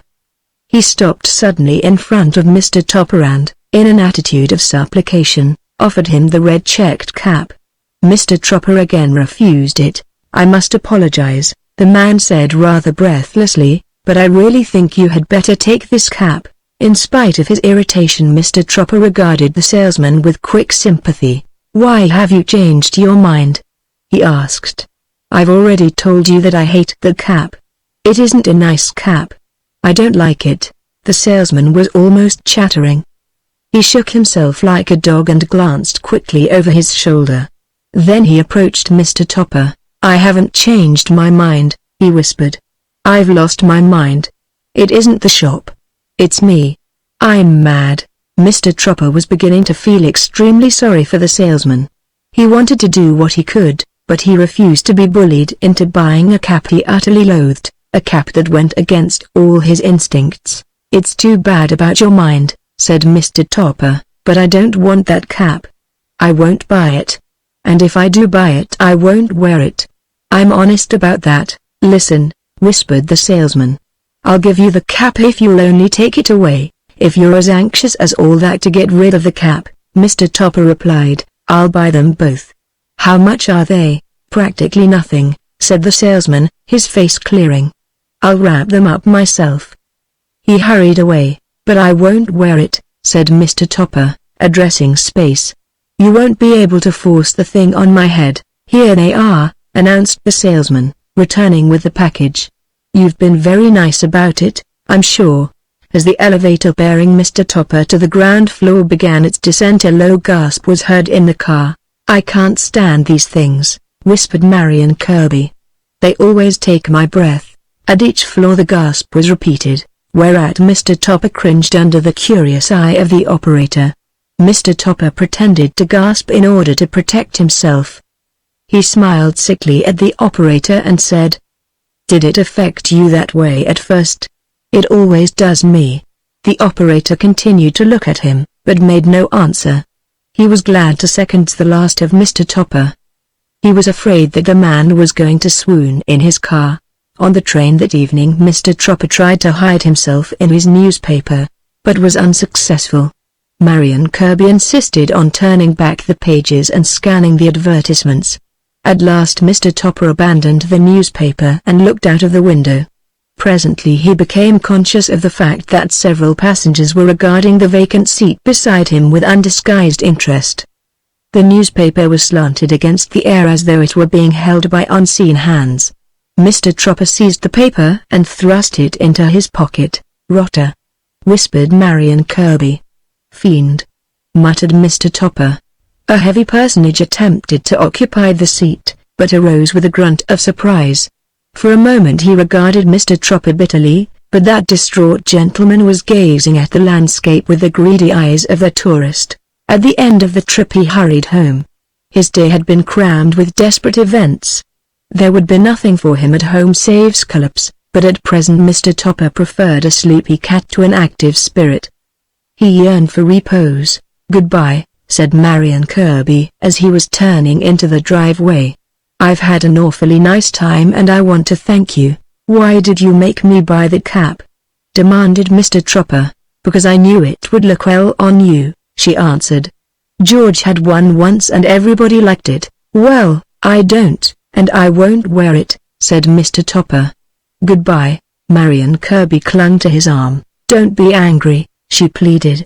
"I've got to go back now and it's going to be lonely out there without even George to haggle with. Say goodbye nicely and call me Marion." Mr. Topper had a twinge of conscience. He was going away in the morning without even telling her about it. He was running away from her. Although he realized that he was in no way bound to Marion Kirby, he nevertheless felt guilty in abandoning her, particularly in the absence of her irresponsible husband. However, if he confided in her everything would be ruined. She would be sure to come along. He knew he would never be able to drive her off. After all, why should he not take her along? Then he remembered the events of the day and decided that there was every reason in the world for leaving her behind. He was going away for a rest and not a riot. With Marion Kirby with him, rest would be out of the question. "Well," he said in a mollified voice, "it's not going to be any too crisp for me at home. But I'll look you up in a few days. We'll take a ride together." "Goodbye," she said, her voice sounding strangely thin and far away. "Don't forget. I'll be waiting for you." The house had lost none of its funereal atmosphere during Mr. Topper's absence. Mrs. Topper was sitting in the shadows with her hands folded in her lap. She was the picture of resignation. "Are you feeling better, my dear?" asked Mr. Topper. "I haven't been thinking about myself," she replied. "There are other things on my mind." Mr. Tropper discreetly refrained from asking her what they were.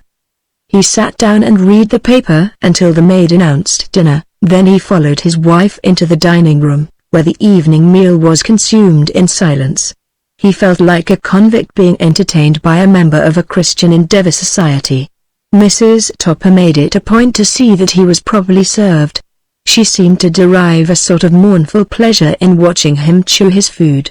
When they were once more in the sitting room, Mr. Tropper announced the fact that he was going away for a trip.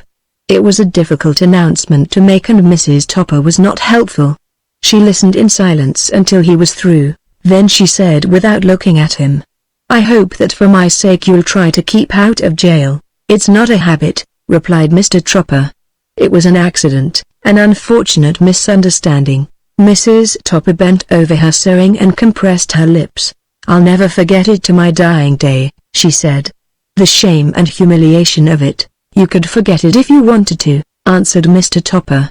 "If you liked me instead of yourself you could forget a lot of things." Mrs. Tropper regarded her husband with melancholy eyes. "You ask me to forget that?" she asked. "Come, Mary," replied Mr. Tropper in an earnest voice. "I don't know what got into me. I was all wrong, but lost the same." He stopped and, pulling the knickers from his pocket, began to mop his face with them. They were orchid-colored knickers heightened in attractiveness by crimson butterflies in lace insertion. They gave Mr. Topper a foppish appearance. As he stood before his wife with his face nonchalantly buried in the silken fabric, Mr. Topper looked almost giddy. A new light came into Mrs. Tropper's eyes. It was the light of despair masking behind outraged modesty.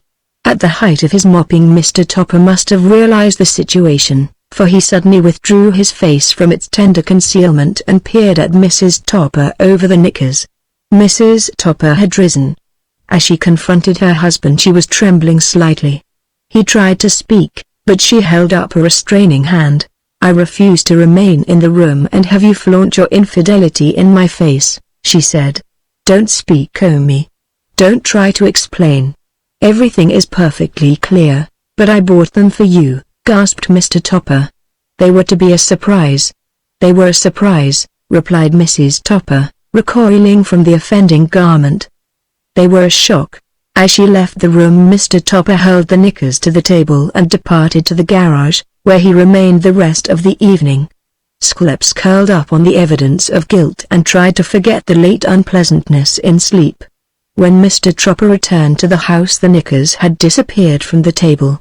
Upstairs a tear-stained woman was clutching them in her hand. Gradually her sobbing quieted and she looked timidly at the knickers. Perhaps after all he had bought them for her. But she never wore such things. Mr. Tropper knew it. Why didn't she wear such things? She was startled. Perhaps that was the reason.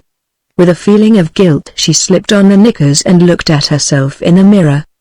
She thought they were vulgar and pointedly immoral, but in her heart she gloated over them. After all, they were quite nice if worn in a proper manner and for an equally proper purpose. Beauty for beauty's sake. She would have to consider knickers and other things.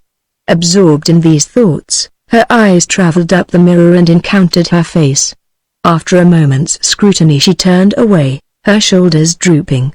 She felt foolish and defeated. Desolation filled her heart. As she lay on the bed in her startling attire she looked like a bedraggled doll which some worldly person had dressed in a moment of caprice and then abandoned for other pursuits. Her outbursts of grief expended, she sprang up and, tearing off the offending garment, trampled it under her feet. Then quite reasonably she picked up the knickers, carefully folded them and put them away for safekeeping.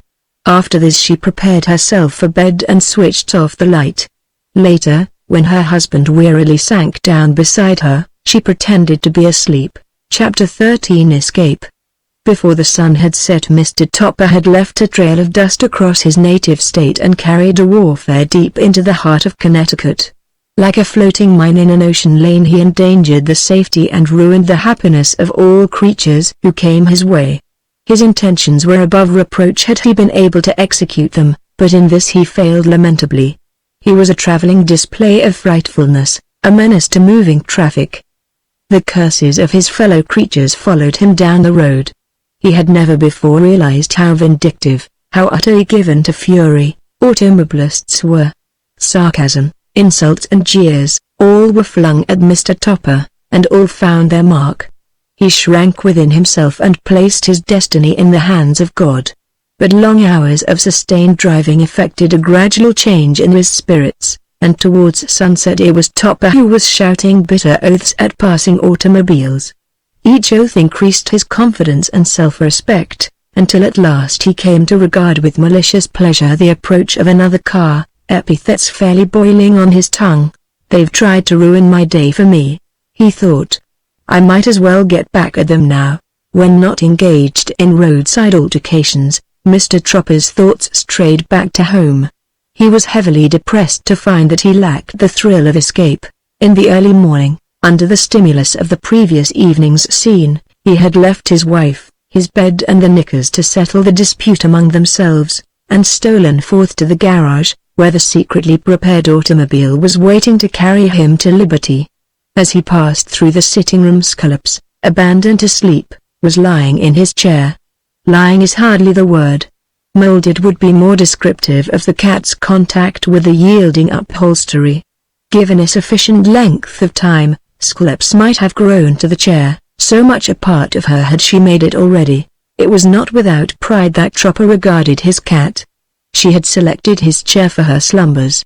Possibly she sensed he was near.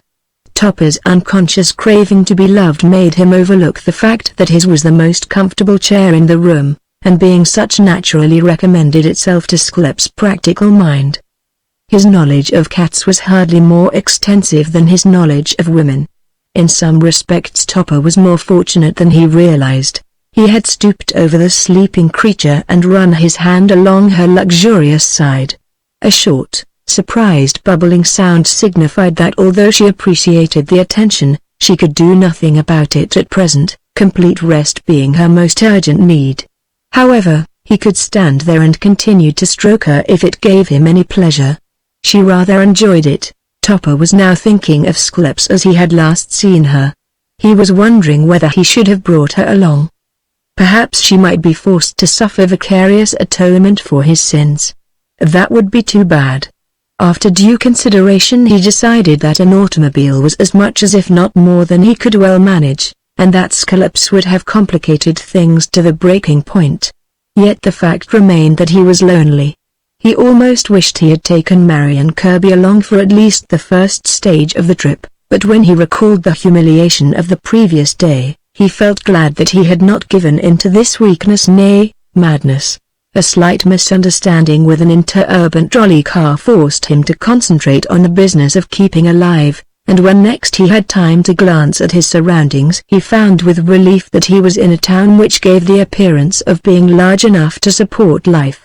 The hotel was even more than he had hoped for or expected.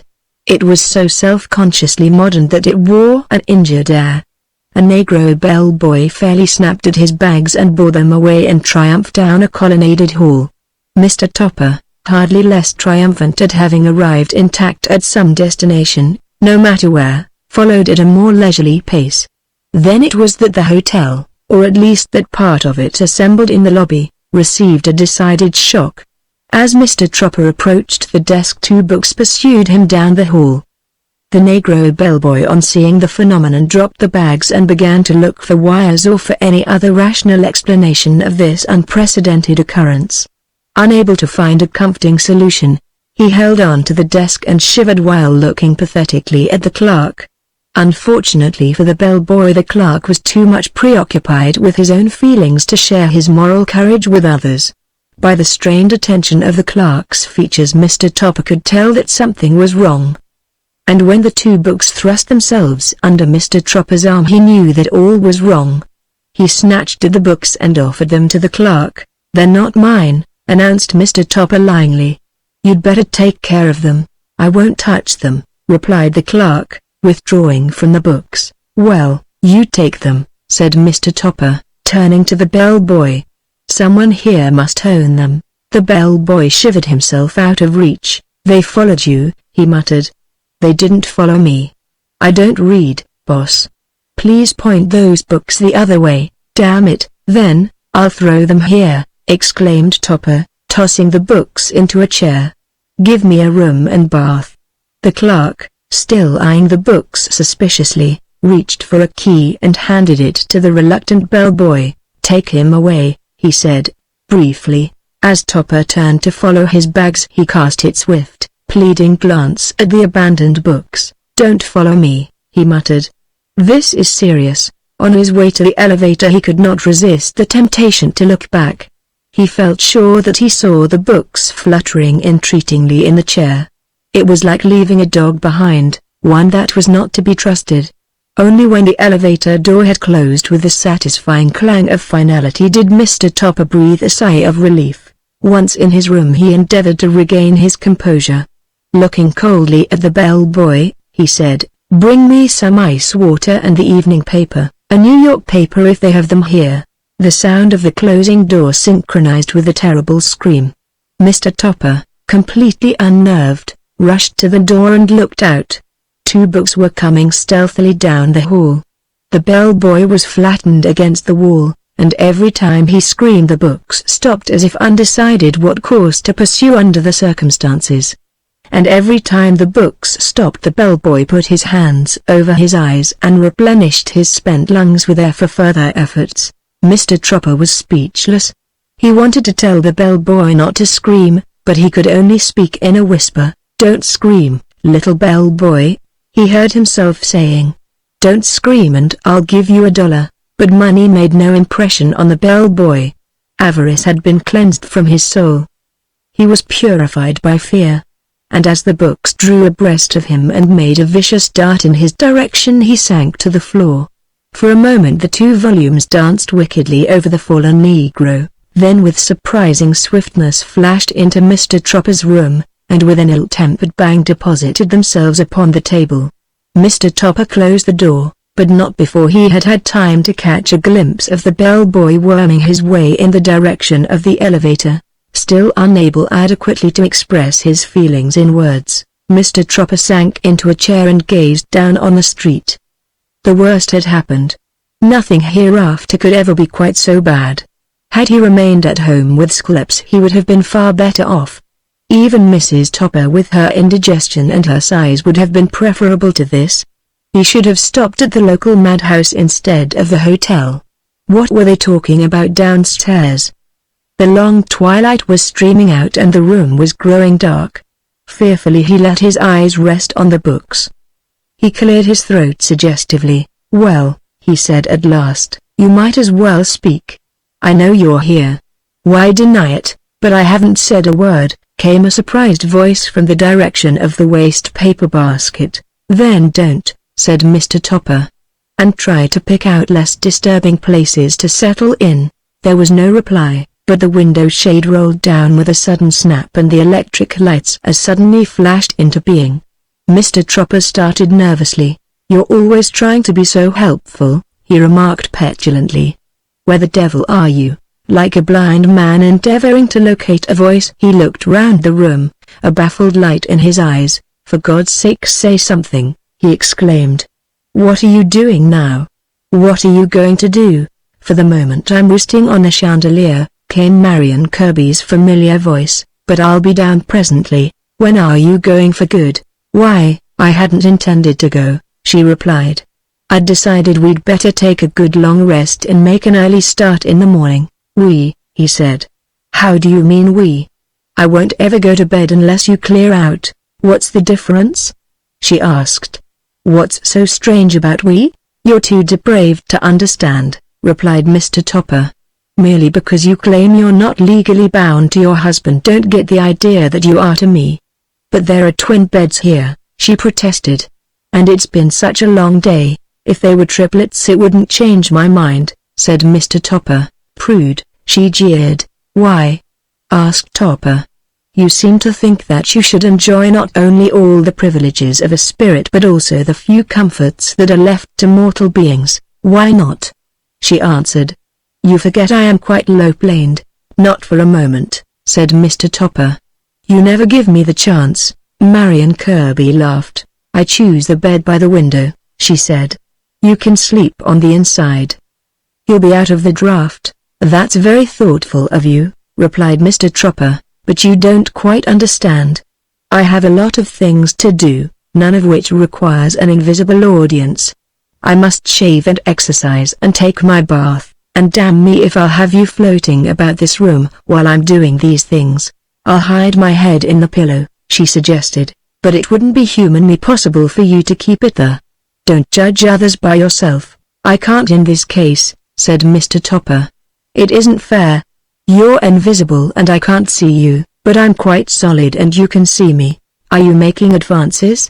Asked Marion Kirby. Not at all, exclaimed Mr. Topper, for if you are, she continued, I can very easily alter the situation.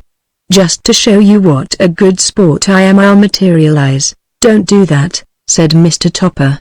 Most emphatically not. Get the idea out of your head. There are laws against such things, unpleasant, illogical laws. Do you want me arrested again?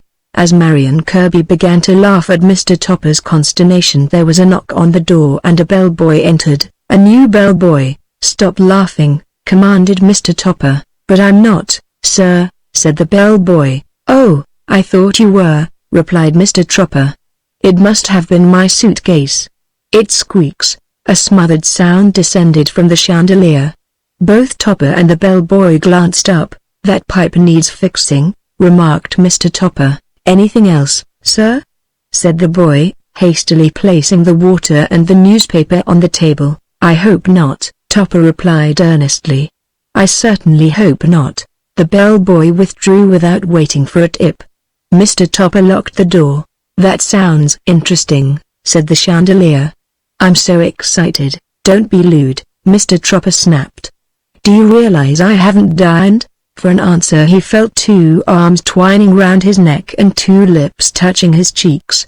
In spite of himself he was thrilled. Stop all this, he said.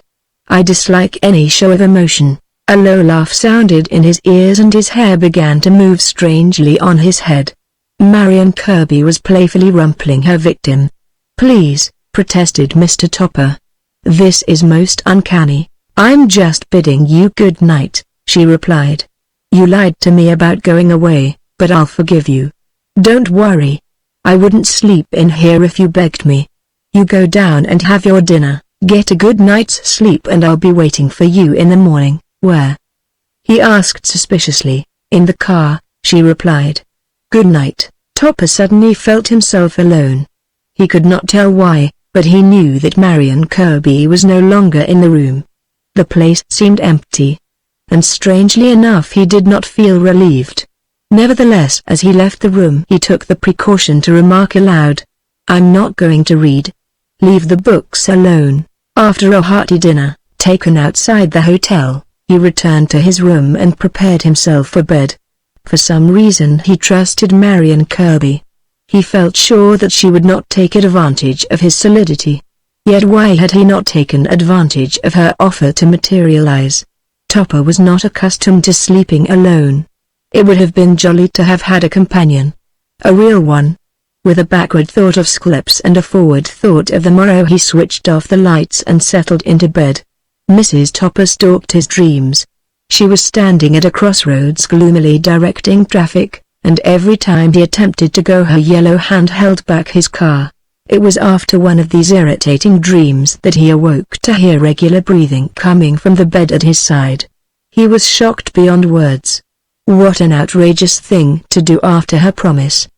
He thrust his hand out in the darkness and shook the bed. Wake up, he whispered piercingly. Wake up. You can't stay in here. Oh, let me alone, came the sleepy rejoinder. Don't bother me. I've had to stand your driving all day long. Don't argue, whispered Mr. Topper. Get up at once and go away. Sleep in the garage, sleep by yourself. But, Marion, continued Topper, trying another tack. This isn't right. Your husband is a friend of mine. Well, I slept with him for years. How shameless. Not at all. One would think I was trying to seduce you. I know you're not. But you're making a nervous wreck out of me. I value your husband's friendship. Marion Kirby laughed mirthlessly. "It wouldn't be worth a cent if he saw us now," she said. "When's he due back?" asked Mr. Topper, after a moment's thought. "You can't tell," she replied. "He might drop in at any minute." This information contributed little to Mr. Topper's happiness. He looked morosely out into the darkness. "I could never explain," he remarked as if to himself. "You wouldn't have time," said Marion. "Then why not be sensible and go away?" "Because I'm very comfortable where I am, thank you." "Oh, dear," he said to the darkness. "I'd rather sleep in the bathtub." "Go on and sleep in the bathtub. Turn on the water and pull it up over your ears." Mr. Topper made no answer, but sat hunched up in his bed. Suddenly he jumped.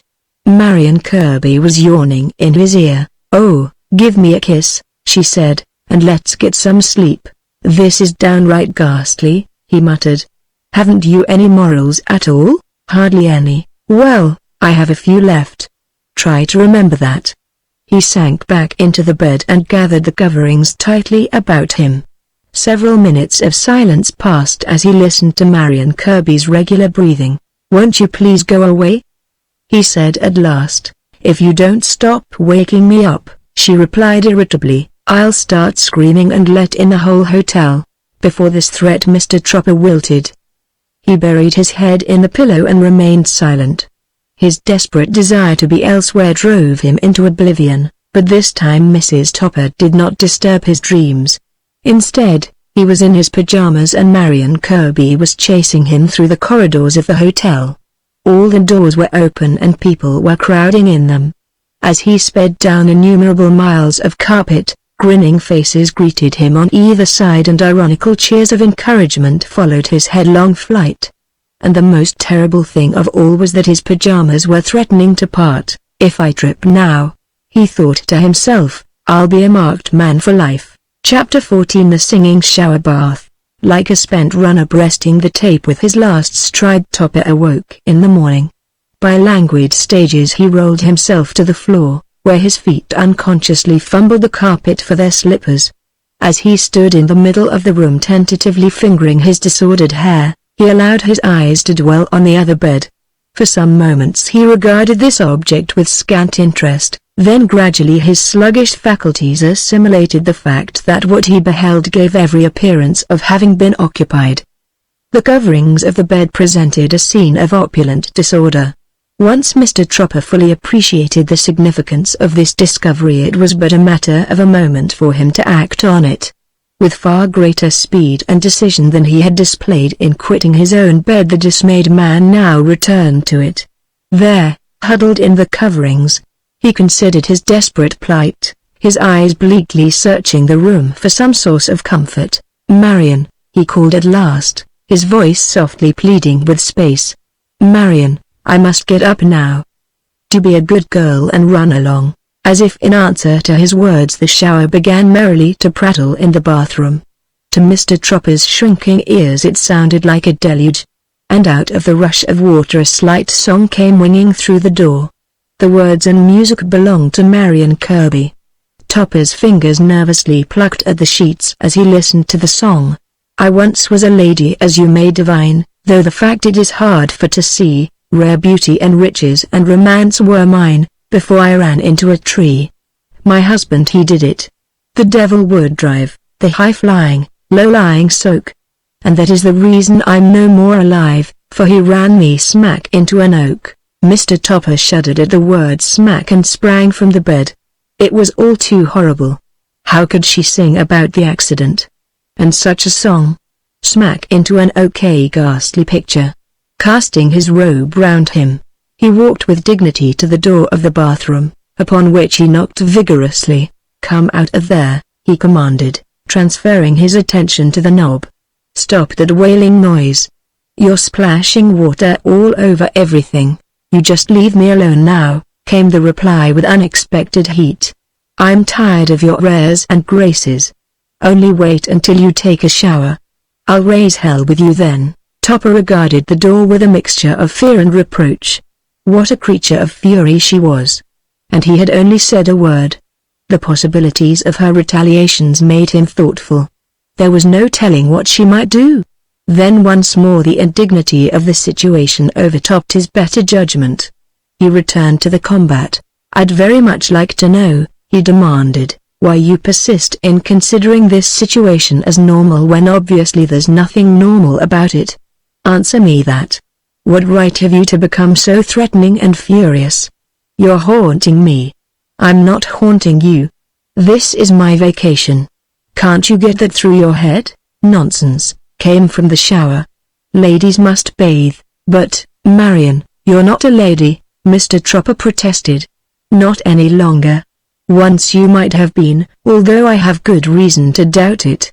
You're only a spirit now and you're supposed to have taken your last bath.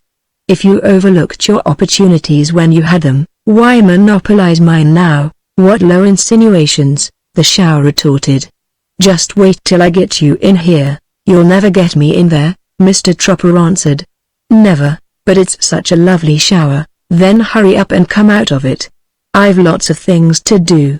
"You don't know what you're asking," came insinuatingly from the shower. "You see, I materialized just for the occasion, but if you insist." "I don't," Mr. Tropper interrupted hastily. "Only please dematerialize and go away." "Then where are my knickers?" "Good God, what a question to ask.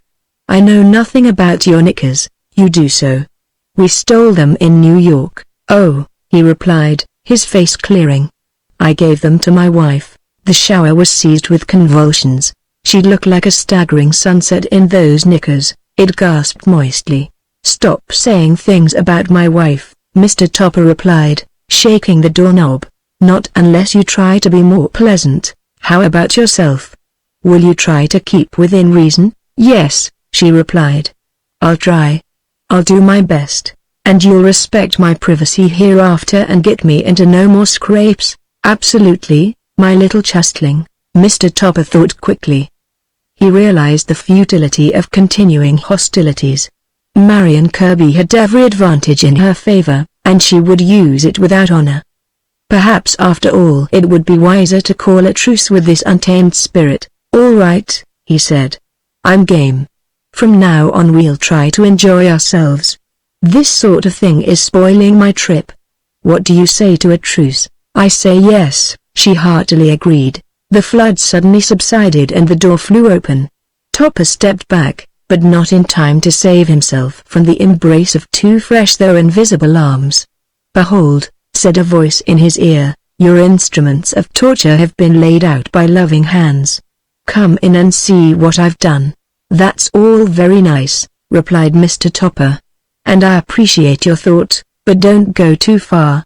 I know all about shower baths.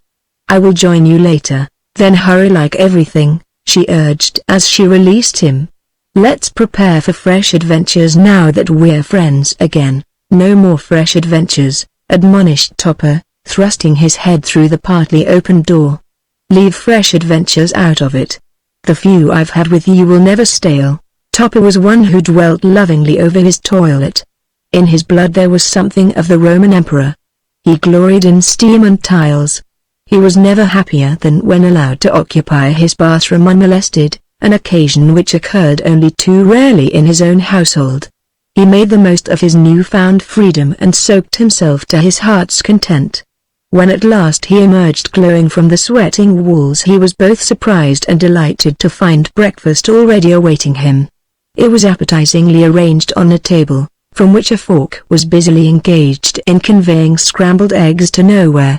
To Mr. Tropper it was a painful sight. As the fork rose from the plate and daintily poised itself for the thrust, he watched with fascinated eyes the amazing disappearance of its burden. Marion Kirby's voice interrupted his contemplation. "Sit down," she said briskly. "Everything is getting cold." "I couldn't wait." The fork made a quick jab in his direction. "Don't apologize," he replied, sliding into a chair. "I'll sit down, but before I begin to eat, answer me one question. How is it that you can put something into nothing and make it disappear?" "It's a gift," she explained. "I just gulp it down into the fourth dimension and there it is changed into so much extra ectoplasm." Mr. Tropper tried to smile, but he felt that he was rapidly losing his appetite. "It's all clear," he said, "but the gulping. Do you have to gulp when you eat? Don't be insulting, she replied, with the fork poised in midair. It's merely that I'm ravenous after the shower. Absolutely starved. I don't get a chance to eat very often. Then don't let me stand in your way now, Mr. Tropper urged gallantly. Go right ahead and gulp. I'm a trifle greedy myself. For several minutes no sounds disturbed the tranquility of the room save those occasioned by eating. Presently, however, Mr. Topper, who had been glancing at his companion with increasing alarm, was forced to speak. You'll pardon me, he said, if I seem to turn away when you gulp your coffee. I can't quite get used to the sight and it gives me the strangest feeling. Every time you tilt your cup I expect to see the coffee splash all over the table. Oh, you'll get used to that in time, she answered encouragingly. I'm no longer in rompers, he remarked. But I never miss, she assured him. That's just it, he replied. It would seem more natural if you did. In the middle of his next mouthful a new fear interrupted his activities. How? He demanded, swallowing quickly. How did you manage to bring this breakfast into being? I telephoned for it, she answered. Mr. Tropper started from his chair. My God! He cried. They'll think I had a woman in my room all night. Sit down, she commanded. And don't be so jumpy or I will spill my coffee. I imitated your voice perfectly. In fact, I was quite ladylike. As Mr. Tropper resumed his chair Marion Kirby began to laugh. Why that? He asked. Because I made one mistake, she answered. I told the boy to set the tray down outside the door, but when I went to get it he was still there. Well, naturally you can picture to yourself how mystified he was when he saw the tray slide in, as it were, by itself. Only too vividly, said Mr. Topper.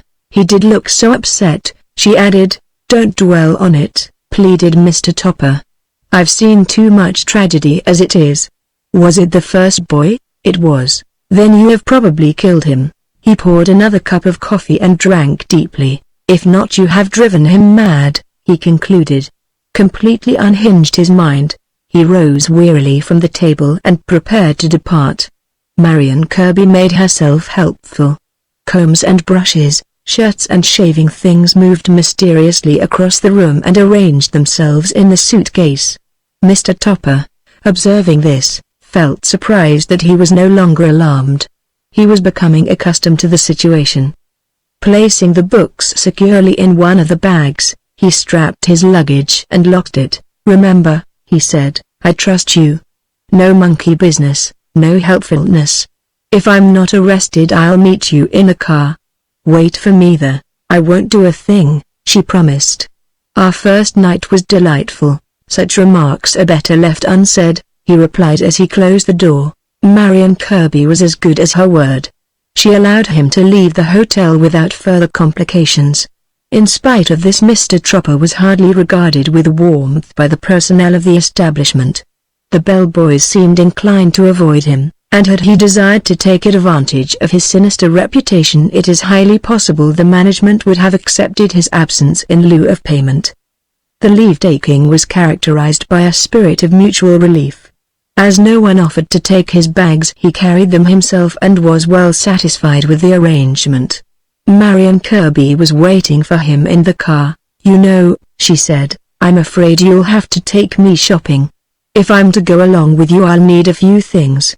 Mr. Topper protested strongly, and it was only after the threat of strange and fearful embarrassments swiftly to follow his refusal that he finally agreed to stop his car in front of the lavishly littered windows of a department store. Here at the girl's dictation he wrote out a list of purchases. Not that, he objected after the mention of a certain article. Absolutely, she insisted. You gave my knickers to your wife. Now you must buy me knickers. I revel in them. Well, you won't revel with me, he said as he mopped his face and made for the store. Marion Kirby kept close to his elbow and nudged him whenever she had decided on a purchase. In a faint voice Mr. Tropper asked for the various articles and stood perspiring until his invisible companion had made her selection. The saleswomen eyed him suspiciously, but he refused to meet their eyes. Had it not been for a disturbing disposition on Marion Kirby's part to possess herself unlawfully of certain small articles by slipping them into his pockets, Mr. Topper would have found nothing radically wrong with her conduct. Whenever he endeavored to replace the things, she pinched his arm so viciously that he was forced to abandon his attempts to remain an honest man. After innumerable purchases he consulted the list, then mutteringly addressed his arm. "We've bought all the things," he said. "Let's get out." "All right," she whispered. "I'll go first." As she did so she succeeded in attaching herself to a red cape and sport hat draped on a nearby model. The model swayed perilously as it was being bereft of its attire. Mr. Tropper stepped back and regarded the scene with despairing eyes. Then he looked about for another exit, but could find none. The model, looking rather summary, settled back to rest, and the hat and cap proceeded jauntily down the aisle. At first no one save Mr. Topper noticed the unusual spectacle, but as the hat and cape continued on their triumphal progress the early morning shoppers began to fall back until finally the passage was lined with mute, inquiring faces. Mr. Topper, vividly recalling his dream of the previous night, refused to follow the retreating garments. He mingled with the crowd and pretended to look surprised. The effect was that of a dangerously ill man. "I would have bought the damn things," he kept thinking. "Why didn't she give me the chance?" Finally, a shopwalker caught sight of the animated hat and cape. Perhaps he did not fully understand the situation, but he did seem to appreciate the fact that high-class merchandise was rapidly departing from the store in a new and altogether unauthorized manner. Whether he was an intrepid man or an extremely dull one can never be established.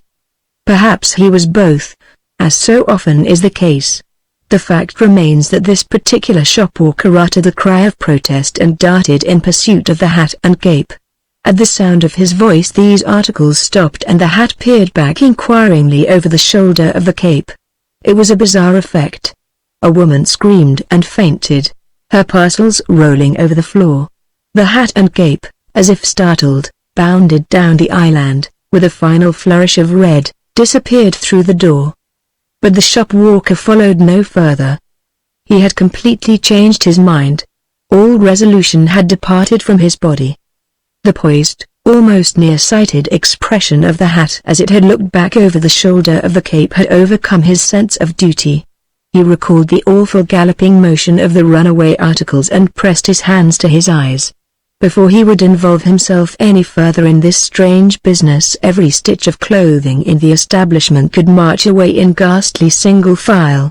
For a few seconds after the disappearance of the hat and cape a solemn silence settled over all beholders, then this was shattered by the babble of many voices.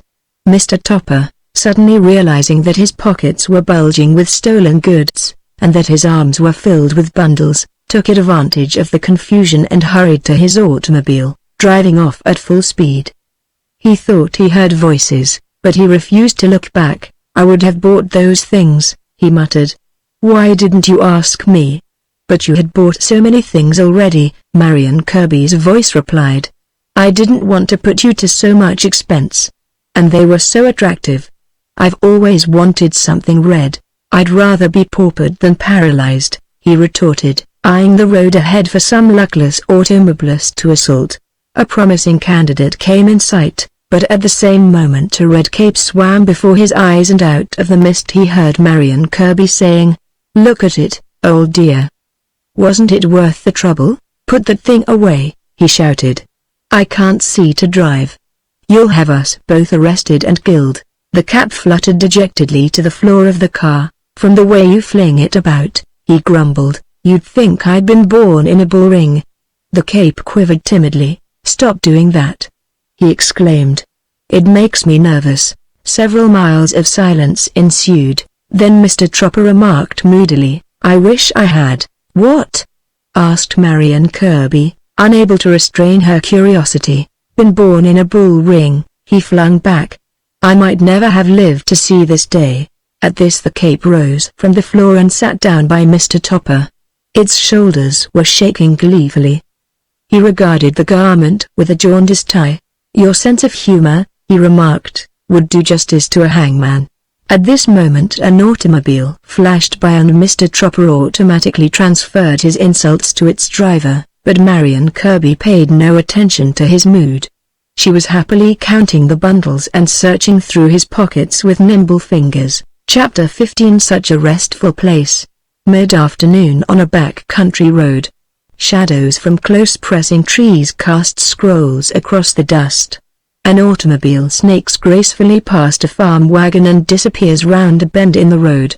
With a disturbed expression in his eyes, the driver of the wagon gazes after the vanished automobile. Presently he sighs deeply, and gathering up the reins in a preoccupied manner urges his team onward. Little profit, he decides, in idle speculation. What he has just seen he has not seen. That was the only satisfactory way out of it.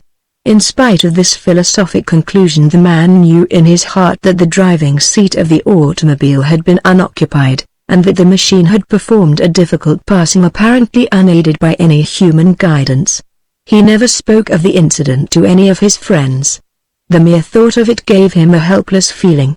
But the memory lay buried in his heart, and to his dying day it remained a mystifying and inexplicable fact, but nevertheless a fact. A few miles down the road the automobile had halted in a clearing. From the automobile emerged a red cape and hat accompanied by several bundles. This singular group, after a moment's hesitation, disappeared into the woods. Presently from the automobile drifted a blue cloud of smoke. The smoke had in turn drifted from Mr. Topper. He was smoking one of his favorite cigars and feeling quite set up about it. In spite of her momentary weakness in the department store, Marion Kirby had succeeded in restoring him to a high state of good humor. So much so, in fact, that he had permitted her to drive the car. It had been a secret relief to him. He had sat and rested his nerves. "I know every road in the state," she had said. "Let's get off the beaten track, by all means," he had answered. "As far off as possible." Now Mr. Tropper sat smoking and comfortably considering life. He was far off the beaten track and soothed by a feeling of security.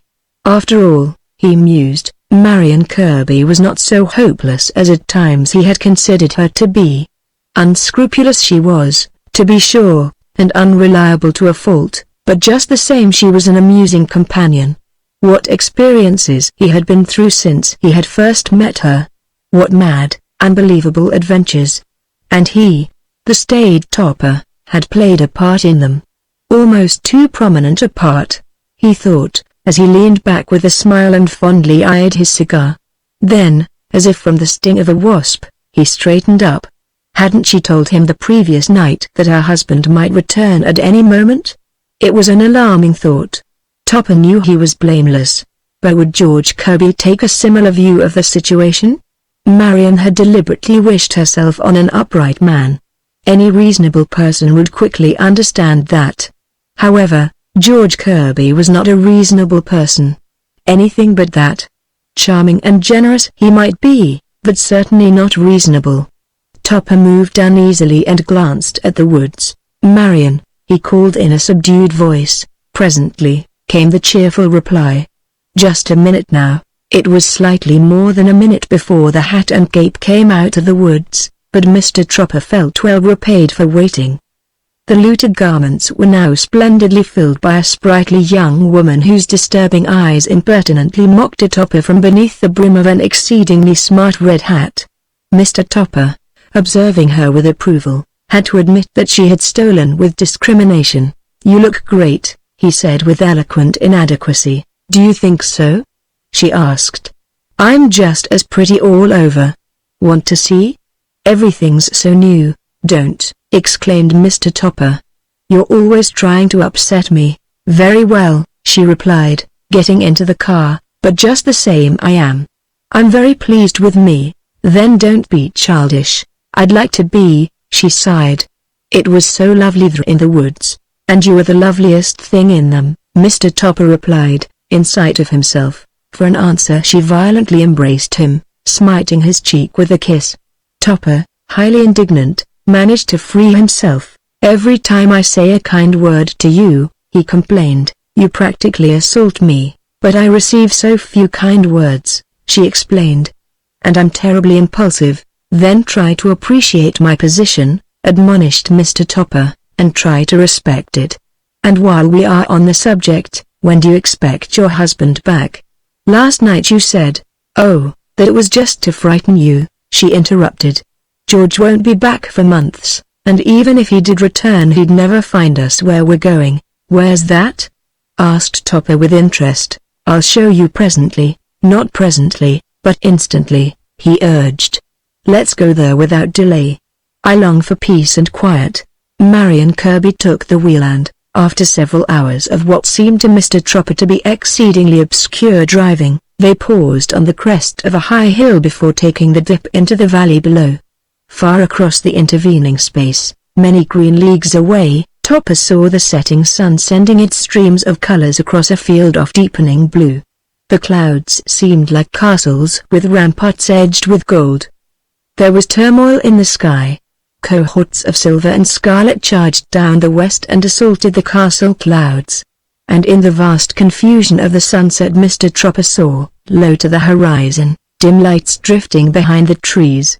Both Topper and his companion watched this kaleidoscopic overthrow of nature with deep, thoughtful eyes, a little touched with the melancholy appreciation of those who look too long upon the sun at its setting. Topper moved a cramped leg and looked at the girl beside him. It's quite good, he remarked diffidently. What do you think? Don't ask me what I think, she replied. Then with a shrug of her shoulders, I find the damn thing garish. It struck me, too, as being a trifle overdone. She threw him a quick smile and pressed his hand. Remember the last one we saw together? Topper made no reply, but looked unhappily at his shoes. He had a feeling inside of being quite lost. He attributed it to hunger, but strangely enough he was wishing that for once in his life he had fallen desperately and forgetfully in love. It was like trying to trace a vague perfume to its source. Once in the lobby of a hotel a woman had passed Mr. Tropper's chair. After she had gone there remained behind a subtle, disturbing fragrance. Mr. Topper had failed to notice the woman, but he had become keenly aware of the perfume lingering in the air. It was floating round him now. Why had he not risen and followed the woman instead of sitting troubled by the faint breath of romance? Why had he always lost himself in the evening paper instead of looking over its edge for possible adventures? Had Mrs. Tropper anything to do with it? Perhaps. He remembered that on this occasion he had been patiently waiting for her. Romance? No go, there. She had arrived with voluble indigestion and a secret craving for food. In propitiating the one and appeasing the other, the desire for romance and adventure had collapsed in Mr. Tropper's heart. Instead of following a haunting fragrance he had followed his wife through the tube, while listening to the trials of an unsuccessful shopping day. With a start he came back to his surroundings and glanced down at the small brown hand resting lightly on his rather fleshy one. At his glance the hand was quickly withdrawn and Topper was surprised to see 2 spots of pink appear on Marion Kirby's cheeks. He had not believed it possible. Even now he was suspicious. She was probably plotting some crime. Don't look at me like that, she said. Like what? Topper asked. Like a thwarted pup, she answered. A pup bereft of milk. I never could stand hungry eyes. Am I hungry? Starved? Well, so am I. It's been a full day, but we've succeeded in remaining rather empty. When and where do we eat? Do you see that lake down there? She asked, pointing to the valley. I do now, he replied, but I hadn't noticed it before. It looks so lost among the trees. That's just what it is, she answered. Years ago that little lake strained away from its mother, and ever since then these hills have been nursing it here in secret. And every year the mother lake sends the streams and rivers in search of her lost lakelet, but these hills, which are inclined to be barren, consider the foundling as theirs and jealously keep it locked away in the valley. Well, remarked Mr. Tropper, after a short pause, now that you've about rung the change on that theme, let's go down and take a look at this lost lake of yours. Perhaps there's some food to be found. No doubt there is, you prosaic beast, the girl replied as she started the machine. There used to be a store at one end. As the car descended the winding way the road grew deeper in shadows, and when they reached the border of the lake a dim film of daylight still lingered over its still surface as if reluctant to leave this quiet spot. To Mr. Tropper the lake seemed truly lost, and everything about the place partook of the same atmosphere. On its shores he could distinguish only a few cottages, and even these had an abandoned look about them. He felt that they must have crept away from some populous summer colony and hidden themselves among the trees to rest. About halfway up the opposite hill a large stone house cut a breach in the trees. A few lights twinkled in the upper windows, these golden specks of life serving only to intensify the solitude of the scene. For the first time in his life Mr. Tropper felt really secure from the world and all its works. In such a place as this Marion Kirby could do her worst without disturbing his peace of mind. It occurred to Mr. Topper that it would be a delightful sensation to strip himself naked and go running through the trees, to feel the night on his body and to meet the earth like a free, unabashed creature of the earth. This was a radical thought from Mr. Topper, and happily, some may feel, a passing one. It left him slightly sobered. "Have you ever been here before?" he asked, sensing the precarious condition of his mind. "Didn't I just tell you?" she answered. "I've been here lots of times. I used to come here to hide from George when he got on my nerves. God grant that we may be as successful this time," Mr. Tropper breathed with unfeigned sincerity. "Don't worry your head about him," she replied carelessly. "He's probably sound asleep in some low cafe tilde copyright at this very minute. We'll drive down to the other end in search of food and shelter. Is there some sort of an inn about?" "No, but the cottages look deserted." Mr. Tropper did not entertain with enthusiasm the prospect of breaking into a deserted cottage, but as the only other alternative lay in sleeping in the automobile he held his peace. At the end of the lake they found a small shop from which they purchased provisions of a compressed nature. By the time they had completed their transactions under the suspicious eye of the shopkeeper daylight had faded from the face of the lake. A world of stars looked down on them and showered the dark water with a spray of golden coins, which danced and sparkled whenever a breeze moved from the shore. "We'll have to park the car on this side," Marion Kirby said in a low voice. "The road ends here. We can walk round to the cottages by the path."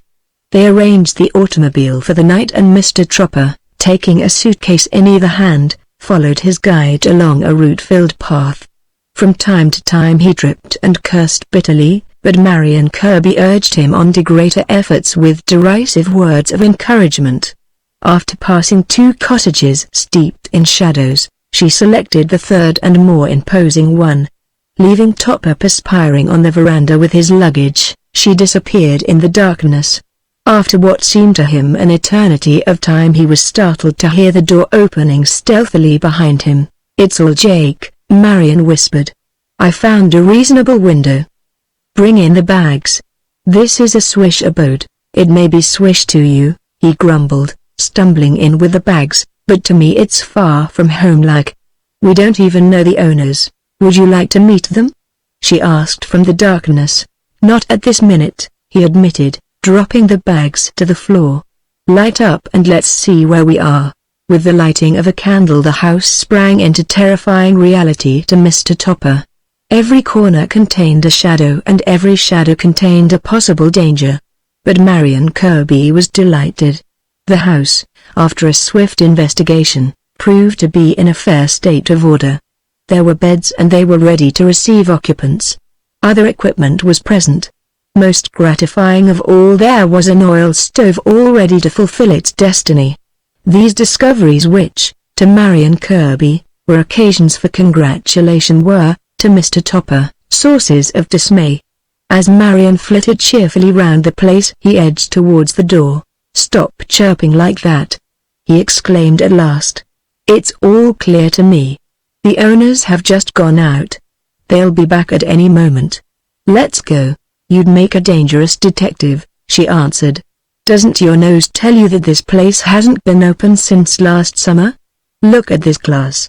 It's dusty. And the table. I could write your name on it." "Don't," said Mr. Topper. "Write yours. I require no publicity." "Come back here then and sit down," she replied. I'm going to air out the beds in our room." Mr. Topper looked at her in blank astonishment.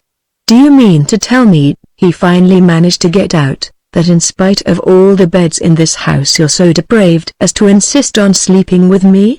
I just thought it would be more fun." "Fun," he repeated. "What has that to do with it? It might be fun to live in a harem, but right-thinking men don't do it. Fun fills the divorce courts and digs untimely graves. Anyway, under the circumstances, I don't feel funny. Why don't you get up on the table and preach down at me?" She jeered. "Bring me back to the fold. Point the way to salvation. You should know more about the hereafter than I do," he remarked moodily. She came over to him and placed her hands on his shoulders. He stepped back and tried to avoid her eyes. "Now don't begin to coax me," he said. "I won't hear a word of it. It was bad enough before you materialized, but now it is utterly out of the question." "Absolutely. Oh, give me a kiss," was all she said, and she took it. Topper, though remarkably pleased, remained adamant, and after a certain amount of haggling they arrived at a compromise. They would occupy connecting rooms.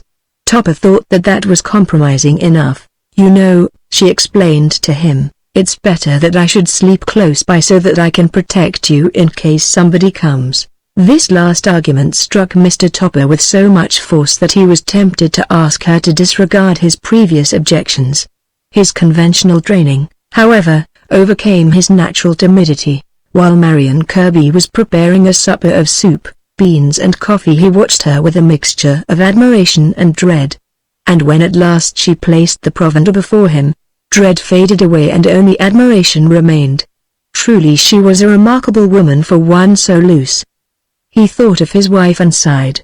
Then his thoughts reverted to Scollops.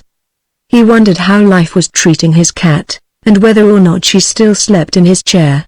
While wondering, he ate diligently with the appetite of a famished man. Food had never meant so much to Mr. Topper. Presently he halted and looked up from his plate. "Do you like cats?" he asked. Before his companion had time to answer, Mr. Topper's jaw dropped, his face changed color, and with dilated eyes he gazed over her shoulder. For a moment she was too startled to complete her chewing. Then she rose from her chair and hurried to him. "Are you choking?" she asked. "Can't you swallow?" And with this she began to pound him on the back. Mr. Topper almost fell from his chair. "I'm not choking," he gasped. "But I can't swallow." "Oh, look." Marion was too alarmed to heed his words. She stopped thumping and began to tear at his shirt. "I'll open your collar," she said, "and then you'll feel better." At this Mr. Topper returned to speech. "Hell, no!" he shouted. "Don't open my collar. Open a window instead. He's standing in the doorway right behind you." In an instant the situation was clear to Marion Kirby. Slowly and with great dignity she turned and beheld a rough-looking individual standing exactly where Mr. Topper had said, in the doorway. In one hand he held a lantern, in the other an ugly-looking stick. "Will you be good enough to tell me just what you are doing here?" she asked in a calm voice. The man hesitated and looked at her with a surprised expression. "Protecting the master's property," he replied. "He don't allow squatters here." "Squatters," she replied in a puzzled voice. "Squatters? Now what exactly are squatters? Sounds like some sort of a pigeon, or perhaps a fish." "A squatter's fish? If you don't understand what squatters is," said the man, "I'll change it to housebreakers, trespassers, undesirable people, thieves, loafers or—" "It's quite clear," interrupted the girl. "Don't go on. Now tell me, who is the master you referred to?" "He's Mr. Wilbur," the man replied. "And where is he now?" "He's in Europe, that's where he is." "How odd," she mused. "So is my husband." "I'm her brother," put in Mr. Topper in consternation. "Her eldest brother. We're nice people and—" The man glared at Mr. Topper and raised his stick threateningly. Mr. Topper sank back in his chair. "Leave this to me," Marion whispered quickly, then advanced on the unwelcome visitor. "For some unfortunate reason," she said, "I haven't taken a fancy to you. It might not be your fault. I hope it isn't, but the fact remains that now you must go. Take your little lantern and swagger stick and hop off. If not, God protect you, quit your bluffing, replied the man, or I'll use this club on the both of you. Then a strange and terrible thing took place. The woman, facing the intruder, crumpled to the floor. Nothing remained of her save an inert bundle of clothing. Even Mr. Topper, as accustomed as he was to unexpected occurrences, sat horrified in his chair. The man looked down at the clothing and strove to collect his wits. She's fainted, he suggested, looking hopefully at Topper. Mr. Topper began to laugh hysterically. What's that? Asked the man suddenly as his hat snapped down over his eyes. He raised his hands to his hat, then quickly transferred them to his stomach. As the stick fell to the floor it was seized by an invisible hand and brandished in the air. With great force and accuracy it descended on the now prominent region of his reverse exposure, causing him to snap erect. His face was a study in terror as he fell on his hands and knees and began to crawl to the door. Here's your lantern. A voice cried. Clear out quick. The voice was too much for the man. He staggered to his feet and without waiting for the lantern fled from the cottage. The lantern, following in close pursuit, danced crazily in the darkness. Mr. Topper could trace the retreat of the man by the crashing of the bushes and the cries that disturbed the night. Gradually these sounds subsided and silence settled down. Some minutes later the bundle of clothing began to stir. Mr. Topper saw a confused mass of feminine apparel arrange itself in the air and assume the outlines of a woman. He closed his eyes to blot out the sight, and when he opened them again Marion Kirby was standing before him. What were you saying about cats? She asked, seating herself on the table. I don't know, said Mr. Topper. Was I saying anything about cats? It doesn't matter, she replied. That bird won't be back tonight. I couldn't get him to take his lantern so I was forced to throw it at him. She slid over to the dejected Topper and, curving an arm round his shoulder, sat heavily on his lap. Too weak to protest, he allowed her to sip his coffee. I doubt if he ever comes back, she added reflectively. What do you mean? Asked Mr. Topper uneasily. I hope you didn't kill him or maim him for life. Did you? Not quite, she replied. Almost, though. He called us squatters. I don't mind about myself, but I can't bear to think of you as a squatter. I don't mind being called a squatter, said Mr. Topper thoughtfully, but I couldn't stand that club of his. Every time I looked at the thing it gave me the shivers. There were knobs on it. Marion Kirby jumped from his knees and squeezed his hand. Don't think of him anymore, she said. Let's go outside and contemplate the stars. I hope that's all we'll contemplate, replied Mr. Topper. They sat on the steps of the veranda and Marion rested her head on Mr. Topper's knee. Once more he thought of scallops. Then he looked down into the girl's eyes and saw that in them, too, there was an expression he could not fathom, but on this occasion he was thrilled instead of being troubled. You know, she remarked, smiling up at him, you're not my eldest brother. You're my first and only child. Well, from the way you're bringing me up, he replied, you must be one of those Spartan mothers I read about in school. Certainly I am, she answered. I'll make a man of you yet, then keep the door open between us, said Mr. Topper. I'm feeling far from well. If I dream about clubs tonight I'm likely to die in my sleep. He lit a cigar and looked down on the lake. Nice night, he suggested. Great, she replied, snuggling closer to him. I'll try a cigar, too. Chapter 16 Enter the Colonel and Mrs. Hart. A shaft of hazy sunlight sifting through moist green leaves found its way into Mr. Topper's room. After fingering the bedspread delicately it finally crept up to his strangely innocent-looking face, now lying unprotected beneath a nocturnal gathering of whiskers. Topper stirred fretfully and rolled over on his side. In his heart there was a fierce desire to remain oblivious of life, but somewhere within his subconscious lurked a painful suspicion that all was not well with the world, or at least, that part of the world which he, Topper, personally occupied. He half opened his eyes and squinted at the room. Had there not been a man with an ugly club? Yes, there had been such a man. And had not Marion Kirby done violence to this person? The fact was not to be denied. Topper was clear about that. What a life! He thought to himself. What a series of calamities. Every morning I wake up in a different place and under more depressing circumstances.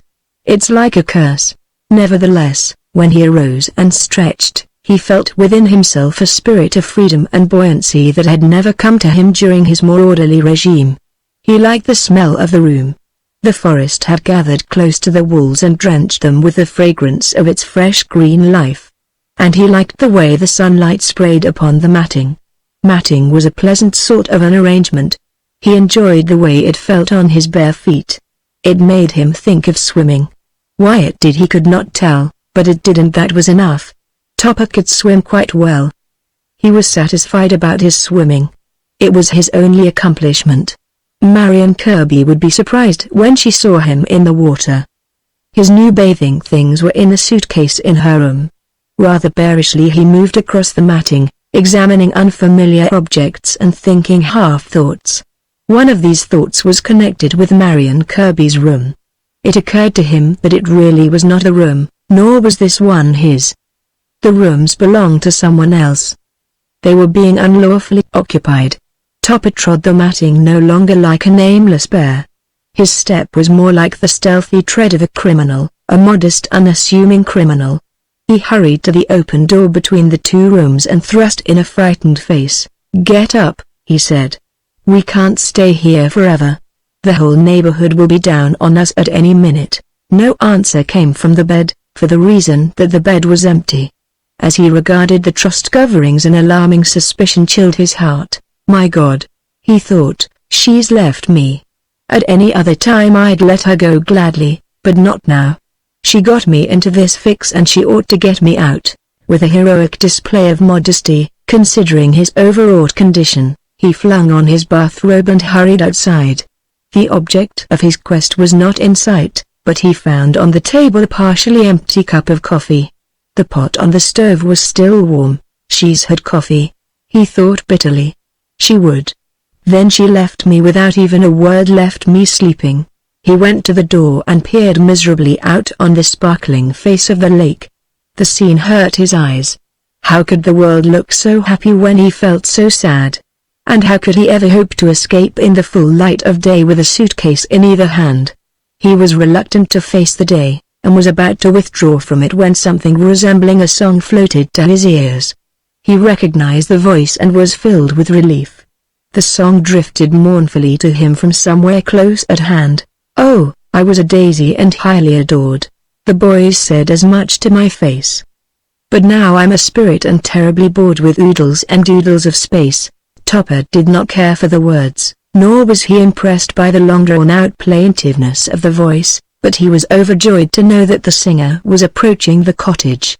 There was a thrusting sound in the foliage, and, after a few muttered imprecations concerning a certain blackberry bush, Marion Kirby, wild and disheveled, appeared at the foot of the steps. Topper regarded her with thankfulness, but not with approval. That he could not do. In either hand she held a bottle and under one arm there nestled another one. Altogether, Topper decided, it was a convincing display of greed. Her face was flushed and her eyes sparkled dangerously. She was obviously pleased with herself and expected Topper to be. "See," she said, wiggling the bottles. "Look what I brought back." Topper looked and observed that one of the bottles, the one under her arm, was not altogether full. It was nearly half empty. This sorrowful fact did not add to Topper's spirit of tolerance. "What do you mean by drinking at this time of day?"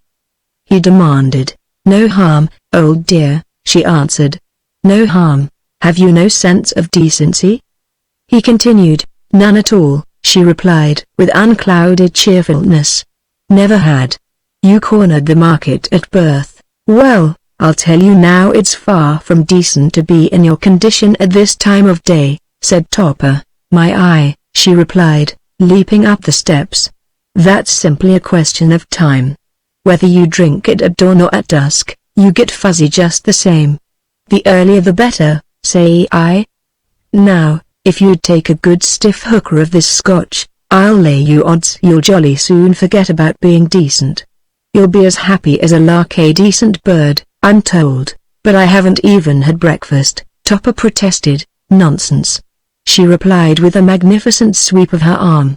"Look at the sunlight playing on the wind-struck lake. Catch the breath of the morning drifting through the trees. See the young earth sending forth her whatever they happen to be. Feel the world throbbing with new life and impulse. Get wise." "But I can't eat sunlight and young earth," complained Mr. Topper, rudely cutting in on her poetical outburst. "A cup of coffee and some scrambled eggs also have their decent points." She looked thoughtfully at his troubled face. "Take a drink and I'll get you some breakfast," she said. "This is good stuff. I stole it from Mr. Wilbur, our absent host. He has a cellar full." She filled a glass and handed it to Topper. Feeling the need for courage, he gulped it down and looked startled. The effect was almost immediate. Like the young earth to which Marion Kirby had referred, his blood began to throb with new life and impulse. With a regal sweep of his bathrobe he threw himself down in a chair. "Did you see our friend, the caretaker?" he asked. "I did," she replied, splashing some eggs into a pan. "He's still on his feet, but somewhat unsteady. There's a bandage round his head. He limps." Topper took another drink and placed himself at the table. "On with the eggs," he commanded. "Now that you've crippled him, I'll try to kill him." Marion Kirby watched him with a kindling eye as he fell upon the eggs. "That's right," she said. "Eat and acquire flesh. I'll drink and acquire merit, after which we'll both go swimming." "Great stuff!" exclaimed Topper. "I'll swim right across the lake and back in my brand new suit." "It's in your room, Braggart," the girl replied. "I'm going in to dress." "Just wait and see," said Topper, refilling the glasses. "Throw me out my rompers. Hand me in a drink," she called back, flinging his suit through the door. "I'm a wish all over." She thrust out a bare white arm and wiggled the fingers impatiently. Topper placed the glass in her hand, then, seized by a sudden impulse, bent over and kissed her smooth, cool arm. Marion gave a little gasp of amazement. "If I wasn't afraid of spilling my drink," she said, "I'd come out and smash your face." "You do nothing of the kind," announced Mr. Topper, straightening up and looking proud. "Nothing at all of the kind. I'll kiss you as much as I want." He finished his drink and walked unevenly to his room. At the door he uttered a triumphant laugh, which ended ingloriously in a hiccup. "Merciful heavens!" came Marion Kirby's surprised voice. "What has come over our Cosmo? He's actually getting aggressive, make no mistake," he shouted back, desperately weaving his legs into his shorts. "I'm the master in this house. From now on I rule." Marion Kirby dashed into the room and Topper began to scream. "This isn't fair," he protested. "Wait till I've got my shirt on." Marion refused to wait. Like a white flash the slim figure darted around Topper, raining blow after blow on his well-upholstered body. Fighting his way into his shirt, he attempted to defend himself, but his efforts were futile. She closed in on him and tickled his fat ribs. With a series of girlish squeals he sank panting to the floor, whereupon she danced on his stomach and uttered a cry of victory. Like a jovial porpoise Topper rolled from side to side, sweating profusely from too much scotch and exertion. "Who's the master of this house?" she demanded, digging a toe in his side. "You are," he gasped. "Stop tickling me before you give me a stroke." With a final kick she withdrew from combat and stood looking down at the vanquished male. "Get up, you tub," she said. "From now on I rule. Get up and swim across the lake." "You're a fiend in a one-piece bathing suit," Topper muttered in a husky voice. "Get that bottle." "I'm all in." "Keep a civil tongue in your head," she warned as she hurried from the room. When she returned with the bottle they sat down on the edge of the bed and eyed each other suspiciously. Topper gratefully swallowed his drink and sighed deeply. Then he reached over and clumsily patted his companion. "You know," he announced rather thickly, "I haven't been so happy in years. Take me out and show me the lake. Something seems funny about my legs." She threw an arm round his shoulder and together they left the room, their voices raised in song. "My husband, he did it. The devil would drive, the high-flying, low-lying soak. And that is the reason I'm no more alive, for he ran me smack into an oak. I can't get used to that word smack, said Mr. Topper. Otherwise the song's good. Throughout the uneven progress of the journey Topper was more helped than helpful. He had a decided tendency to starboard list, which the girl gravely endeavored to offset. Once she failed and the great weight of Topper bore down on her with full force. For a moment there was a threshing of arms and legs emerging from a cluster of deep-seated grunts. Eventually she succeeded in extricating herself and Topper was helped to his feet. "Don't trip me again," he panted. "It's not at all funny." Marion felt her bruises and laughed sarcastically. "Do you think it's my idea of a good time to be crushed to earth by a hulk like you?" she asked. "Then why didn't you dematerialize?" "Because you'd have broken every bone in your gross body," she answered with heat. "Hadn't thought of that," Topper apologized. "Very much obliged. Don't mention it," she replied. "What's a little fool between friends? Here we are at the landing. It's your first move." Topper swayed dangerously on the edge of the landing, then with surprising agility rose in the air and disappeared neatly into the water. As soon as he reappeared he stroked out with a tremendous show of purpose for the opposite shore, about a quarter of a mile away. As the space grew wider between them, Marion Kirby watched him at first with anxiety and then with admiration. His arms flayed the water rhythmically and a trail of foam followed his churning feet. Topper was swimming as if possessed. Everything was in his favor. He was unable to fall and too fat to sink. When Marion had eased her mind as to his ability to keep above water, she arched her back in a businesslike dive of her own. Like a water sprite she played around the landing, not troubling so much about swimming as creating a great confusion. By the time that the aquatic Topper had achieved the other side she had exhausted the possibilities of the lake. Like a fretful child she stood on the landing and stamped for Topper to come home. The keen morning air was not the warmest of blankets. She raised her voice in a long cry. "Come on over," she shouted. "I'm going back." Upon the reception of this message Topper placed an admonishing finger to his lips and with his other hand swept the surrounding hills. He was partially sober now and wholly fearful. "Why does she have to arouse the neighborhood?" he muttered as he watched her dancing form. Ceasing from this activity, she threw her head back and, thrusting her thumb into her mouth, gave an eloquent but vulgar pantomime of drinking. Then she turned and ran up the path, her white legs flashing in the sunlight. The effect was registered on Topper. He plunged back in the lake and put forth his best efforts. "She has no conception of honor," he thought gloomily as he wallowed along. "She'd cheerfully drink while I was drowning." A little surprise in the form of a tall, distinguished-looking gentleman was waiting for Topper when he reached the landing. Upon seeing this stranger, Topper's first impulse was to sink forever beneath the protecting surface of the lake, but there was still enough Scotch in his veins to give him the semblance of courage. "Good morning," said the distinguished-looking gentleman in a suspiciously friendly voice. "You seem to be enjoying yourself." "I am," replied Topper. "I deserve to." "I'll not dispute that," said the man on the landing, "but I doubt if you could prove it." "My own enjoyment is proof enough," Topper answered. "And how do you arrive at that conclusion?" asked the other. "I've already arrived," said Topper. "That I see." "But how?" "I don't see," the distinguished-looking gentleman pursued. "By the simple process of reason," Mr. Topper explained as he laboriously trod water.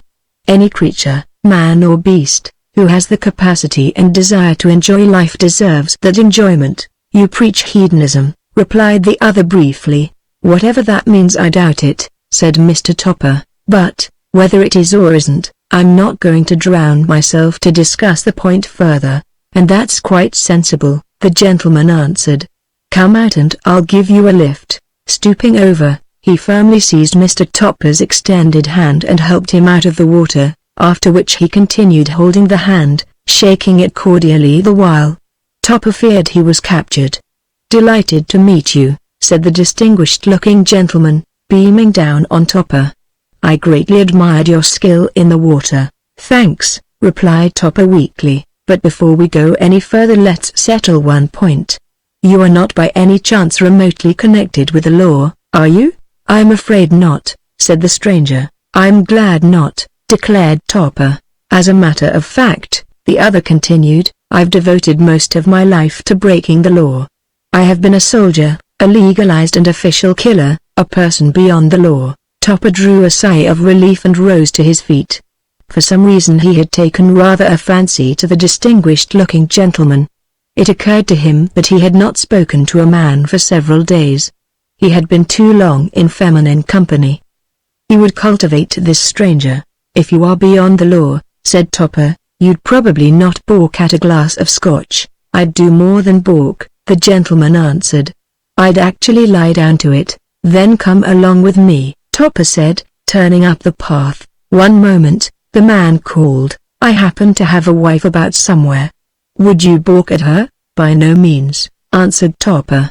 Although convention prevents me from going to the same extremes as you, I should be delighted to meet her. The opportunity is at hand, replied the gentleman. Topper looked up the path and saw a tall, fair-haired woman approaching. There was something engagingly rakish in her bearing. He placed her age as a good-humored 35. She was carrying some early flowers in her hand and puffing a cigarette. My dear, called the man, this gentleman has been so good as to ask us to share his scotch. My dear dropped her flowers and flooded Mr. Topper with a delighted smile. He is heaven sent, she exclaimed in a rich voice. Let's hurry before he drops dead or changes his mind. Watch the roots.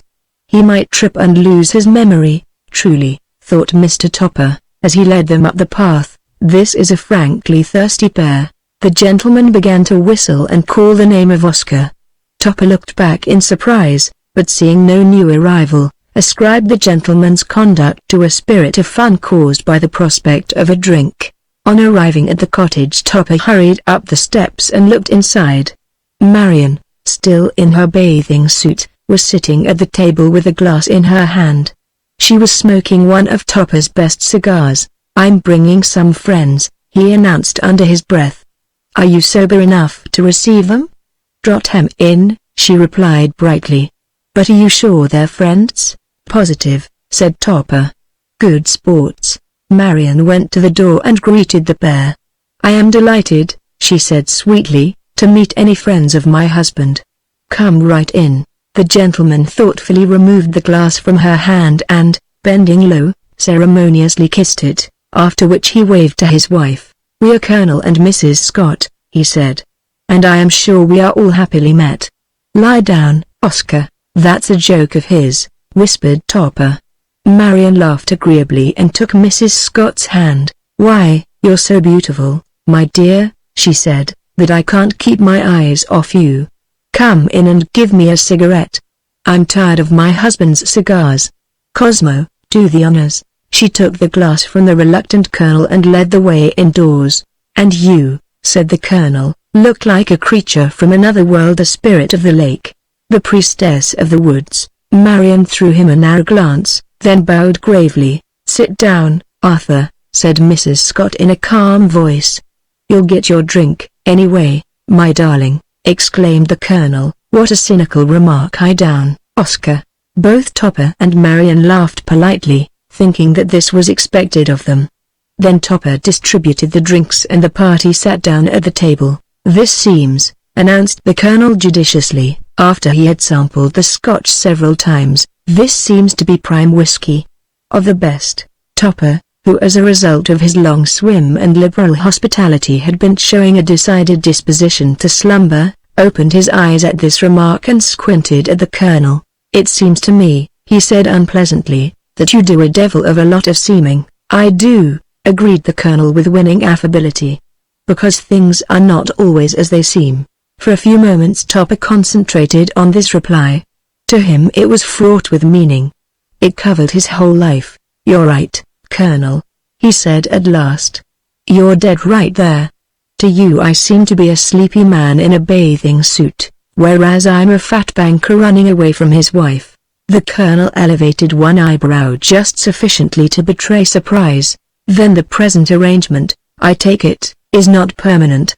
he suggested with a delicate inflection.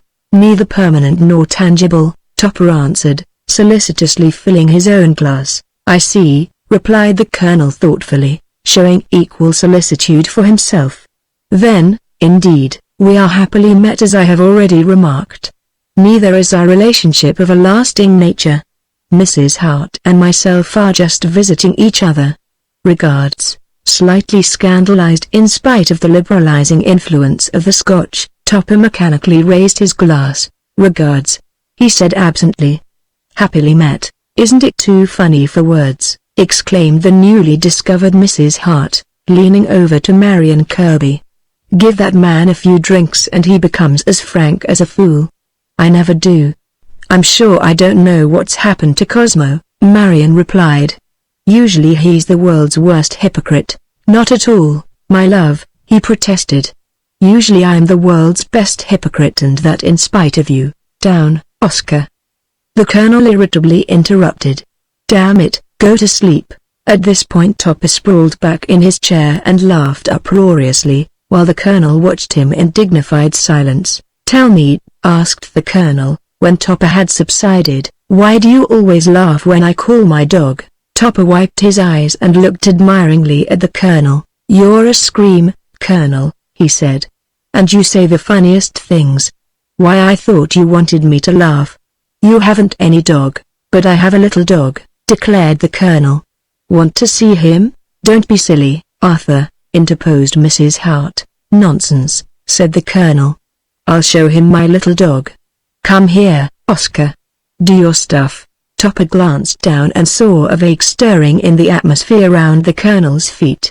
Then gradually the rump of a small, shaggy dog appeared. Its tail was wagging excitedly. That's the boy, cried the Colonel. Keep it up, Oscar. Make a whole dog for the gentleman. A few more inches of dog appeared, but evidently Oscar had exhausted his talents. The tail continued to wag as if asking to be excused from further endeavors. Topper rose unsteadily from his chair. Please, Colonel, he pleaded, don't make him do any more. He's done enough already. Ask him to go away. Very well, agreed the Colonel reluctantly, but he can do much better than that. Sit down, Oscar, like a good chap. Apparently forgetting the condition he was in, Oscar, or rather the rear end of him, settled to rest. The tail gave a final wag, then came to repose on the floor. I feel in need of a little fresh air, Topper remarked in a strained voice. This has been a very unusual occurrence. He turned to the door, then took a step back.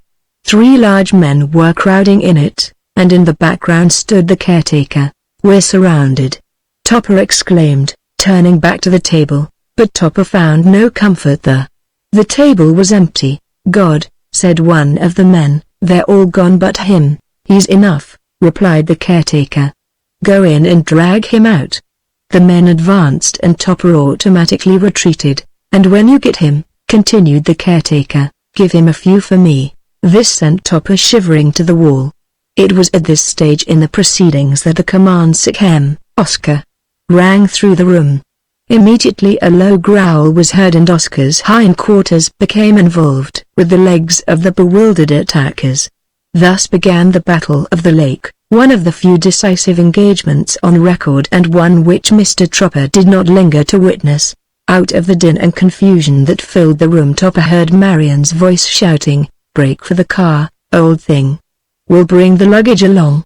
Topper did not wait for further bidding. Stepping on the face of a prostrate man, he fought his way to the door. "Don't forget my trousers," he called back. "They're on the chair in my room." "Hell, no," grunted the Colonel. "Run for it, man." Topper dodged past the crippled caretaker with the agility of a fawn and darted down the steps. As he raced along the lake path, cries of anguish followed his flying feet. "I don't hold with this at all," he thought to himself as he sped over the roots. "Is my life to be one mad pursuit, all summer long?" As he rounded the bend 2 suitcases flashed past him at a dizzy speed and these in turn were followed by a carefully poised bottle and a bundle of Marion's clothing. "Speed, oh lout," a voice panted, and Topper redoubled his efforts. The rear was brought up by Topper's trousers, snapping in the wind and Oscar following after, his rump low to the ground and his claws kicking up dust. Few persons have ever lived to witness such a remarkable sight. Topper and half a dog chasing a pair of runaway trousers, not to mention a flying bottle and a couple of bounding suitcases. Even at the moment Topper was impressed by the novelty of the situation. Like a rallying standard in a headlong retreat, Topper's trousers danced in the morning breeze. And Topper followed his trousers with his last spark of energy. Far behind him he heard shouting voices, but he kept his eyes to the front and a trifle raised. He could not bring himself to look at the contortions of Oscar. The impatient honking of a horn urged him onward, and with a final burst of speed he reached the car and flung himself into the front seat. Oscar was sitting beside him, his invisible section panting audibly. The automobile was already in motion, hurtling down a branch road that led through the valley. Mr. Topper collected himself and moved a little away from Oscar, whose hind leg was busily engaged in dislodging an unseen flea. "Well, Topper," came Marion Kirby's calm voice, "we got you out of that fix." "You got me into it, too," replied Topper. "Why didn't you tell me they were all spooks?" "Didn't know it myself," she answered, as the car lurched round a bend. "I suspected something all the time," said the Colonel, "but I wasn't sure of Topper." "Yes," put in Mrs. Hart. "What's the matter with him? Isn't he a low plane?" "No," replied Marion. "He's solid through and through." "How very interesting," continued Mrs. Hart, poking an inquiring finger into Topper's shoulder. "Make her stop," said Topper to Marion. "Stop tickling my boyfriend," she called back. "He's so bashful." "Here, Topper," said the Colonel, passing the bottle forward. "Take a drink, my buck. You need it." Like a greedy baby Topper closed his fingers round the bottle and brought it to his lips. It was difficult drinking, what with the speed of the car and the condition of the road, but Topper refused to remove the bottle until he was convinced that he felt better. "Don't forget the driver," said Marion Kirby. "And don't forget that we are still your guests," Mrs. Hart suggested sweetly. "That's the last bottle," said the Colonel. "We'll have to do something about it." "Well, you go ahead and do it," replied Topper. "I've done enough for one day, trust me," agreed the Colonel. "I never fail. Stop at the next town and I'll visit a few of the best houses, guided by my unerring instinct. In the meantime, do you want your dog?" Topper asked. "I'm afraid he's crowded up here." "Not at all," the Colonel answered. "Don't worry about Oscar. He loves the front seat." Topper closed his eyes and let the rushing wind cool his face. "There are 3 of them now," he thought, as he clung to the side of the car. 3 spirits and half a dog. "I'm as good as done for already, Colonel," he called, continuing aloud, "give me another drink. I'll have to keep myself numb until I've got used to the situation." "Eat, drink and be merry," cried the Colonel, "for tomorrow." "Don't finish it," interrupted Mr. Topper, hastily reaching for the scotch. "I am intimate enough with death as it is." "I won't," agreed the Colonel, "if you don't finish that scotch." Topper did his best. Chapter 17 The Colonel orders dinner. In the cool of the evening 4 flushed faces peered from Mr. Topper's automobile at a rain-washed sign bearing the legend, "The Sleeping Fox." After a whispered conversation within the machine, the 4 flushed faces once more emerged. Topper now was completely clad and his companions had neatly materialized. To all outward appearances they gave the impression of being 4 quite normal persons bent on an evening's pleasure. "With our thirst and Topper's money we should do very nicely here," remarked the Colonel, casting an anticipatory eye at the roadhouse. "Don't frighten him before we get him inside," Mrs. Hart said warningly.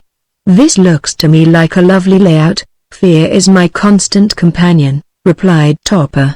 "Don't consider me." He was standing in need of a little judicious propping and the women were furtively assisting him. They were endeavoring to give the appearance of 2 ladies being escorted to dinner by a prosperous and dignified gentleman. In carrying out the deception Topper was of little value. With the most casual regard for dignity he ambled up the path. "You women are so good to me," he murmured, and, as if overcome by his effort, sank heavily back in the supporting arms. For the love of Pete, stand up, Marion tragically whispered. Remember, everything depends on you. I know it does, he gloated.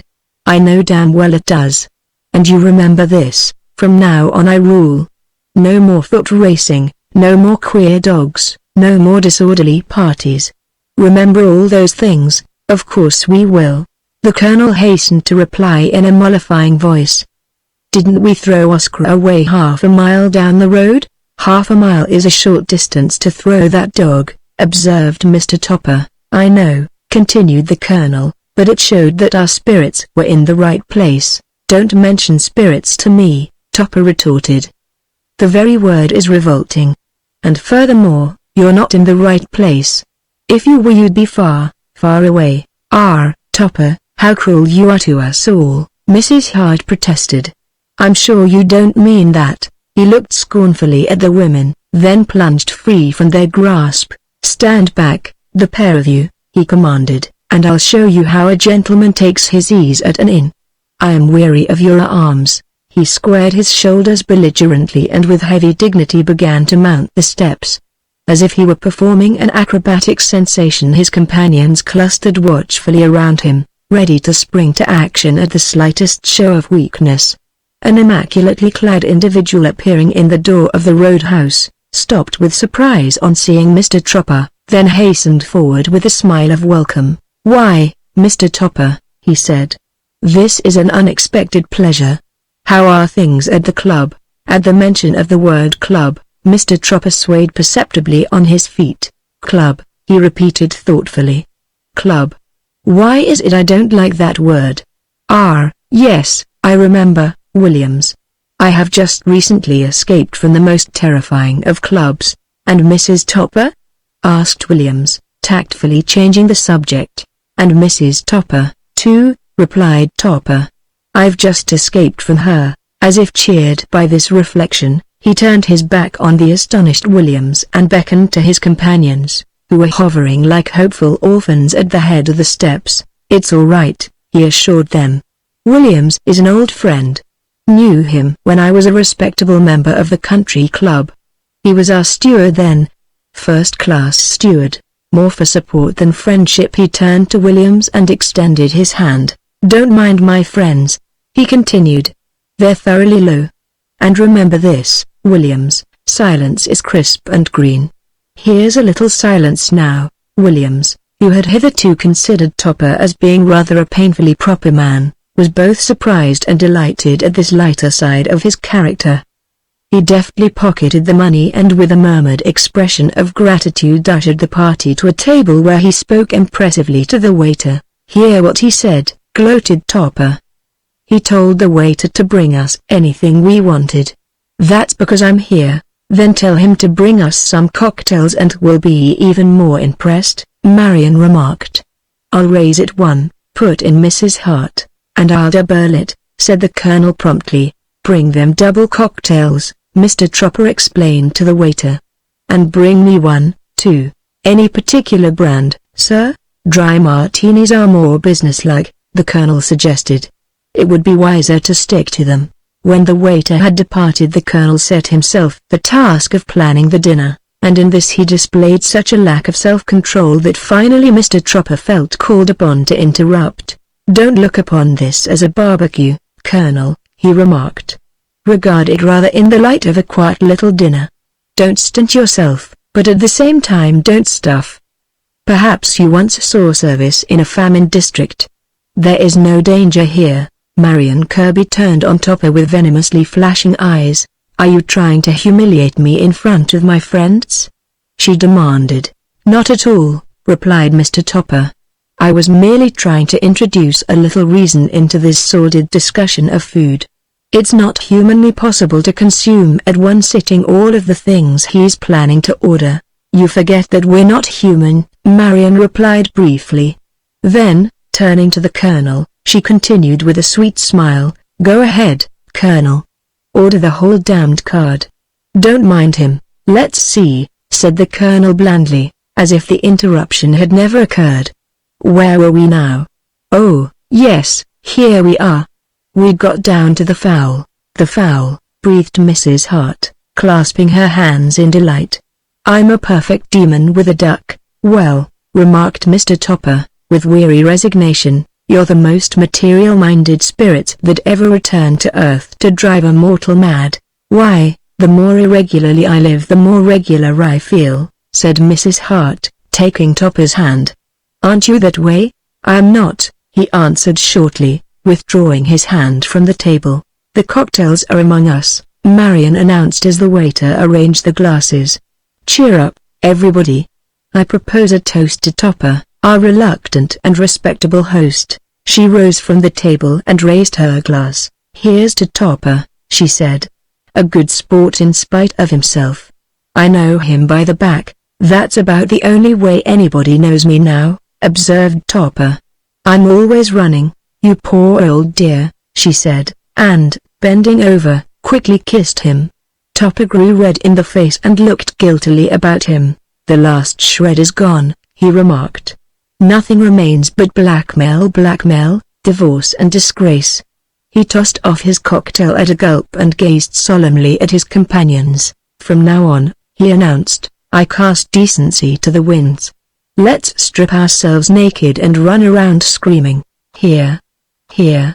cried the Colonel. That was spoken like a man. "Waiter, another flock."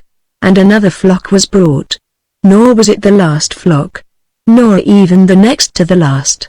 Great execution was done that night at the inn, prodigious eating and lavish drinking, the Colonel leading the way by example and encouragement. Topper danced with Marion until his collar became a rag and his feet two nests of blisters. When finally, through a combination of complications, he was forced to retain his seat at the table, he lived happily in the memory of his dizzy flights through space.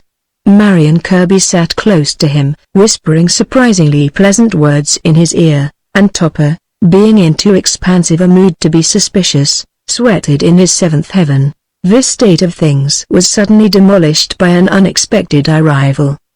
The Colonel and Mrs. Hart were engaged in a highly enterprising type of dance when the unexpected arrival occurred. And the unexpected arrival was none less than Oscar, or at least that portion of Oscar which he had chosen to show to the world. Topper was the first to see that portion, and at its appearance his happiness vanished. Oscar dragged himself wearily through the door of the inn, displayed an undecided rump to the assembled guests, then set off patiently to follow his master's exuberant heels.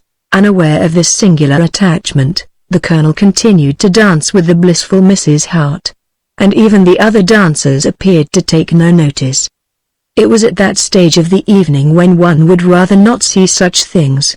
Without a shadow of a doubt there were many diners and dancers who really did see Oscar in his unfinished condition, but those who did see him refused to report the fact, fearing that it might be a serious reflection on their own sobriety. So Oscar followed the Colonel until the Colonel passed Topper's chair. Here his gyrations were interrupted by Topper's hand on his sleeve. "Oscar's back," whispered Topper. "For God's sake do something about it. I knew you hadn't thrown him far enough away." "But, my dear man," the Colonel expostulated, "there's a limit to my strength. I can't chuck him back into the fourth dimension the way he insists on going about." "Then sit down," said Topper, "and get him under the table. Some of these people might throw a fit. I'm sober myself already." "If they don't like my dog," fumed the Colonel, "they can throw as many fits as they want." "It's not that they don't like your dog," explained Topper, "it's merely that they don't understand your dog. Oscar to them is not quite clear. Please get him out of sight." "I'll agree with you there," replied the Colonel, seating himself at the table. "Oscar is no ordinary brand of dog. There's more to him than greets the eye." Oscar crawled under the table and Mr. Topper drew in his feet. "That's just what I'm worrying about," he remarked. "Does the invisible part of him bite? If it does it is sure to bite me." "Have no fear about Oscar," said the Colonel. "He never harbors a grudge. He was kicked around too much in life for that." "I'm sorry," declared Mr. Topper, sincerely. "Perhaps he's hungry now. I'll give him this bone to gnaw on." He held a bone under the table and it was instantly snapped from his hand. "He is hungry," Topper continued, quickly, withdrawing his hand. very hungry. Listen to that. The bone was rattling on the floor and from beneath the table came the busy sound of crunching. The waiter, who had just arrived with coffee and ices, on hearing this small commotion, raised the tablecloth and peered down at the massed feet, in the center of which lay Oscar engaged in appeasing his hunger. The waiter dropped the tablecloth and leaned down to Mr. Topper. "Don't tell the ladies," he whispered, "but the funniest thing is going on under your table. Half of a dog is messing around with the leg of a duck, so help me God." Topper glanced under the table, then looked stonily at the waiter. "You might be right," he said, "but I don't see it. One of the ladies has dropped her fur piece and I myself dropped that duck leg. Bring the bill and say nothing more about it. No one will know you've been drinking." "Sorry," apologized the waiter. "I hadn't realized it myself," but the colonel kept on insisting. "Then don't abuse his liberality," advised Topper. "Hurry with the bill." "Yes," put in Marion Kirby, "hurry with the bill. This place begins to irk me. I'm dying to take a stroll." The waiter hastened away and Topper leaned over to Marion. "Collect that dog," he told her, "and keep him under your cape until we get out of here." "Only for you," she replied. "Would I do such a thing?" She reached down and after a little scuffling succeeded in gathering up Oscar. For a moment his tail waved frantically above the edge of the table, then flashed from view beneath Marion's cape, which from time to time thereafter became suddenly convulsed with life. The waiter arrived with the bill and in his preoccupation handed it to the colonel, who, upon scanning the total, promptly disappeared. It was like the flashing out of a light. "There isn't that much money in the world," floated through the air. Only the bill remained, still poised above the table. It was trembling slightly as if the invisible holder were shaken by an attack of nerves. "The shock was too much for him," whispered Mrs. Hart. "I've seen it happen before." "He's gone," said the waiter, looking inquiringly at Mr. Topper. "He's not here anymore." "Of course not," laughed Mr. Topper. "He never was. Pass that bill to me." Before the waiter could reach it the bill moved across the table to Mr. Topper's outstretched hand. "You're welcome to it," a voice murmured. The waiter moved away from the colonel's empty chair and stood close to Mr. Topper. "Mr. Topper," he pleaded, "please don't say he wasn't here. I could never bear that. Why, his cup is still half full of coffee and there's his smoldering cigarette." In the face of this undeniable evidence of the colonel's recent presence, Mr. Topper was forced to alter his bantering tactics. He opened his wallet and selected several colorful bills. "Take this money away," he said, "and stop asking questions. Let us admit that the colonel was here. What of it? As you accurately pointed out, he isn't here anymore. He slipped away somewhere, as all of us must do at times. If I were in your place I wouldn't press the investigation any further." "I certainly wouldn't," remarked Mrs. Hart. "It has gone far enough." "I'm sorry," replied the waiter, "and I'm very much obliged.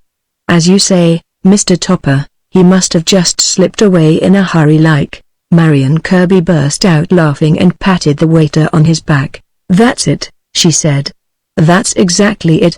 He slipped away in a hurry like, or, to put it differently, with all possible speed." The waiter smiled nervously and bowed, then emulated the colonel's example to the best of his ability. Mr. Topper, despite his eagerness, was forced to be more leisurely in his retreat. With earnest but wavering dignity, he followed the women from the room. Oscar lent distinction to their departure. Every time he kicked his legs Marion Kirby suddenly bulged out in the back in a most grotesque manner, an occurrence which caused Mrs. Hart to burst forth into hysterical laughter to the greater humiliation of Mr. Topper. Once safely outside in the darkness he mopped his face and gave vent to his feelings. After eating and drinking his fill, he complained, "He plays us a trick like that. And he calls himself a soldier, a colonel, no less," said Marion Kirby, "and he allows me to protect this unlettered hound." She dropped Oscar to the road and readjusted her cape. "He couldn't help it," Mrs. Hart defended. "The bill was too much for him. I'm sure he didn't mean to do it. At the size of the figures he lost control, and anyway, think how much he drank." "I never saw a man do better," admitted Marion. and for that reason I forgive him. We all play tricks in our cups."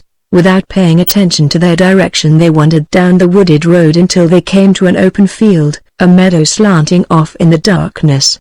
In the distance, above the trees, an old battered moon was sailing low in the sky. The night was quiet and peaceful round them, filled with secret rustlings and 1,000 fragrant smells. The sleeping fox seemed miles away, its brilliance vanished and its orchestra stilled.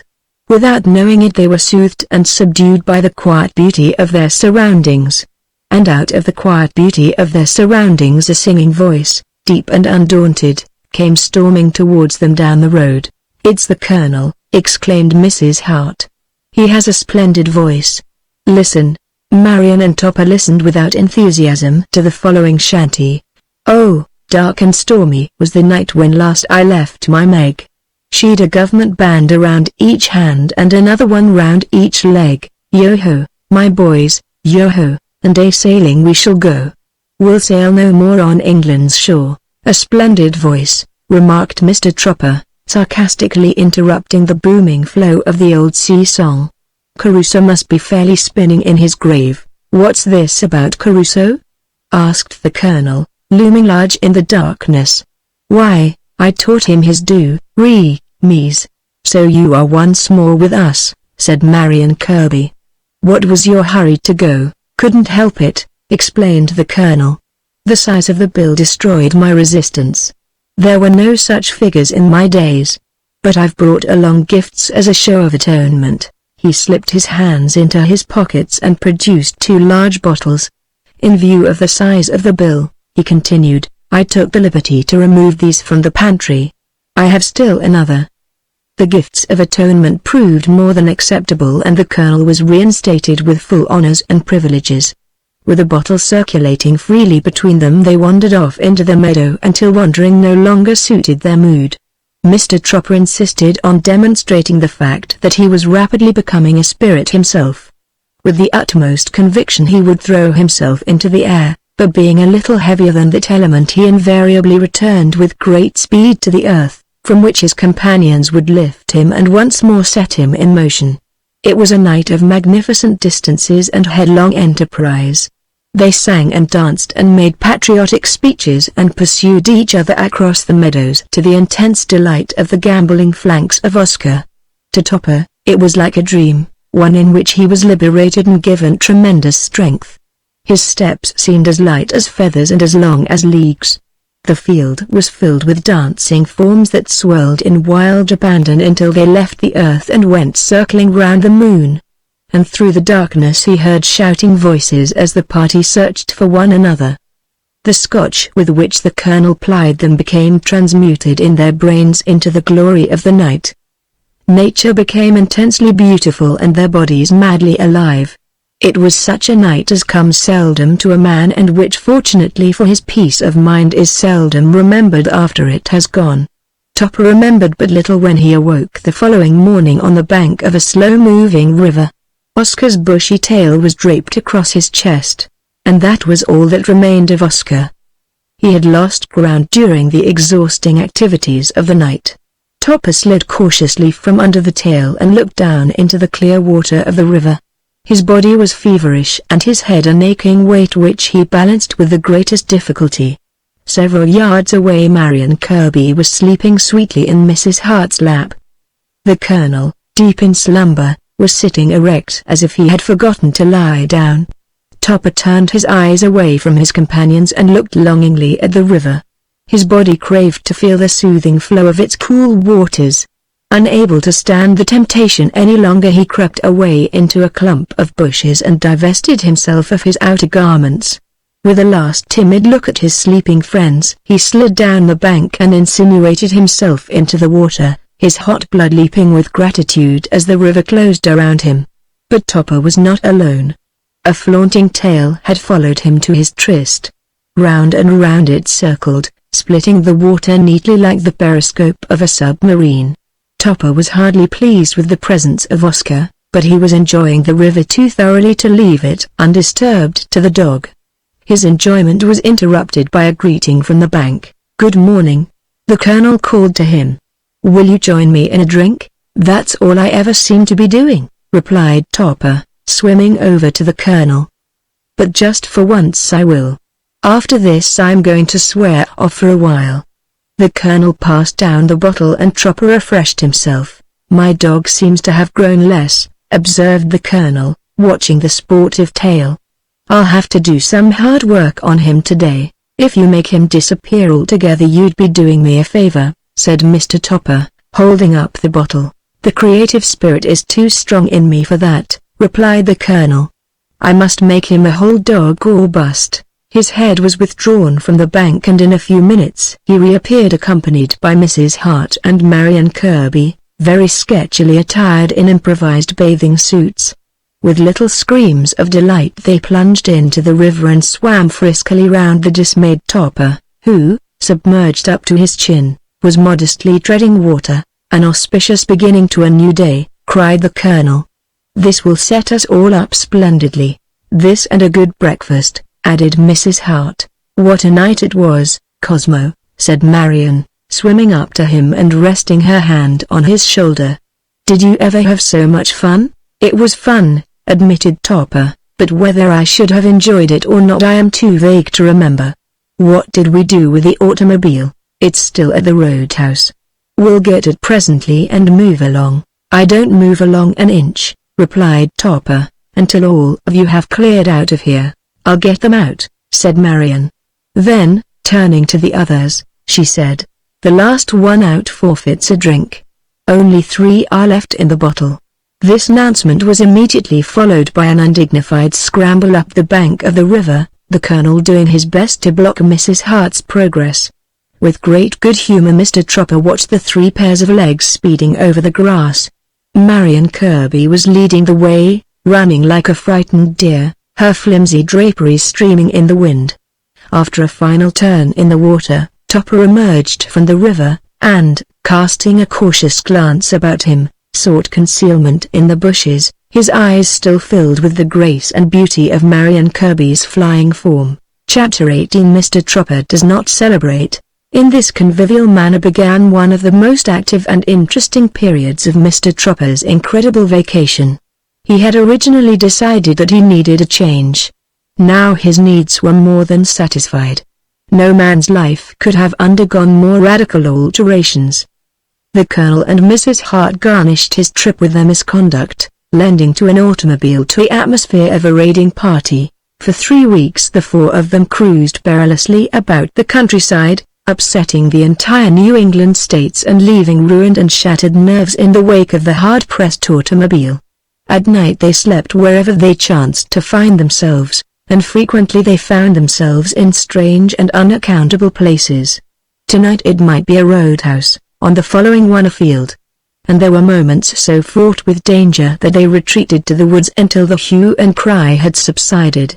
Despite the many discomforts of this open-air existence, Mr. Topper accepted his lot for reasons of economy, Mrs. Hart and the Colonel being rather fastidious in their tastes. Whenever the party put up at an inn they loudly demanded the best of accommodations, for which they graciously allowed Mr. Topper to pay. That neither of them had been asked to become permanently attached to Mr. Topper never seemed to occur to them. They were childlike in their faith that they were wanted. Topper occasionally wondered about this, reflecting that his invitation to the Colonel to share his scotch had turned out to be one of the most costly acts of hospitality he had ever performed. Nevertheless, Mr. Topper appeared to have profited by his outing. His body had grown lean and alert, ready to run at a moment's notice, and his skin had been tanned by constant exposure to the elements. His character had also toughened considerably and his drinking capacity enlarged. True, he was hardly what one would call a desperate and reckless man, yet he had learned to accept danger with fortitude and delinquency with tolerance. Nor did his reputation weigh too heavily on his mind. By day he flaunted it in the face of the world and at night it dangled in jeopardy. And strangely enough Mr. Topper, in spite of his disorderly life, or rather, because of it, has become a better member of society, more self-reliant, more capable and far more interesting. He discovered in his heart the first faint whispering of pure Christianity, and in some way he continued to keep his virtue intact by keeping his vices active. After the swimming party in the river he had eschewed strong liquor, and Marion Kirby had followed his example. Of course there had been a few slight lapses, but these had been such trifling affairs that they no longer counted with Topper. The Colonel and Mrs. Hart, however, were implacable in their thirst, to the quenching of which they devoted most of their energy and thought. For several days at a time they would absent themselves from the company of Mr. Tropper and Marion to revel in more congenial surroundings. From these little side trips they invariably returned in a state of moral collapse, Oscar, more or less visible, close on his master's heels. During the absence of this unedifying couple, Topper and Marion dwelt together in comparatively quiet and peaceful companionship. On one of her flights from his side she had acquired, without cost, a copy of the Odyssey, and this brave tale they read together throughout the long, still, summer days. For the first time in his life Topper came to realize that loose living and large thinking could get along quite comfortably together, that they were in fact boon companions. Under the influence of Marion Kirby he developed along altogether new and improved lines. But whenever the Colonel and Mrs. Hart returned from their excursions, Marion reverted to her former ways and joined them in a conspiracy to destroy Mr. Tropper's tranquility. On this particular occasion there were good reasons for rejoicing. Oscar at last, after a tremendous burst of concentration, had succeeded in materializing up to the ears. This was the farthest north the dog had ever achieved, and as a consequence the Colonel was bubbling over with gratification and pride. "Just mark my words," he went about saying, "I'll make a whole dog of him yet." Oscar, rather dizzy at his unexpected success, swaggered aggressively in his gait and danced incompletely around. Up to this time he had shown but little interest in his personal appearance, being satisfied to remain at whatever length of dog he happened to find himself. On some days he was only an animated tail, on others a leaping rump, and on several occasions he appeared simply as a leg and let it go at that. Mr. Topper had never grown thoroughly accustomed to Oscar because of his continually changing appearance, but the man's natural love of animals gradually overcame his first decided objections. Today he shared in the joy of the others and complimented Oscar on his brilliant showing, saying that he hoped someday to see his face. If ever there was an occasion that justified a celebration, that occasion is now at hand, declared the Colonel with conviction. "I know of a first-rate hotel nearby and I strongly suggest that we put up there for the night." "You're a particularly ingenious person in finding occasion to justify a celebration," replied Mr. Tropper, "but on this one, Colonel, I'm with you. I'd do anything in my power to encourage that dog of yours to go one way or the other, preferably the other. Let us descend on this hotel." "Never have I seen such an improvement in a man in all my life," exclaimed Mrs. Hart in rapture. "Marion, you've done him a world of good." Topper cast her a critical glance. "You look terrible," he remarked. "You should cut it out for a while." "But our visit is nearly over," she replied with a little sigh. "Let's all raise hell while our ectoplasm lasts." "You don't have to worry, Topper. What a tough baby she is," Mr. Topper mused to himself. Then he added aloud, "Is your husband still alive?" "Yes, thank God," she replied with fervor, "and I wish him good health and a long life." "Amen," said the Colonel piously. "Beautiful characters," remarked Mr. Topper. "What about this celebration?" To deprive the hotel of its legitimate profit, it was decided that Mr. Tropper should engage a large room and that the others should, as the Colonel tactfully phrased it, join him there. "The idea is good," agreed Mr. Topper, "but for one consideration." "What about Oscar?" "We can cram him into the trunk on the back and cut an air hole in it," replied the Colonel, proceeding to act on his words. "If Oscar can stand it I can," remarked Mr. Topper. "What's to prevent him from dematerializing and joining us at some ill-chosen moment?" "I hardly think he'll do that," said the Colonel. "He's so pleased with himself as he is that he wouldn't lose an inch for the world." "Let us devoutly hope so," said Mr. Topper, as he watched the Colonel and Mrs. Hart unceremoniously cram Oscar into the trunk. The hotel lay far back on a deep green, floor-like lawn which supported the weight of many trees, large trees whose generous limbs showered the benediction of shade upon the opulent persons who sat beneath them discussing golf, bridge and gin and appraising the new arrivals. The hotel itself was a rangy structure, having been added to in various styles of architecture as its popularity spread abroad. However, through sheer massiveness, it succeeded in presenting a harmonious whole, being sufficiently antique and modern to appeal to the comfortably artistic. Around dinner time the front of the hotel afforded a striking study in modesty. Some of the ladies dressed directly in front of their windows, some dressed a trifle removed, but no lady, it seemed, ever dressed entirely out of sight. It was around dinner time when Mr. Topper arrived, and so naturally he had no eyes for the blue sea that swept away to the horizon nor for the tent-like sails that slanted against the sky. As he followed the bellboy down a dark corridor along which trunks were parked like so many automobiles, a tinkling sound of an unmistakable nature issued from every door. Patriotic Americans were paying their evening tribute to the sacred laws of the land. If it were not so confoundedly hot, thought Topper, I'd think I was on a sleigh ride. That tinkling makes me thirsty. With the foresight bred of experience, he halted the bellboy at the door and took the key from his hand. I can do very nicely now myself, he told the boy, giving him a generous tip. Don't bother to come in. It was well that he took this precaution, for, when he entered the room, he found his companions in varying stages of incompleteness. The Colonel was practically present, but Mrs. Hart and Marion Kirby were still sufficiently vague to have given the bellboy a decided shock. Sorry to have kept you waiting, he remarked, dropping the bags to the floor. This is a decidedly musical hotel, isn't it, Colonel? It is, replied the Colonel. And our room alone is silent. What do you say to my taking steps? Under ordinary circumstances I'd say no, said Mr. Topper, but as this is a celebration, and incidentally a hot evening, I quite agree with you. Steps should be taken, but step, Colonel, with the utmost caution. Don't, for God's sake, stumble. Leave everything to me, replied the Colonel, as he swiftly faded from view. I don't have to, remarked Topper. You'd take it yourself anyway. In a few minutes a gleaming cocktail shaker was seen to float through the open window. Without taking the time to reappear, the Colonel poured out a small drink and tasted it. Terrible, the voice remarked. I'll take it back and throw it in his face. The shaker floated away, and after a short wait another one, accompanied by a bottle of gin, appeared at the window and, drifting across the room to the table, settled there with a silvery tinkle. The Colonel emerged from obscurity and sampled his blunder. Excellent, he exclaimed. Excellent.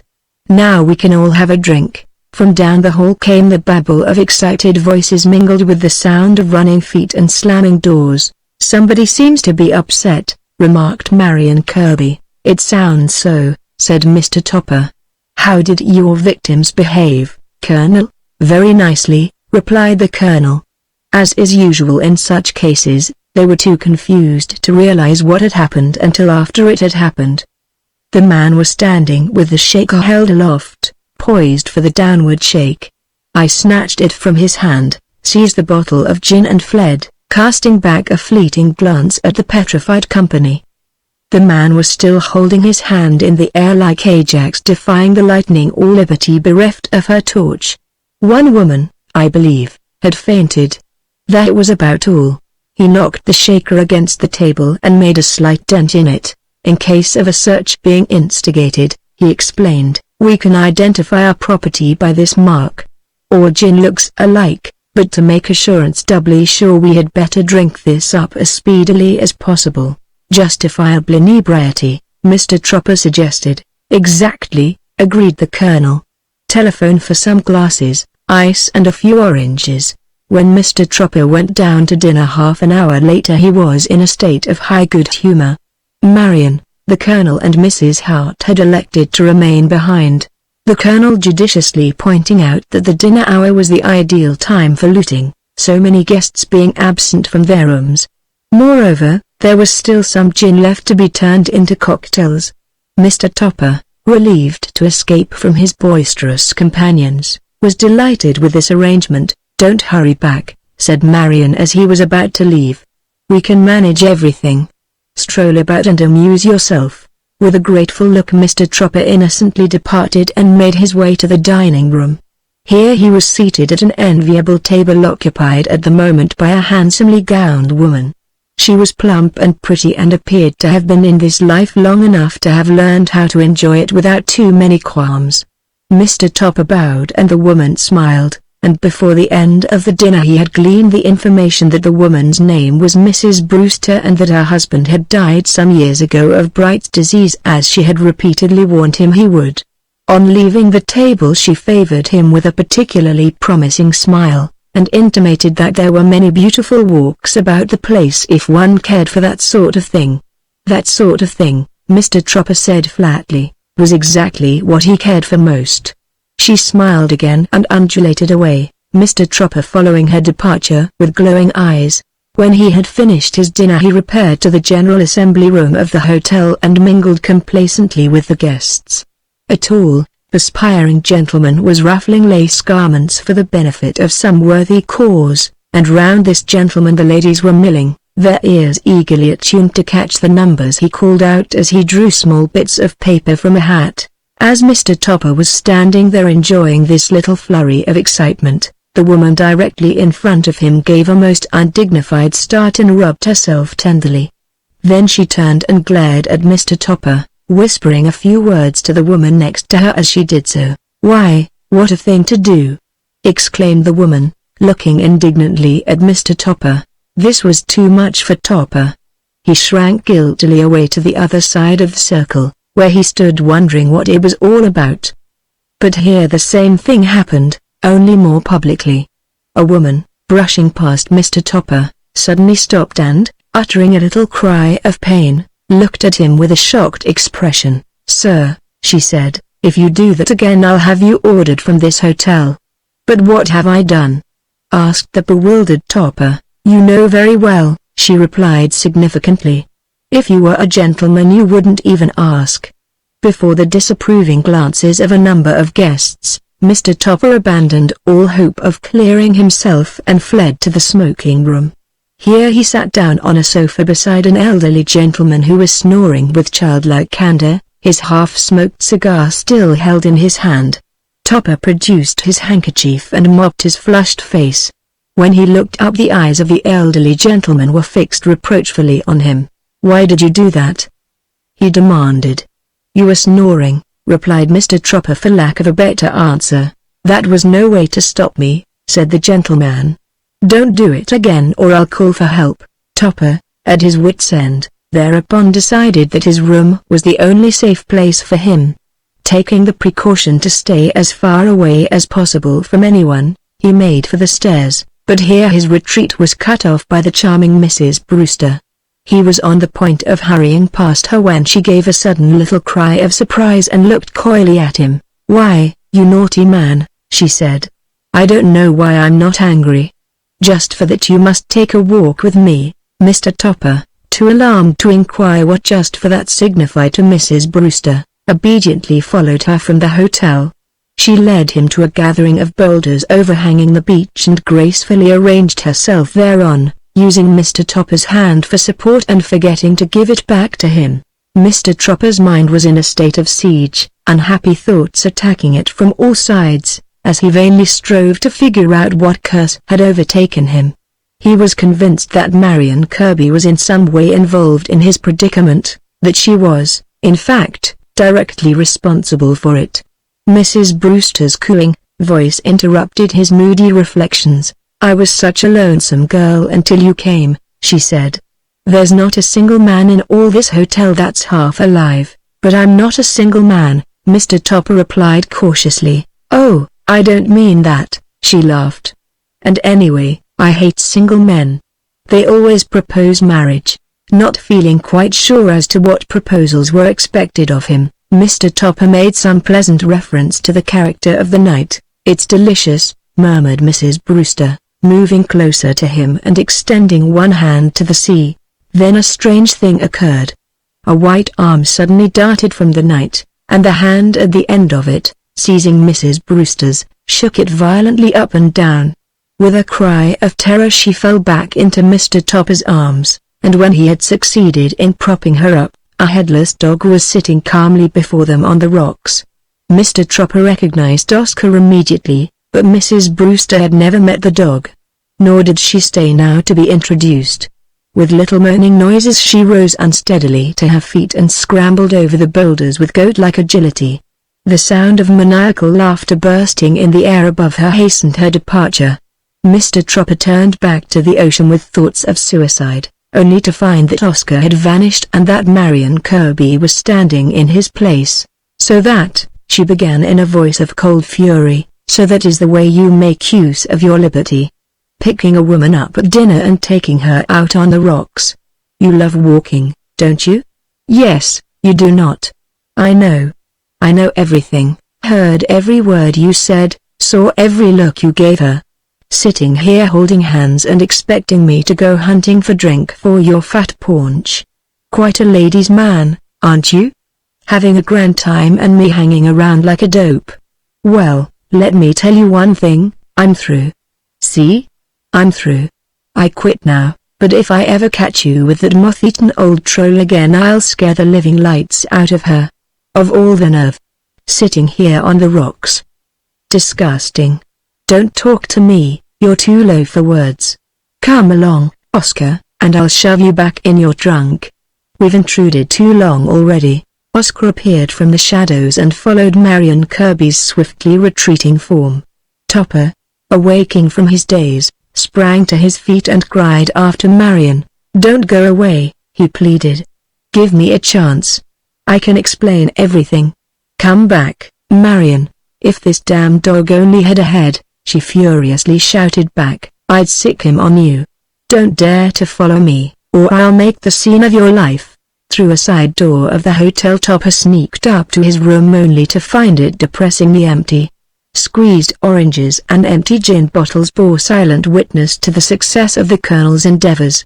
Topper walked wearily to the window and looked out over the lawn. Had Marion Kirby permanently left him? That question was uppermost in his mind. He had never before seen her so angry or unreasonable, yet with all his heart he wanted her back. For a long time he walked restlessly up and down his room. Several times he whispered her name, but received no answer. Finally he undressed, switched off the light and, getting into bed, lay there wondering what his vanished companions were doing. "A lovely celebration," he muttered bitterly to himself, rolling over on his side and seeking forgetfulness in sleep. Chapter 19 Oscar in Toto. Fervently hoping that he would be less easily recognizable in a bathing suit, Mr. Topper on the following morning took a solitary breakfast in his room, then hurried down to the beach. Here for an hour or so he reclined torpidly on the warm sand, too dispirited even to attempt the water lapping invitingly at his feet. Under happier circumstances he would have been secretly thrilled by this broad expanse of ocean, but today the old spell was broken. Topper was a lonely man, longing for Marion Kirby. With gloomy eyes he watched the early bathers and reviled them in his heart. Their carefree outbursts of enterprise depressed him. One young chap he particularly disliked. He was tall and blond and beautifully tanned, clean-cut, varsity manhood every inch of him. A slim girl and shapely was watching this cute giant with her soul in her eyes as he carried a canoe, as if it were a straw, down to the water's edge. And when Mr. Topper saw this happy couple go paddling off over the deep blue sea he earnestly hoped that a large wet wave would rise therefrom and mightily smite their budding romance.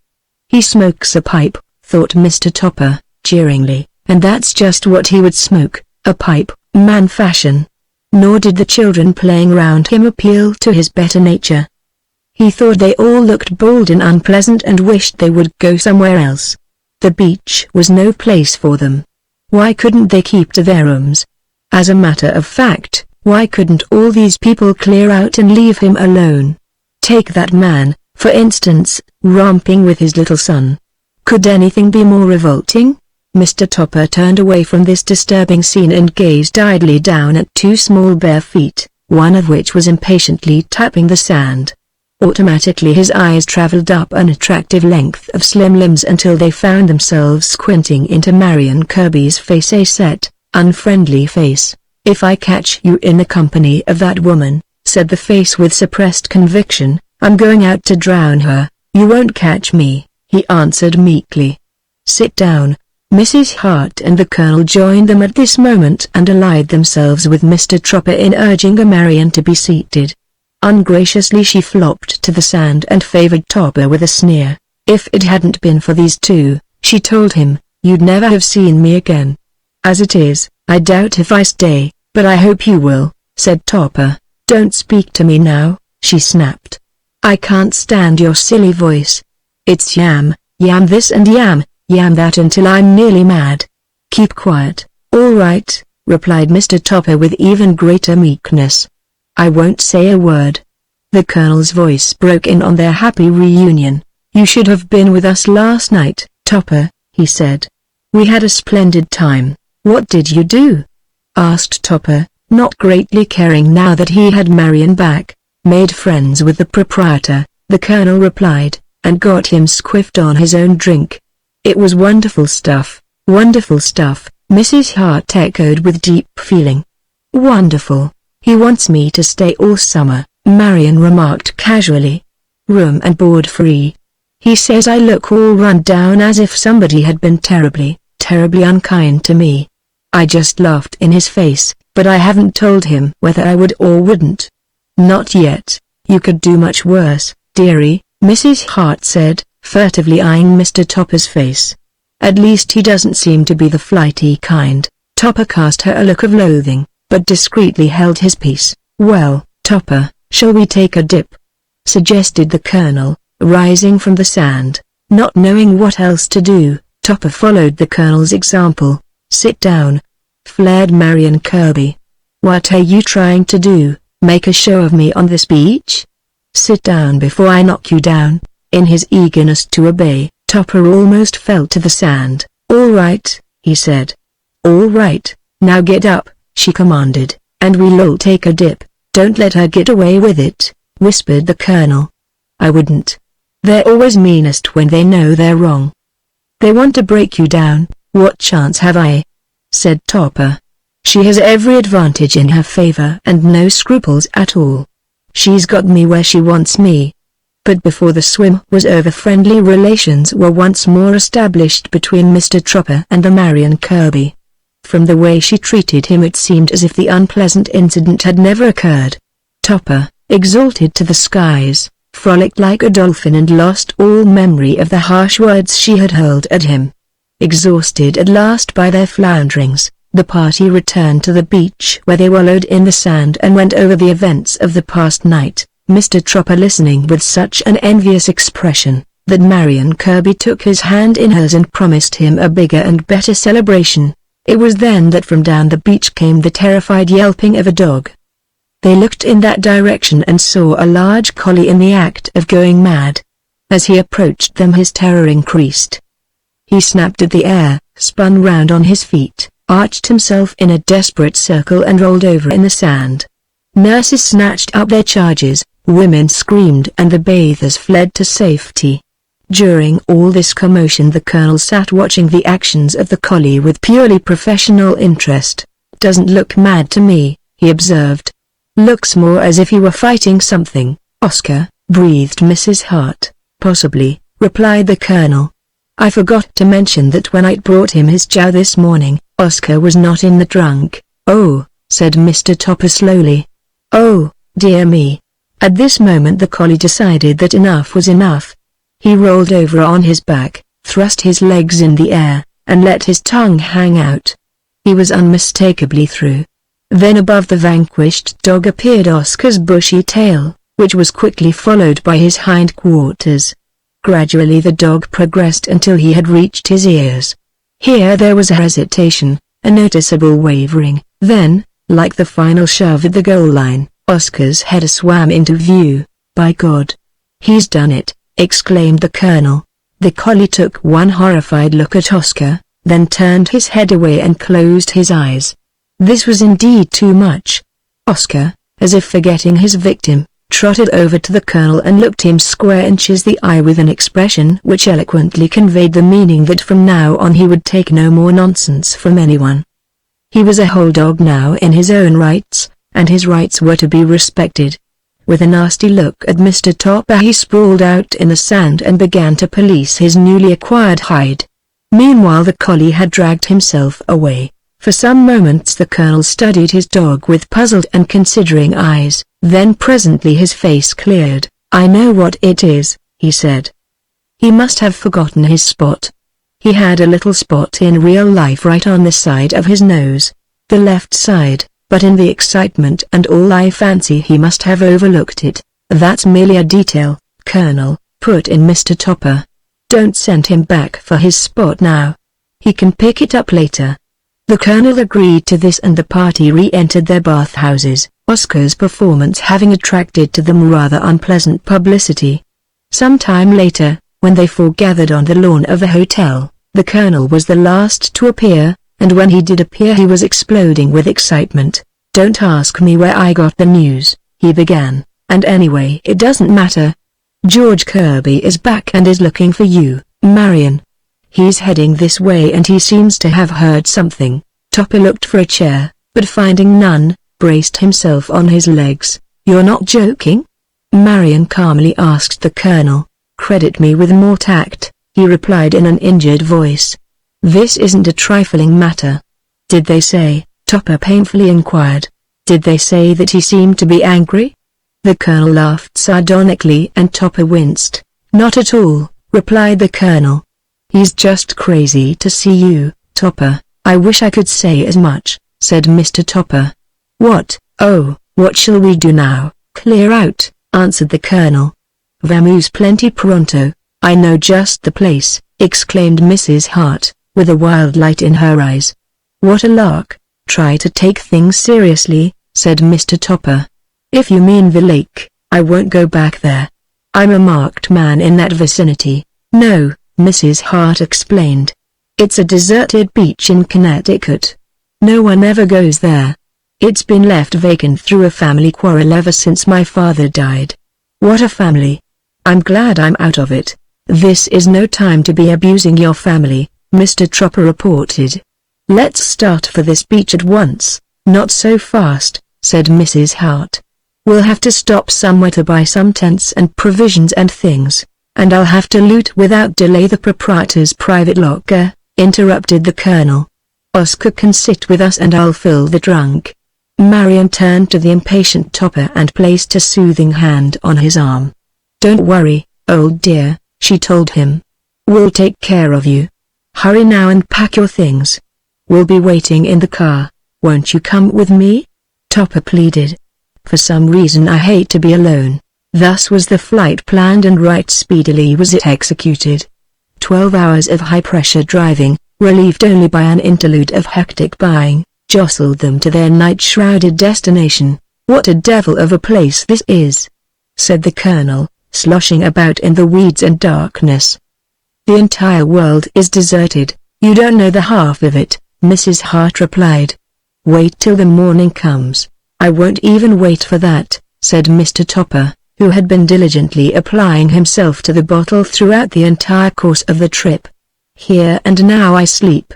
In spite of my remarks I'm still desperately engaged with these damn prehensile weeds," the Colonel called.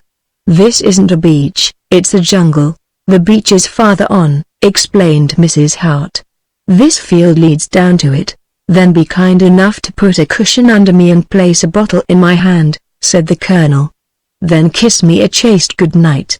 Like Topper, I sleep here and now.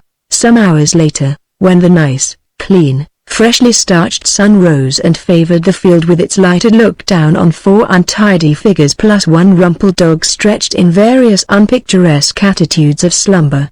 Presently the figures stirred and sat up. They yawned, stretched and rubbed their eyes with frank disregard of each other's presence. The dog unwound himself and snapped wearily at a fly. Mr. Topper was the first to speak. "Are we safe?"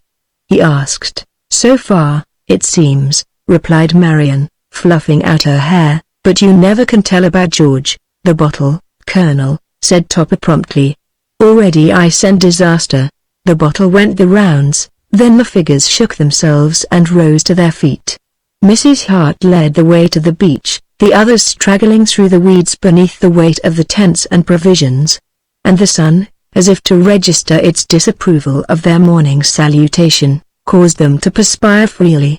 The beach was a narrow yellow band, about 100 yards in length, pocketed away in a wooded cove filled with cool, green water. Far out against a wall of billowy clouds a single sail stole gracefully along. Gulls were in the air. The smell of clam shells, salt and shrubbery gave a distinctive fragrance to the place. "This is more than a deserted beach," said Marion Kirby, appreciatively. "It's a little pocket in nowhere. No wonder your family fought for it. I could live here the rest of my life, if I had a life to live." The smile she gave to Topper had lost a little of its old-time impertinence. Something about it troubled him. For a moment he tasted the savor of the end of things and caught a glimpse of an empty landscape. The very stillness of the place, its hushed, watchful solitude, the fanning out of the green, flat water and the clouds out there beyond conspired to make him feel that so much beauty could only end in pain. More than ever before he realized Marion Kirby's keenness of feature and the world of untouched wonder that lay behind her eyes. Some subtle influence emanating from her at that moment made him begin already to miss her.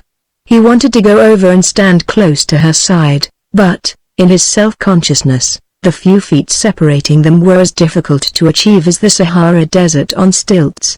All that he could say was, "You've lived enough for two already." Apparently not hearing this remark, she walked away and sat down on a rock close to the water's edge. The Colonel and Mrs. Hart were wrestling with the tents, the Colonel booming directions and assuring Oscar that if he did not go somewhere else he would speedily kick him back into the fourth dimension. Topper followed Marion and sat down at her feet. They were happy as they were, with silence and space around them, the deep blue sky above and the green water murmuring along the beach. There was a remote expression in Marion's eyes as she gazed away from the shore. She seemed somehow to have withdrawn a little from Topper and her surroundings. "Listen to me, Topper," she said at last.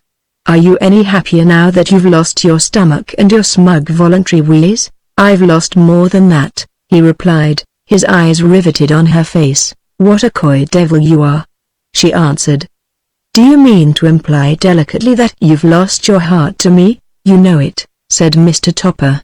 "You know it with hateful complacency, but it's true and so here we are." "Yes," she answered with a little shrug of her shoulders. "And so here we are, but we won't be here long at least." "I won't." "What do you mean?" he asked. "Something is happening to me," she replied. "I seem to be losing interest in things all except you." "Perhaps I'm getting high-planed." "Don't do that," he pleaded. "You never could be so lovely as you are right now." "Do you think so?" she said with a thoughtful smile. "For that you deserve a kiss. Come closer." Topper took her in his arms and pressed her to him. "Make it snappy," she exclaimed. "I didn't ask you to strangle me. Hurry and help the Colonel. He's swearing abominably at that poor woman." Topper was unable to analyze his emotions. Sensations were confused within him, happiness and sorrow, triumph and defeat. To work off his feelings he joined the Colonel's staff and became desperately involved with a tent to the amusement of Mrs. Hart, who, upon Topper's appearance, immediately sat down and gave up the struggle. The Colonel regarded her with a brutal eye. "Get up," he commanded, "and collect some wood and I'll show you how to cook breakfast in case you don't know." "I don't know," admitted Mrs. Hart, "and I don't know that I care to know, but I will get some wood. The stomach of me is raging at the very thought of food." "Teach Topper to cook." He looks enterprising. Under the Colonel's skillful direction the camp was eventually arranged. During this interlude he showed himself to his best advantage, his military training coming to the fore. Topper became his chief assistant and Mrs. Hart the camp drone, her disinclination for work manifesting itself by her absence whenever there was any work to be done. And now began one of the quietest and the most peaceful phases of Mr. Tropper's vacation. The nearest village was 5 miles off, and this they very seldom visited. Topper drove over once and came back with a canoe and some fresh provisions. The canoe was received with delight, the Colonel immediately going fishing in it, taking a bottle along. Some hours later he came back with nothing more useful than a tendency to stagger and to curse at the fish he had almost caught. The days slipped by tranquilly, almost unnoticed, and gradually the fear of George Kirby's arrival faded from Mr. Tropper's mind. Someone was always in swimming, and there was always ample scotch or some other equally heady beverage, the Colonel being a splendid provider. At night they gambled for Tropper's money and cheated him when they could, Mrs. Hart being the most successful and persistent, making it a point never to play an honest hand unless driven to it. Topper took Marion paddling whenever she would let him, and he fell more deeply under her spell, although no further demonstration occurred. And the Colonel succeeded at last in making Oscar retrieve his spot. Sometimes it would be in the wrong place, but the Colonel was not particular. Topper became thoroughly attached to Oscar and told him about his cat, Scollops, the dog listening with his head on one side and an ear politely cocked. It was Mrs. Hart's surprising suggestion one Sunday that they should all go to church. They did this, and Marion Kirby established a local miracle by slipping away in the middle of the sermon and materializing angelically directly above the preacher's head. Mrs. Hart laughed so hysterically that she had to be helped from the church, but from that time on the preacher began to believe a little in the truth of his own sermons. The news of this event spread throughout the county and brought much fame and many visitors to this little country church which hitherto had been content to remain in bucolic obscurity. The following night, just before dawn, Topper awoke with a feeling of profound depression which was not relieved by what he saw as soon as his eyes had grown accustomed to the darkness. A figure was standing at the flap of the tent. That was all. It was motionless. It just stood there and seemed to be examining Topper with calculating interest. When Mr. Tropper moved, the figure laughed unpleasantly. Most unpleasantly, Mr. Tropper thought. "Topper," said the figure, "Topper, I've got you now, and, God, how I'm going to make you sweat." Mr. Tropper was sweating already. His tongue clove to the roof of his mouth and his hands trembled on the coverings. "Who's speaking?" came a sleepy voice from the other bed.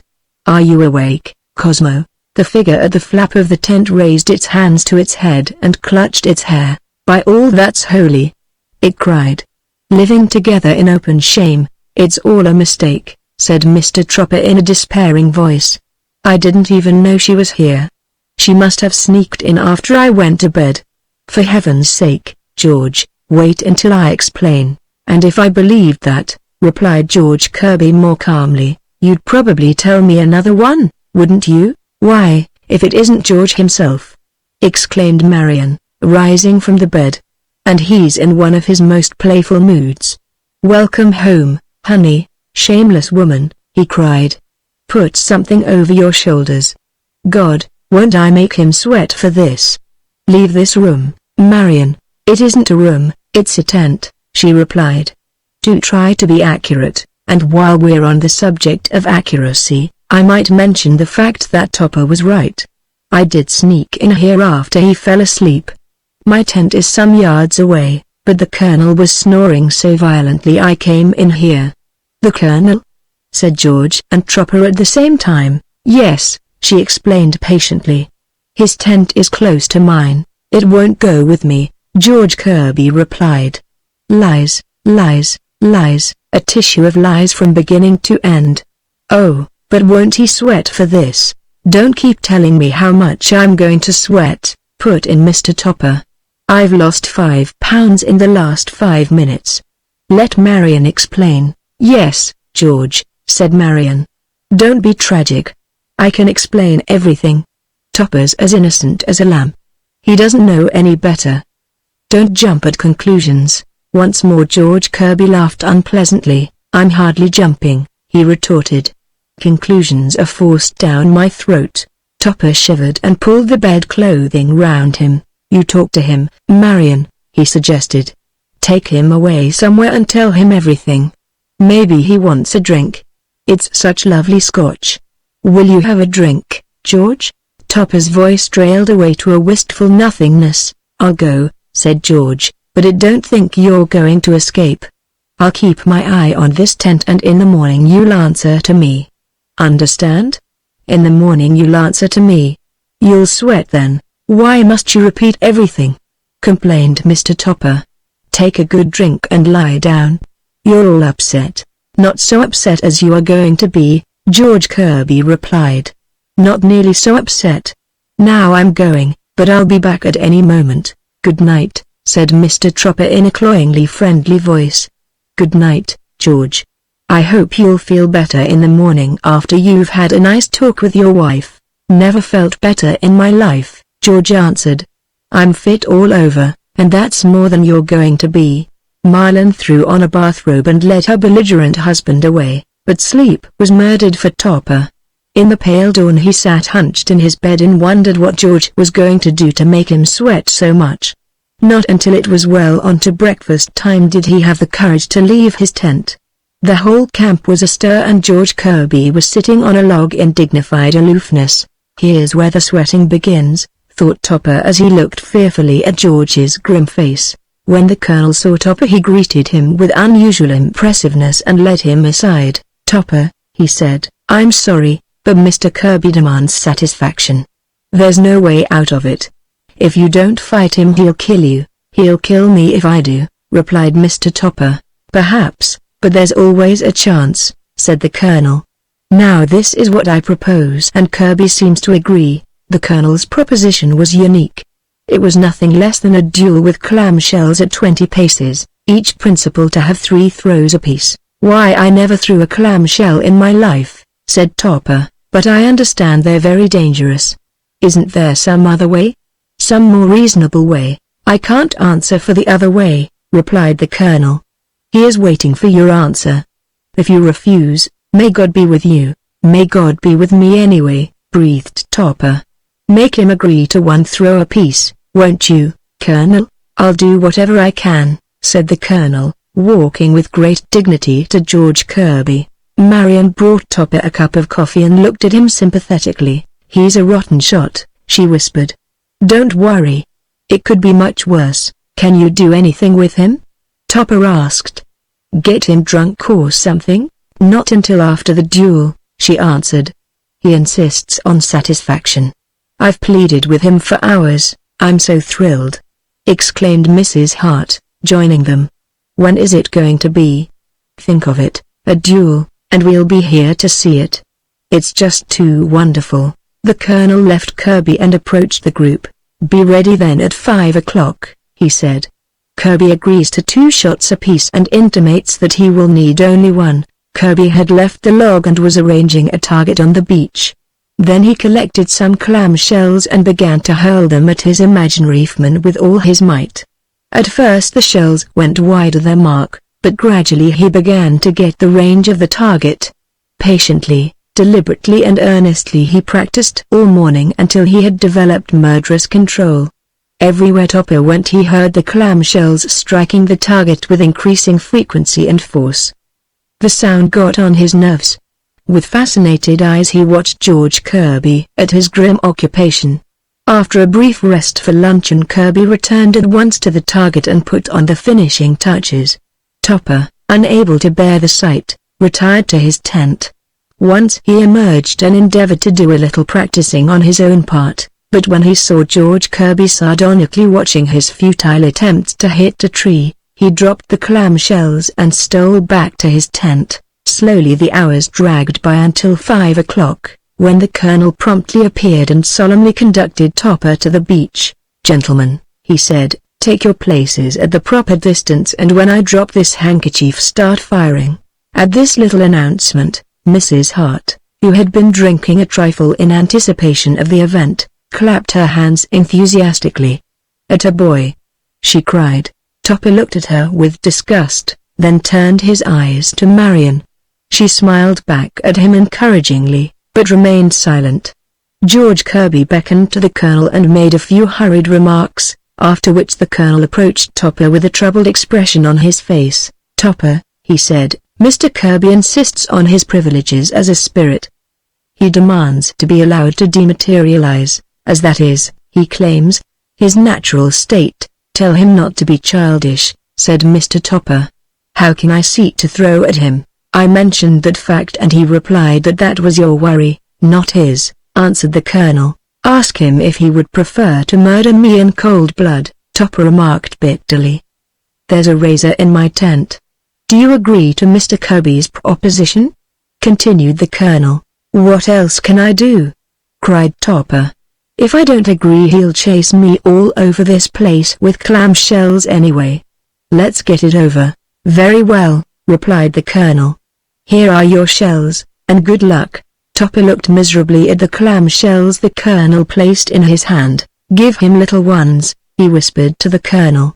Don't forget, Colonel, pick out 2 small ones, small and light. When I drop the handkerchief, the Colonel once more announced, you gentlemen can begin to fire. At what? Called Mr. Topper as George Kirby faded from the scene. I can't see as that makes much difference, replied the Colonel. But if you want a mark, fire where you last saw him. The Colonel raised his arm and the handkerchief fluttered in the air. 1 minute, called Mr. Topper. Suppose he sneaks up behind me? Tell him he shouldn't do that. Don't interrupt me again, said the Colonel impatiently.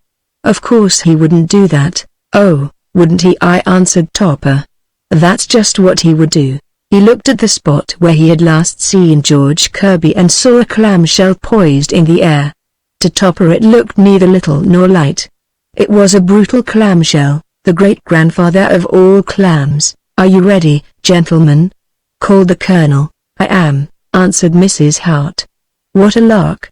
Topper, you'll soon be with us, old boy. The handkerchief dropped to the ground and Topper, aiming at the poised shell, missed it. Then the poised shell aimed at Topper and did not miss. It met Mr. Topper just above the eye and sent him speedily to earth. As if the shell had struck her, Marion gave a little cry and ran over to him, lifting his head to her lap.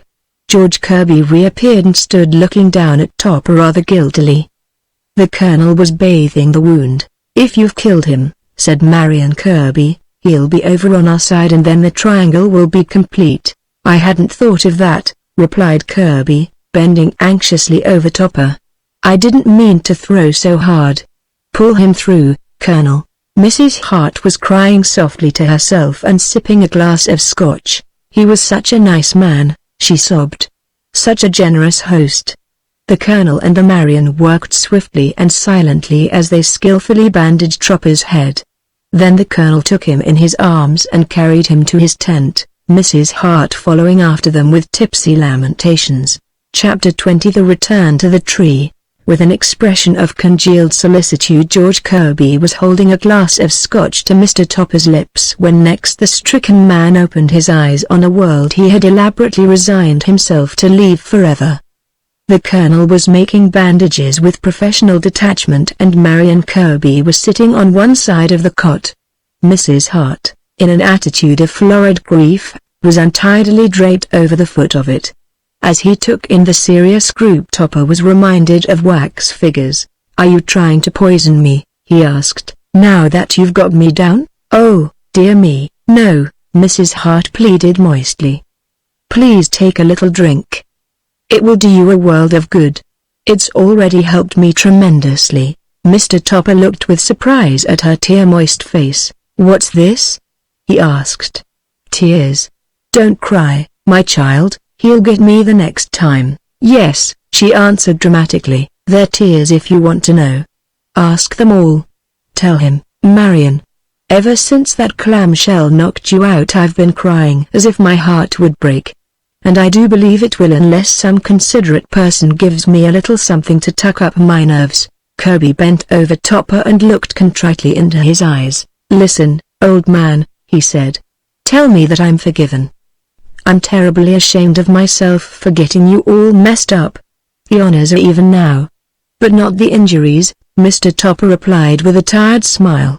You put the gory in glory, George, but I don't mind. Give me that drink and let's call it a duel. There's one thing, though, I'll never forgive, not to the end of my days. What's that? Asked George Kirby. You've eternally ruined clams for me, said Topper. You don't know what that means. Clams were my only vice once upon a time, a secret craving I kept to myself. Even my wife didn't know I loved them.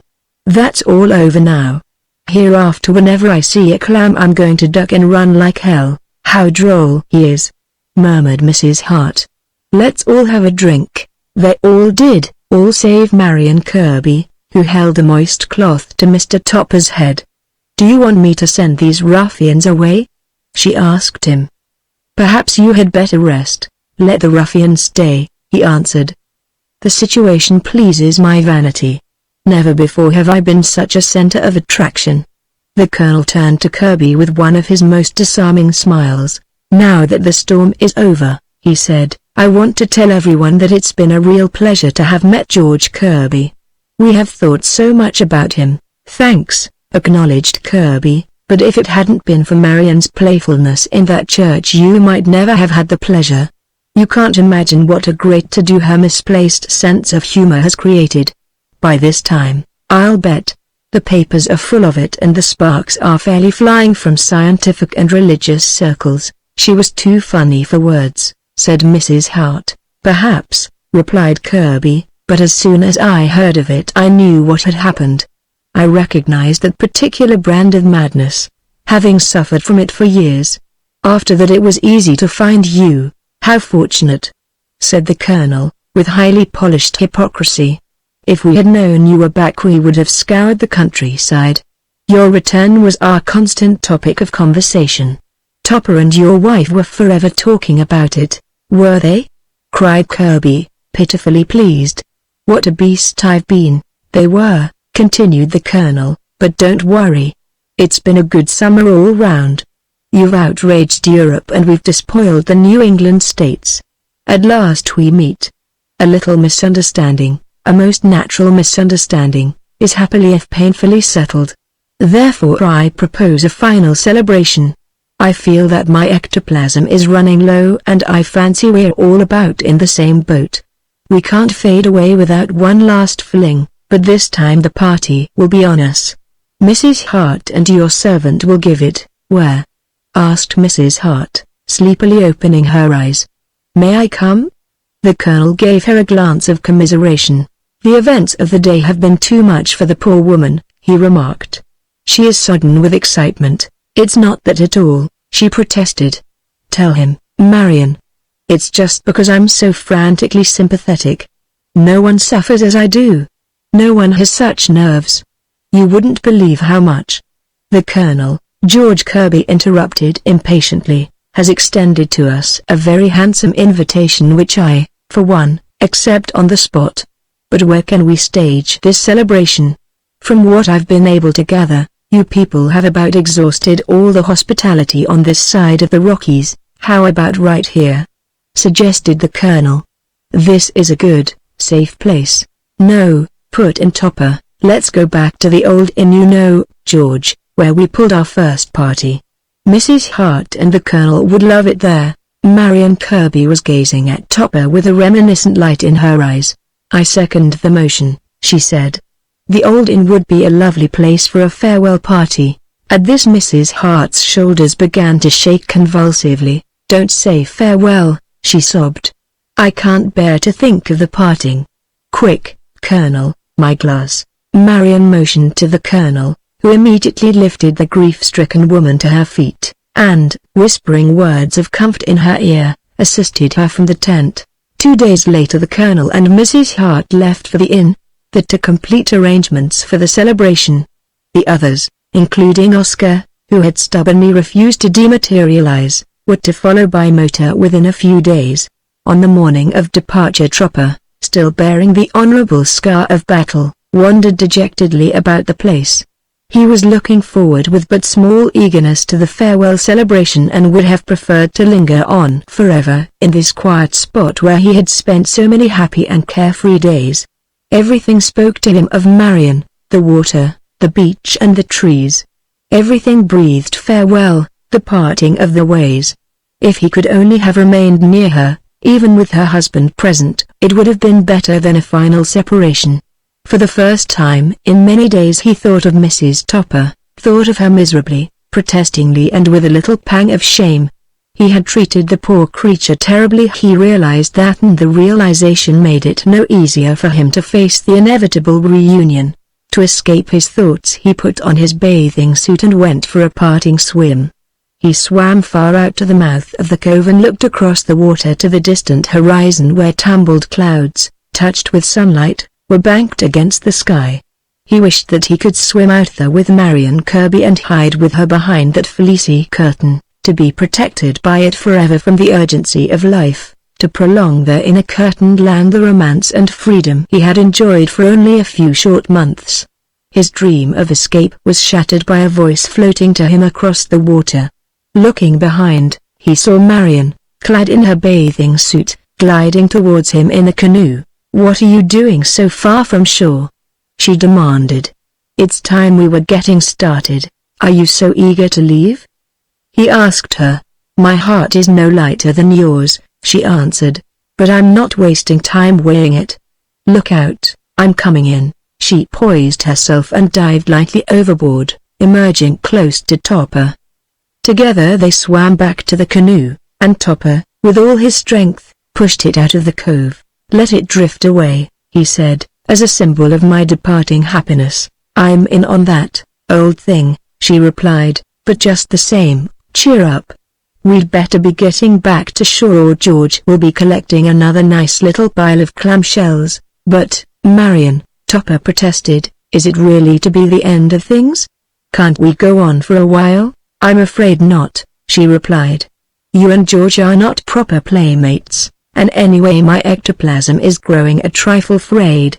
You'll be seeing through me soon. You've deprived me of all my old ideas," Mr. Topper answered, "and all I have in their place is an empty, aching feeling, a feeling of loss and discontent, the makings of a rebellion."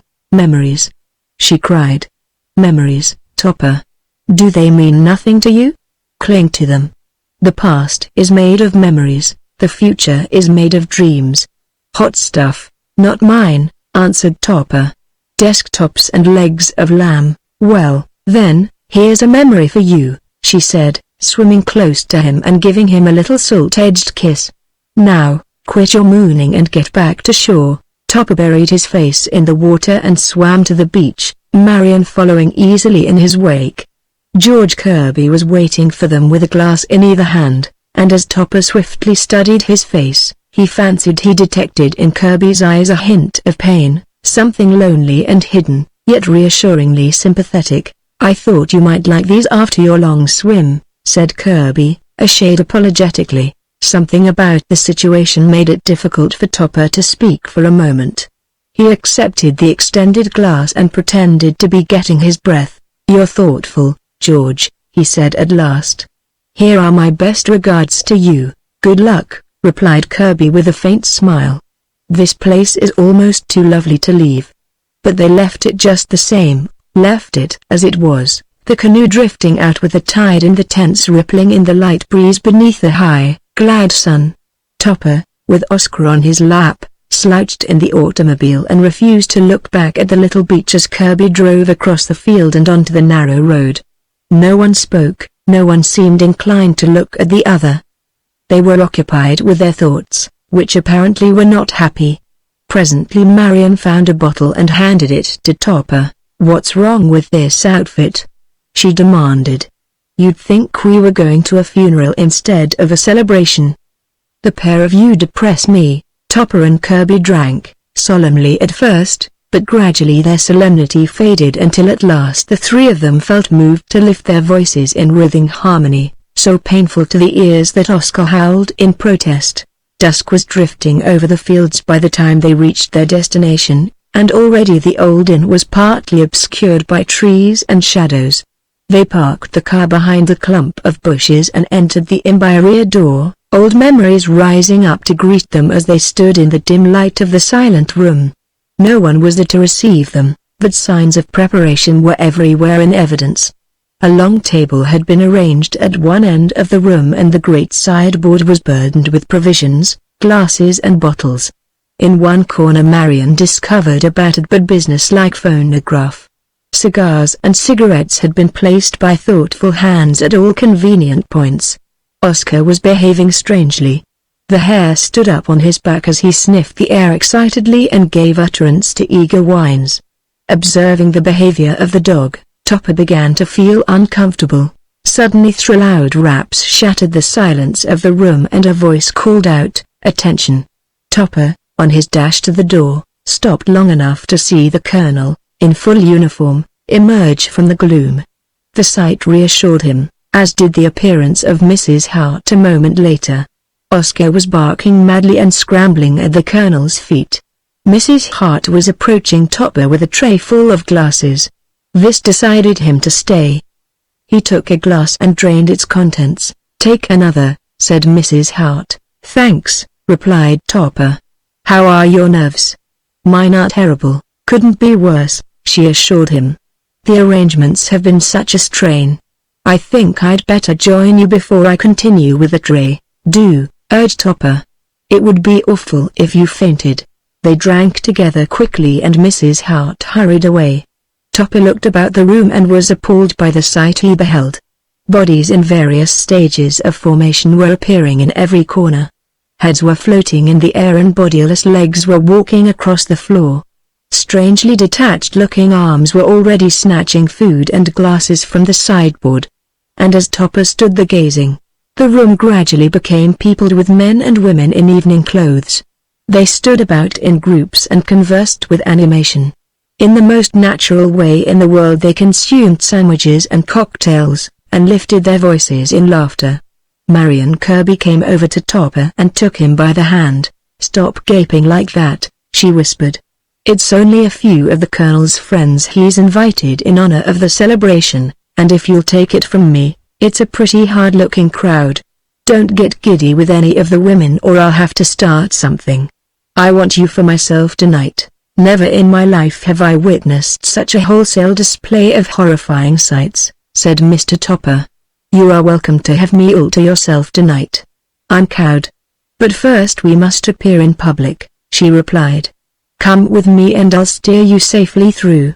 She led him to a table at which George and the Colonel were already seated. Topper was greeted with shouts of joy, and the Colonel, thrusting his hand into a bucket, produced a bottle of champagne. "Topper," he said, "nothing is too good for you. I've been waiting for this moment." At the sound of the popping cork Mrs. Hart innocently sidled up to the table and sank to a chair with a weary sigh. "I'm exhausted," she breathed. "Simply exhausted." "What's that?" "Champagne?" "Yes," said the Colonel. "Do you drink it?" "I will try tonight," she answered in a resigned voice. "They say it's good for exhaustion." When the Colonel had filled the glasses he rose and bowed to Topper. "Topper," he said, "I toast you as a man in a million. On this, our last public appearance, so to speak, I am frank to say that of all the happy things we leave behind you will be the most missed." Amid enthusiastic shouts of approval the Colonel resumed his chair and Topper in turn got up. "I toast you all," he said, "as a revelation to me of a larger life and a lighter death. And I thank you all for the changes you have wrought in me. Once I was a law-abiding, home-loving and highly respected member of my community. Within a few short months you have changed all that. Now I am a jailbird, a hard drinker, a wife deserter and an undesirable, dissolute outcast. And I am glad of it. Only a few short miles now separate me from my home, but let me assure you that they will be the hardest miles I have ever traveled in my life." Topper sat down to be thumped on the back by Kirby and the Colonel. Marion's eyes were like stars and Mrs. Hart's like pale moons, big but dim. More champagne appeared and guests kept visiting the table, gossiping for a moment, then drifting away. Topper was elaborately introduced and frequently reintroduced. This continued for some time. Many flushed faces confronted Topper, many bright eyes challenged his. Thrilling laughter floated through the air, the quick responses to well-turned lines.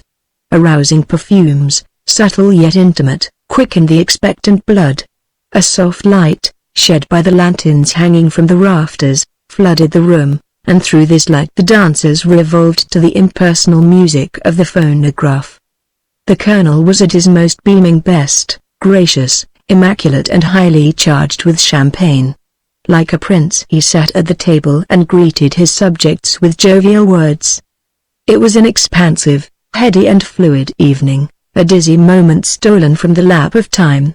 Mr. Topper, at the urgency of Marion, danced with many fair women, listening to their leading remarks and capping them with his short but pertinent rejoinders.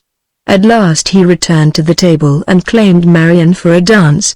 They circled the floor once, then ducked through the rear door and wandered off into the woods.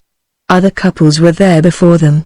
Laughter and whispers drifted among the trees. "Well, Topper," said Marion, "how are you holding your drink?" "With all my might and main," he answered. "You seem to be quite untouched." "It's not my fault," she replied, sitting down with her back against a tree. "It just won't work tonight, although I've consumed enough for 10. My heart is not in my glass. Only my reflection, which will soon fade away." Topper was painfully inarticulate and Marion slipped her hand in his, letting her head rest on his shoulder while she gazed up at the sky through the branches of the trees. "Did you ever look at the stars so long," she continued, "that you almost became a part of them, so that when a lightning bug flew past your vision it got all mixed up with the Milky Way? Did you ever sit alone for hours chewing the cud of your own futility, hating yourself for being yourself and blaming life for making you so? Well, that's the way I feel tonight. It's time for me to be moving on. I've enjoyed this sort of stuff too long. There are other things to do. I don't mean better things, merely more interesting ones. Our capacity to enjoy life should be measured by our ability to create life, or beauty or some form of happiness. So far I've created nothing, only a constant confusion, a restless, discontented stirring in the ether. You've created happiness in me," said Mr. Topper. "You've awakened dreams and left memories. You've made me humble and you've made me human. You've taught me to understand how a man with a hangover feels. You've lifted me forever out of the rut of my smug existence. I'll go back to it, I know, but I won't be the same man." "You never were," she answered logically. "You were never intended to be. Nobody is, but life gets you, life and the economic urge, success, esteem, safety. How many of our triumphs in life spring from negative impulses, the fear of losing rather than the wish to win? It's a lot of talk, Topper, the whole damn show. And no one alive today is to blame. We must thank the ages past and how to their false gods. We dress them up in new garments, but in their essence they're just the same power, property and pride. You can't get away from them, the subsidized steps to salvation. I talk like this, but I've contributed nothing. We must just keep on and on until the mountains themselves crumble from nausea or we learn to scale them and cool our hands in the sky. Wild talk, Topper. Let's go back and cage a drink." She would have risen, but he held her back.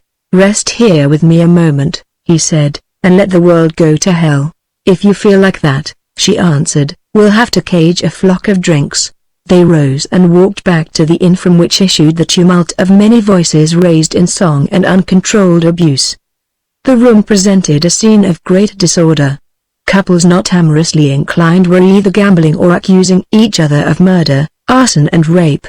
George Kirby was among the gamblers, but the Colonel still sat at his table with a faraway look in his eyes. With the methodical precision of a wax figure he raised his glass to his lips at regular intervals. Mrs. Hart was sitting in a corner devouring a leg of chicken, while Oscar with moist eyes was trying to hypnotize it out of her hand. The hour was late, but no one seemed to care about that. There were still some uncorked bottles. Broken glass lay on the floor and cigarette ends smoldered beneath the dancers' feet. Topper and Marion made their way to the Colonel's table and sat down. He regarded them with polite inquiry, then automatically passed them a bottle. "Good evening," he said. "Are you well?" "We are very well," replied Marion, quite seriously. "And you?" "I am well," said the Colonel. "I am well." He then lapsed into silence as if the last shred of conversation had been exhausted. Topper and Marion sat quietly drinking and listening to the din which was constantly increasing in volume. It had arrived at that stage of the evening when the women were doing their specialty dances and the men were imitating animals or encouraging the dancers to more abandoned efforts. Suddenly in the midst of this debauch a new and sinister note was introduced. The doors of the inn flew open and in each door stood a man with a revolver in his hand. "This place is copped," announced the leader. "Men and women line up in 2 separate rows. No funny stuff now. Get a move on." As if they had long rehearsed the figure, the guests arranged themselves in 2 rows and stood swaying and giggling at one another, all except Mr. Topper.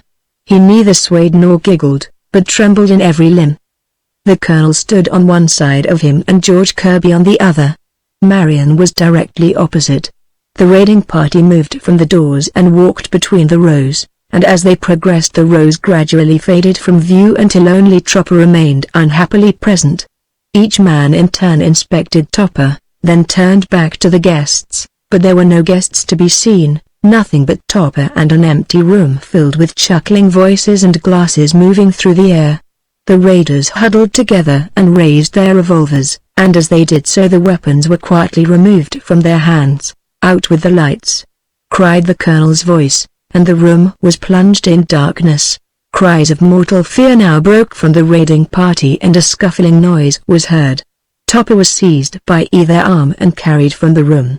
He felt himself thrust into the automobile and heard the grating of the gears. There was a furious barking and Oscar sprang into the car just as it wheeled down the path. "Another pursuit," said Topper. "What a remarkable country this is. Someone is always chasing someone else, and I'm forever it." "Killjoys," replied Kirby from the wheel. "I was $50 ahead. I still have my chicken," Mrs. Hart gloated from the back seat. "And I have a couple of bottles," announced the Colonel. "Oscar seems to have the seat of someone's trousers. And we all still have Topper," said Marion Kirby. "Let's escort him home." When the party had materialized, Topper found himself seated between Marion and George Kirby. George was driving with one hand and reaching for the bottle with the other. Thus they sped along increasingly familiar roads at an increasingly reckless speed. Marion admonished her husband, but he merely took another drink and broke into a ribald song. Marion was clinging to Topper's hand and pressing it from time to time. The Colonel and Mrs. Hart had apparently gone to sleep.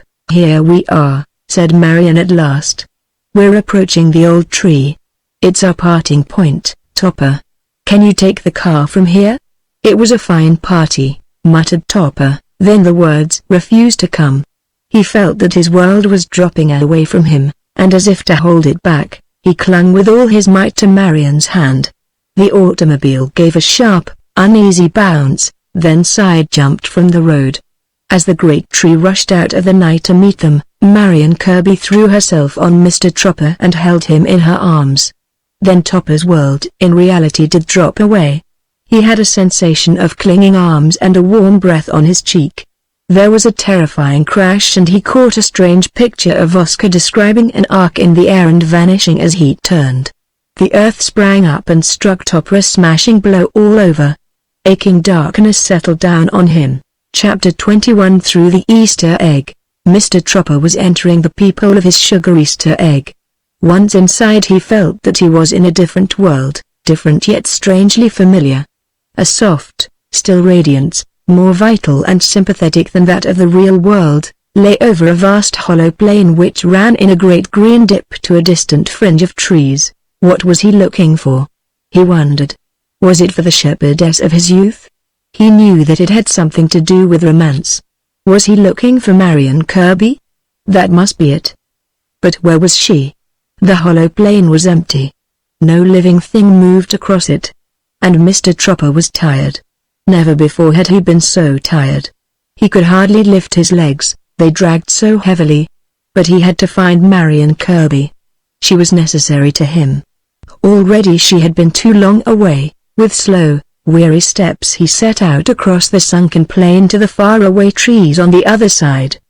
The tops were dipped in a glowing light as the roof of the Easter egg turned on its downward curve, but all was dark at the base of the trees, dark, hushed and mysterious. He wanted to sit down and rest, but his eagerness to find Marion urged him onward. Several times he called her name, but was unable to hear his own voice. There seemed to be no sound in this Easter egg world of his. Why was there no sound? Topper became confused. He had a faint suspicion that he was suffering from an acute hangover. He leaned against a small tree, and most amazingly the tree became Marion Kirby. This convinced Topper that he was suffering from a hangover of an exceedingly virulent nature. He took a step back and eyed her reproachfully. "Where have you been?" he complained. "I've been looking all over for you. Looking and calling and wandering about. I'm going to cut it out, Marion. Too much drink. What a head I have. You do look a bit like the spirit of 76 after a hard night," she said. "Sit down before you swoon." Topper promptly sat down and nursed his head in his hands. "Where am I?" he demanded. "How did I find this place? You're always getting me into scrapes." "Don't blame me," she replied. "Blame my charming husband. He has a decided flair for trees." "Oh, yes," said Topper. "There was a tree. I remember now. That's why you're here," she explained. "You became altogether too familiar with that tree, but the effect will soon wear off and then you'll have to go back." "But why do I have to go back?" he asked. "There is no other place. And I'm tired, Marion, dog-tired." "You don't belong to our club yet," she told him, "although you came close to joining. There's still a spark of life left in you. Furthermore, it would make things extremely uncomfortable for me with you hanging around. George, as you know, has some rather archaic ideas." "Marion," Topper pleaded, "don't send me away. You know how I feel. I can't go back to the world now. There's nothing left for me there." "How about Scallops?" she suggested. "How about Mrs. Topper?" "I'm done for," he admitted, after a heavy pause. "I see I've got to go on." "But won't I ever see you again? Won't you ever come back to me?" Marion shook her head. "I'm moving on," she told him. "Someday we'll meet again, perhaps, but things will be different then.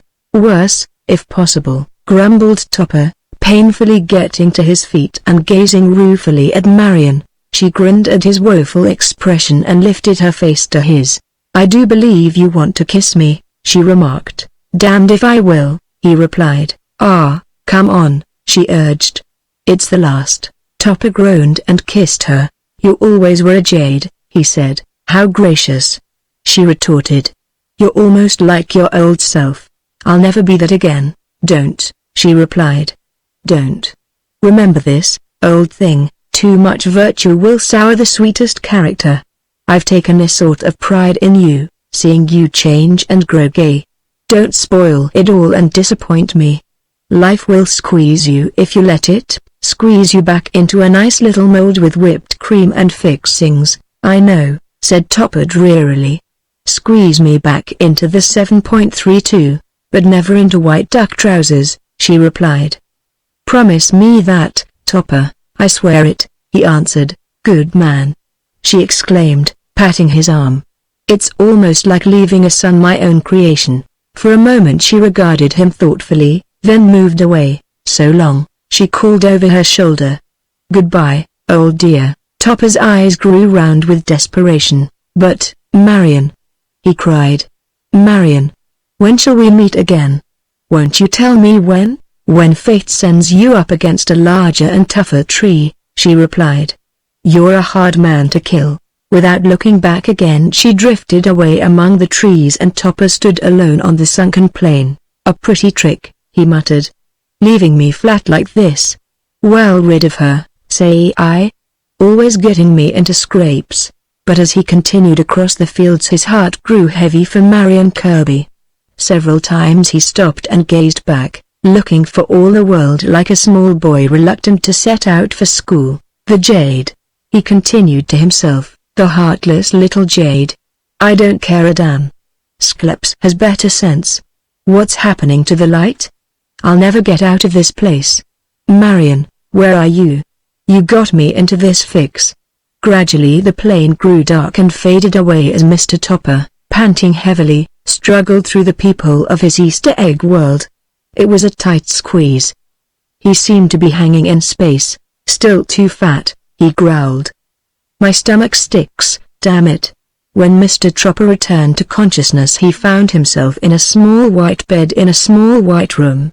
The hospital was close to his home, but Mr. Tropper knew nothing of this. During the course of his vacation he had awakened in so many unfamiliar places that he instinctively began to figure out what had happened at last night's party. Where had he been? What had he done? In what place was he lying now? Then his eyes fell on Mrs. Topper and everything became clear. There were no adventures ahead. He looked at her through half-closed eyes and wondered about the woman. She was crumpled in her chair and her eyes were fixed on some green boughs tapping against the window. Somehow she looked quite pitiful. Strange that was, she had never looked pitiful before. And her face was not so unpleasant, thought Topper. In fact, it was almost attractive now that the petulant, self-centered lines had been replaced by those of genuine anxiety.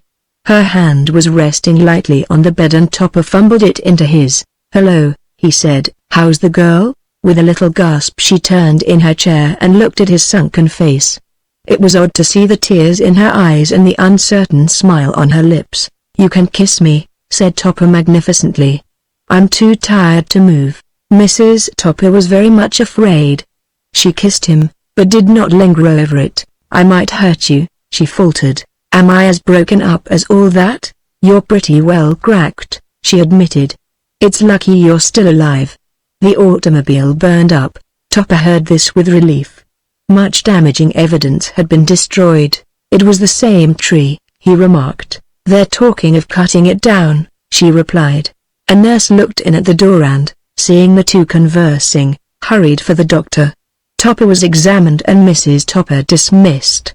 When she returned to say goodbye she found him white from pain. "Go home," he said, "and take a rest. I've given you a tough time of it." "How's the indigestion?" "You know," she replied. "I've been so worried I think I've lost it." "You'll get it back," he answered consolingly. "I don't want it," she snapped. "I've got you back and you're trouble enough." No sarcasm, please. "How's my cat?" As useless as ever. Under her calm exterior Mrs. Topper was radiant.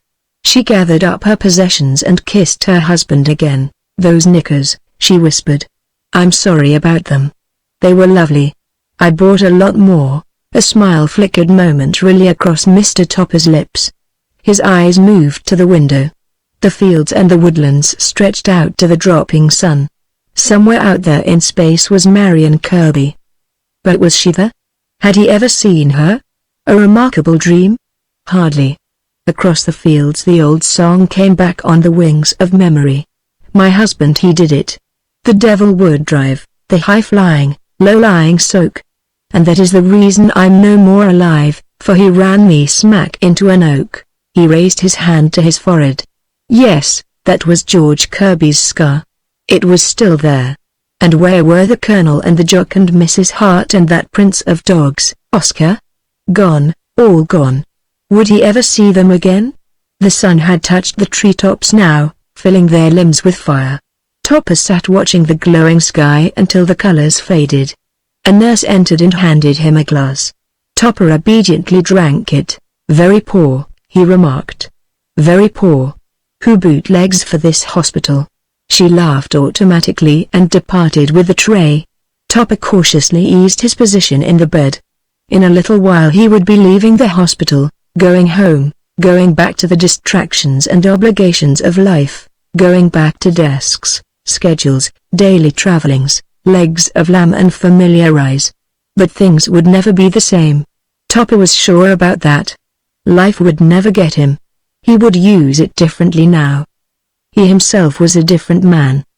Perhaps he would sell his house and go away somewhere. He could get her to agree to that. In a little while he would be going back. Yes, going back home, starting the game all over. It would be a good to see Skleps again. And the old girl was not so bad, not so bad, not at all so bad. But somewhere out there between the wind and stars, Marion Kirby was drifting farther and farther away. Thus meditating, Topper fell into a quiet sleep and dreamed that he was introducing Skleps to Oscar and that Oscar, now thoroughly in control of his members, amuse the cat for hours by making his head and tail alternately disappear. Oscar was snappy about it.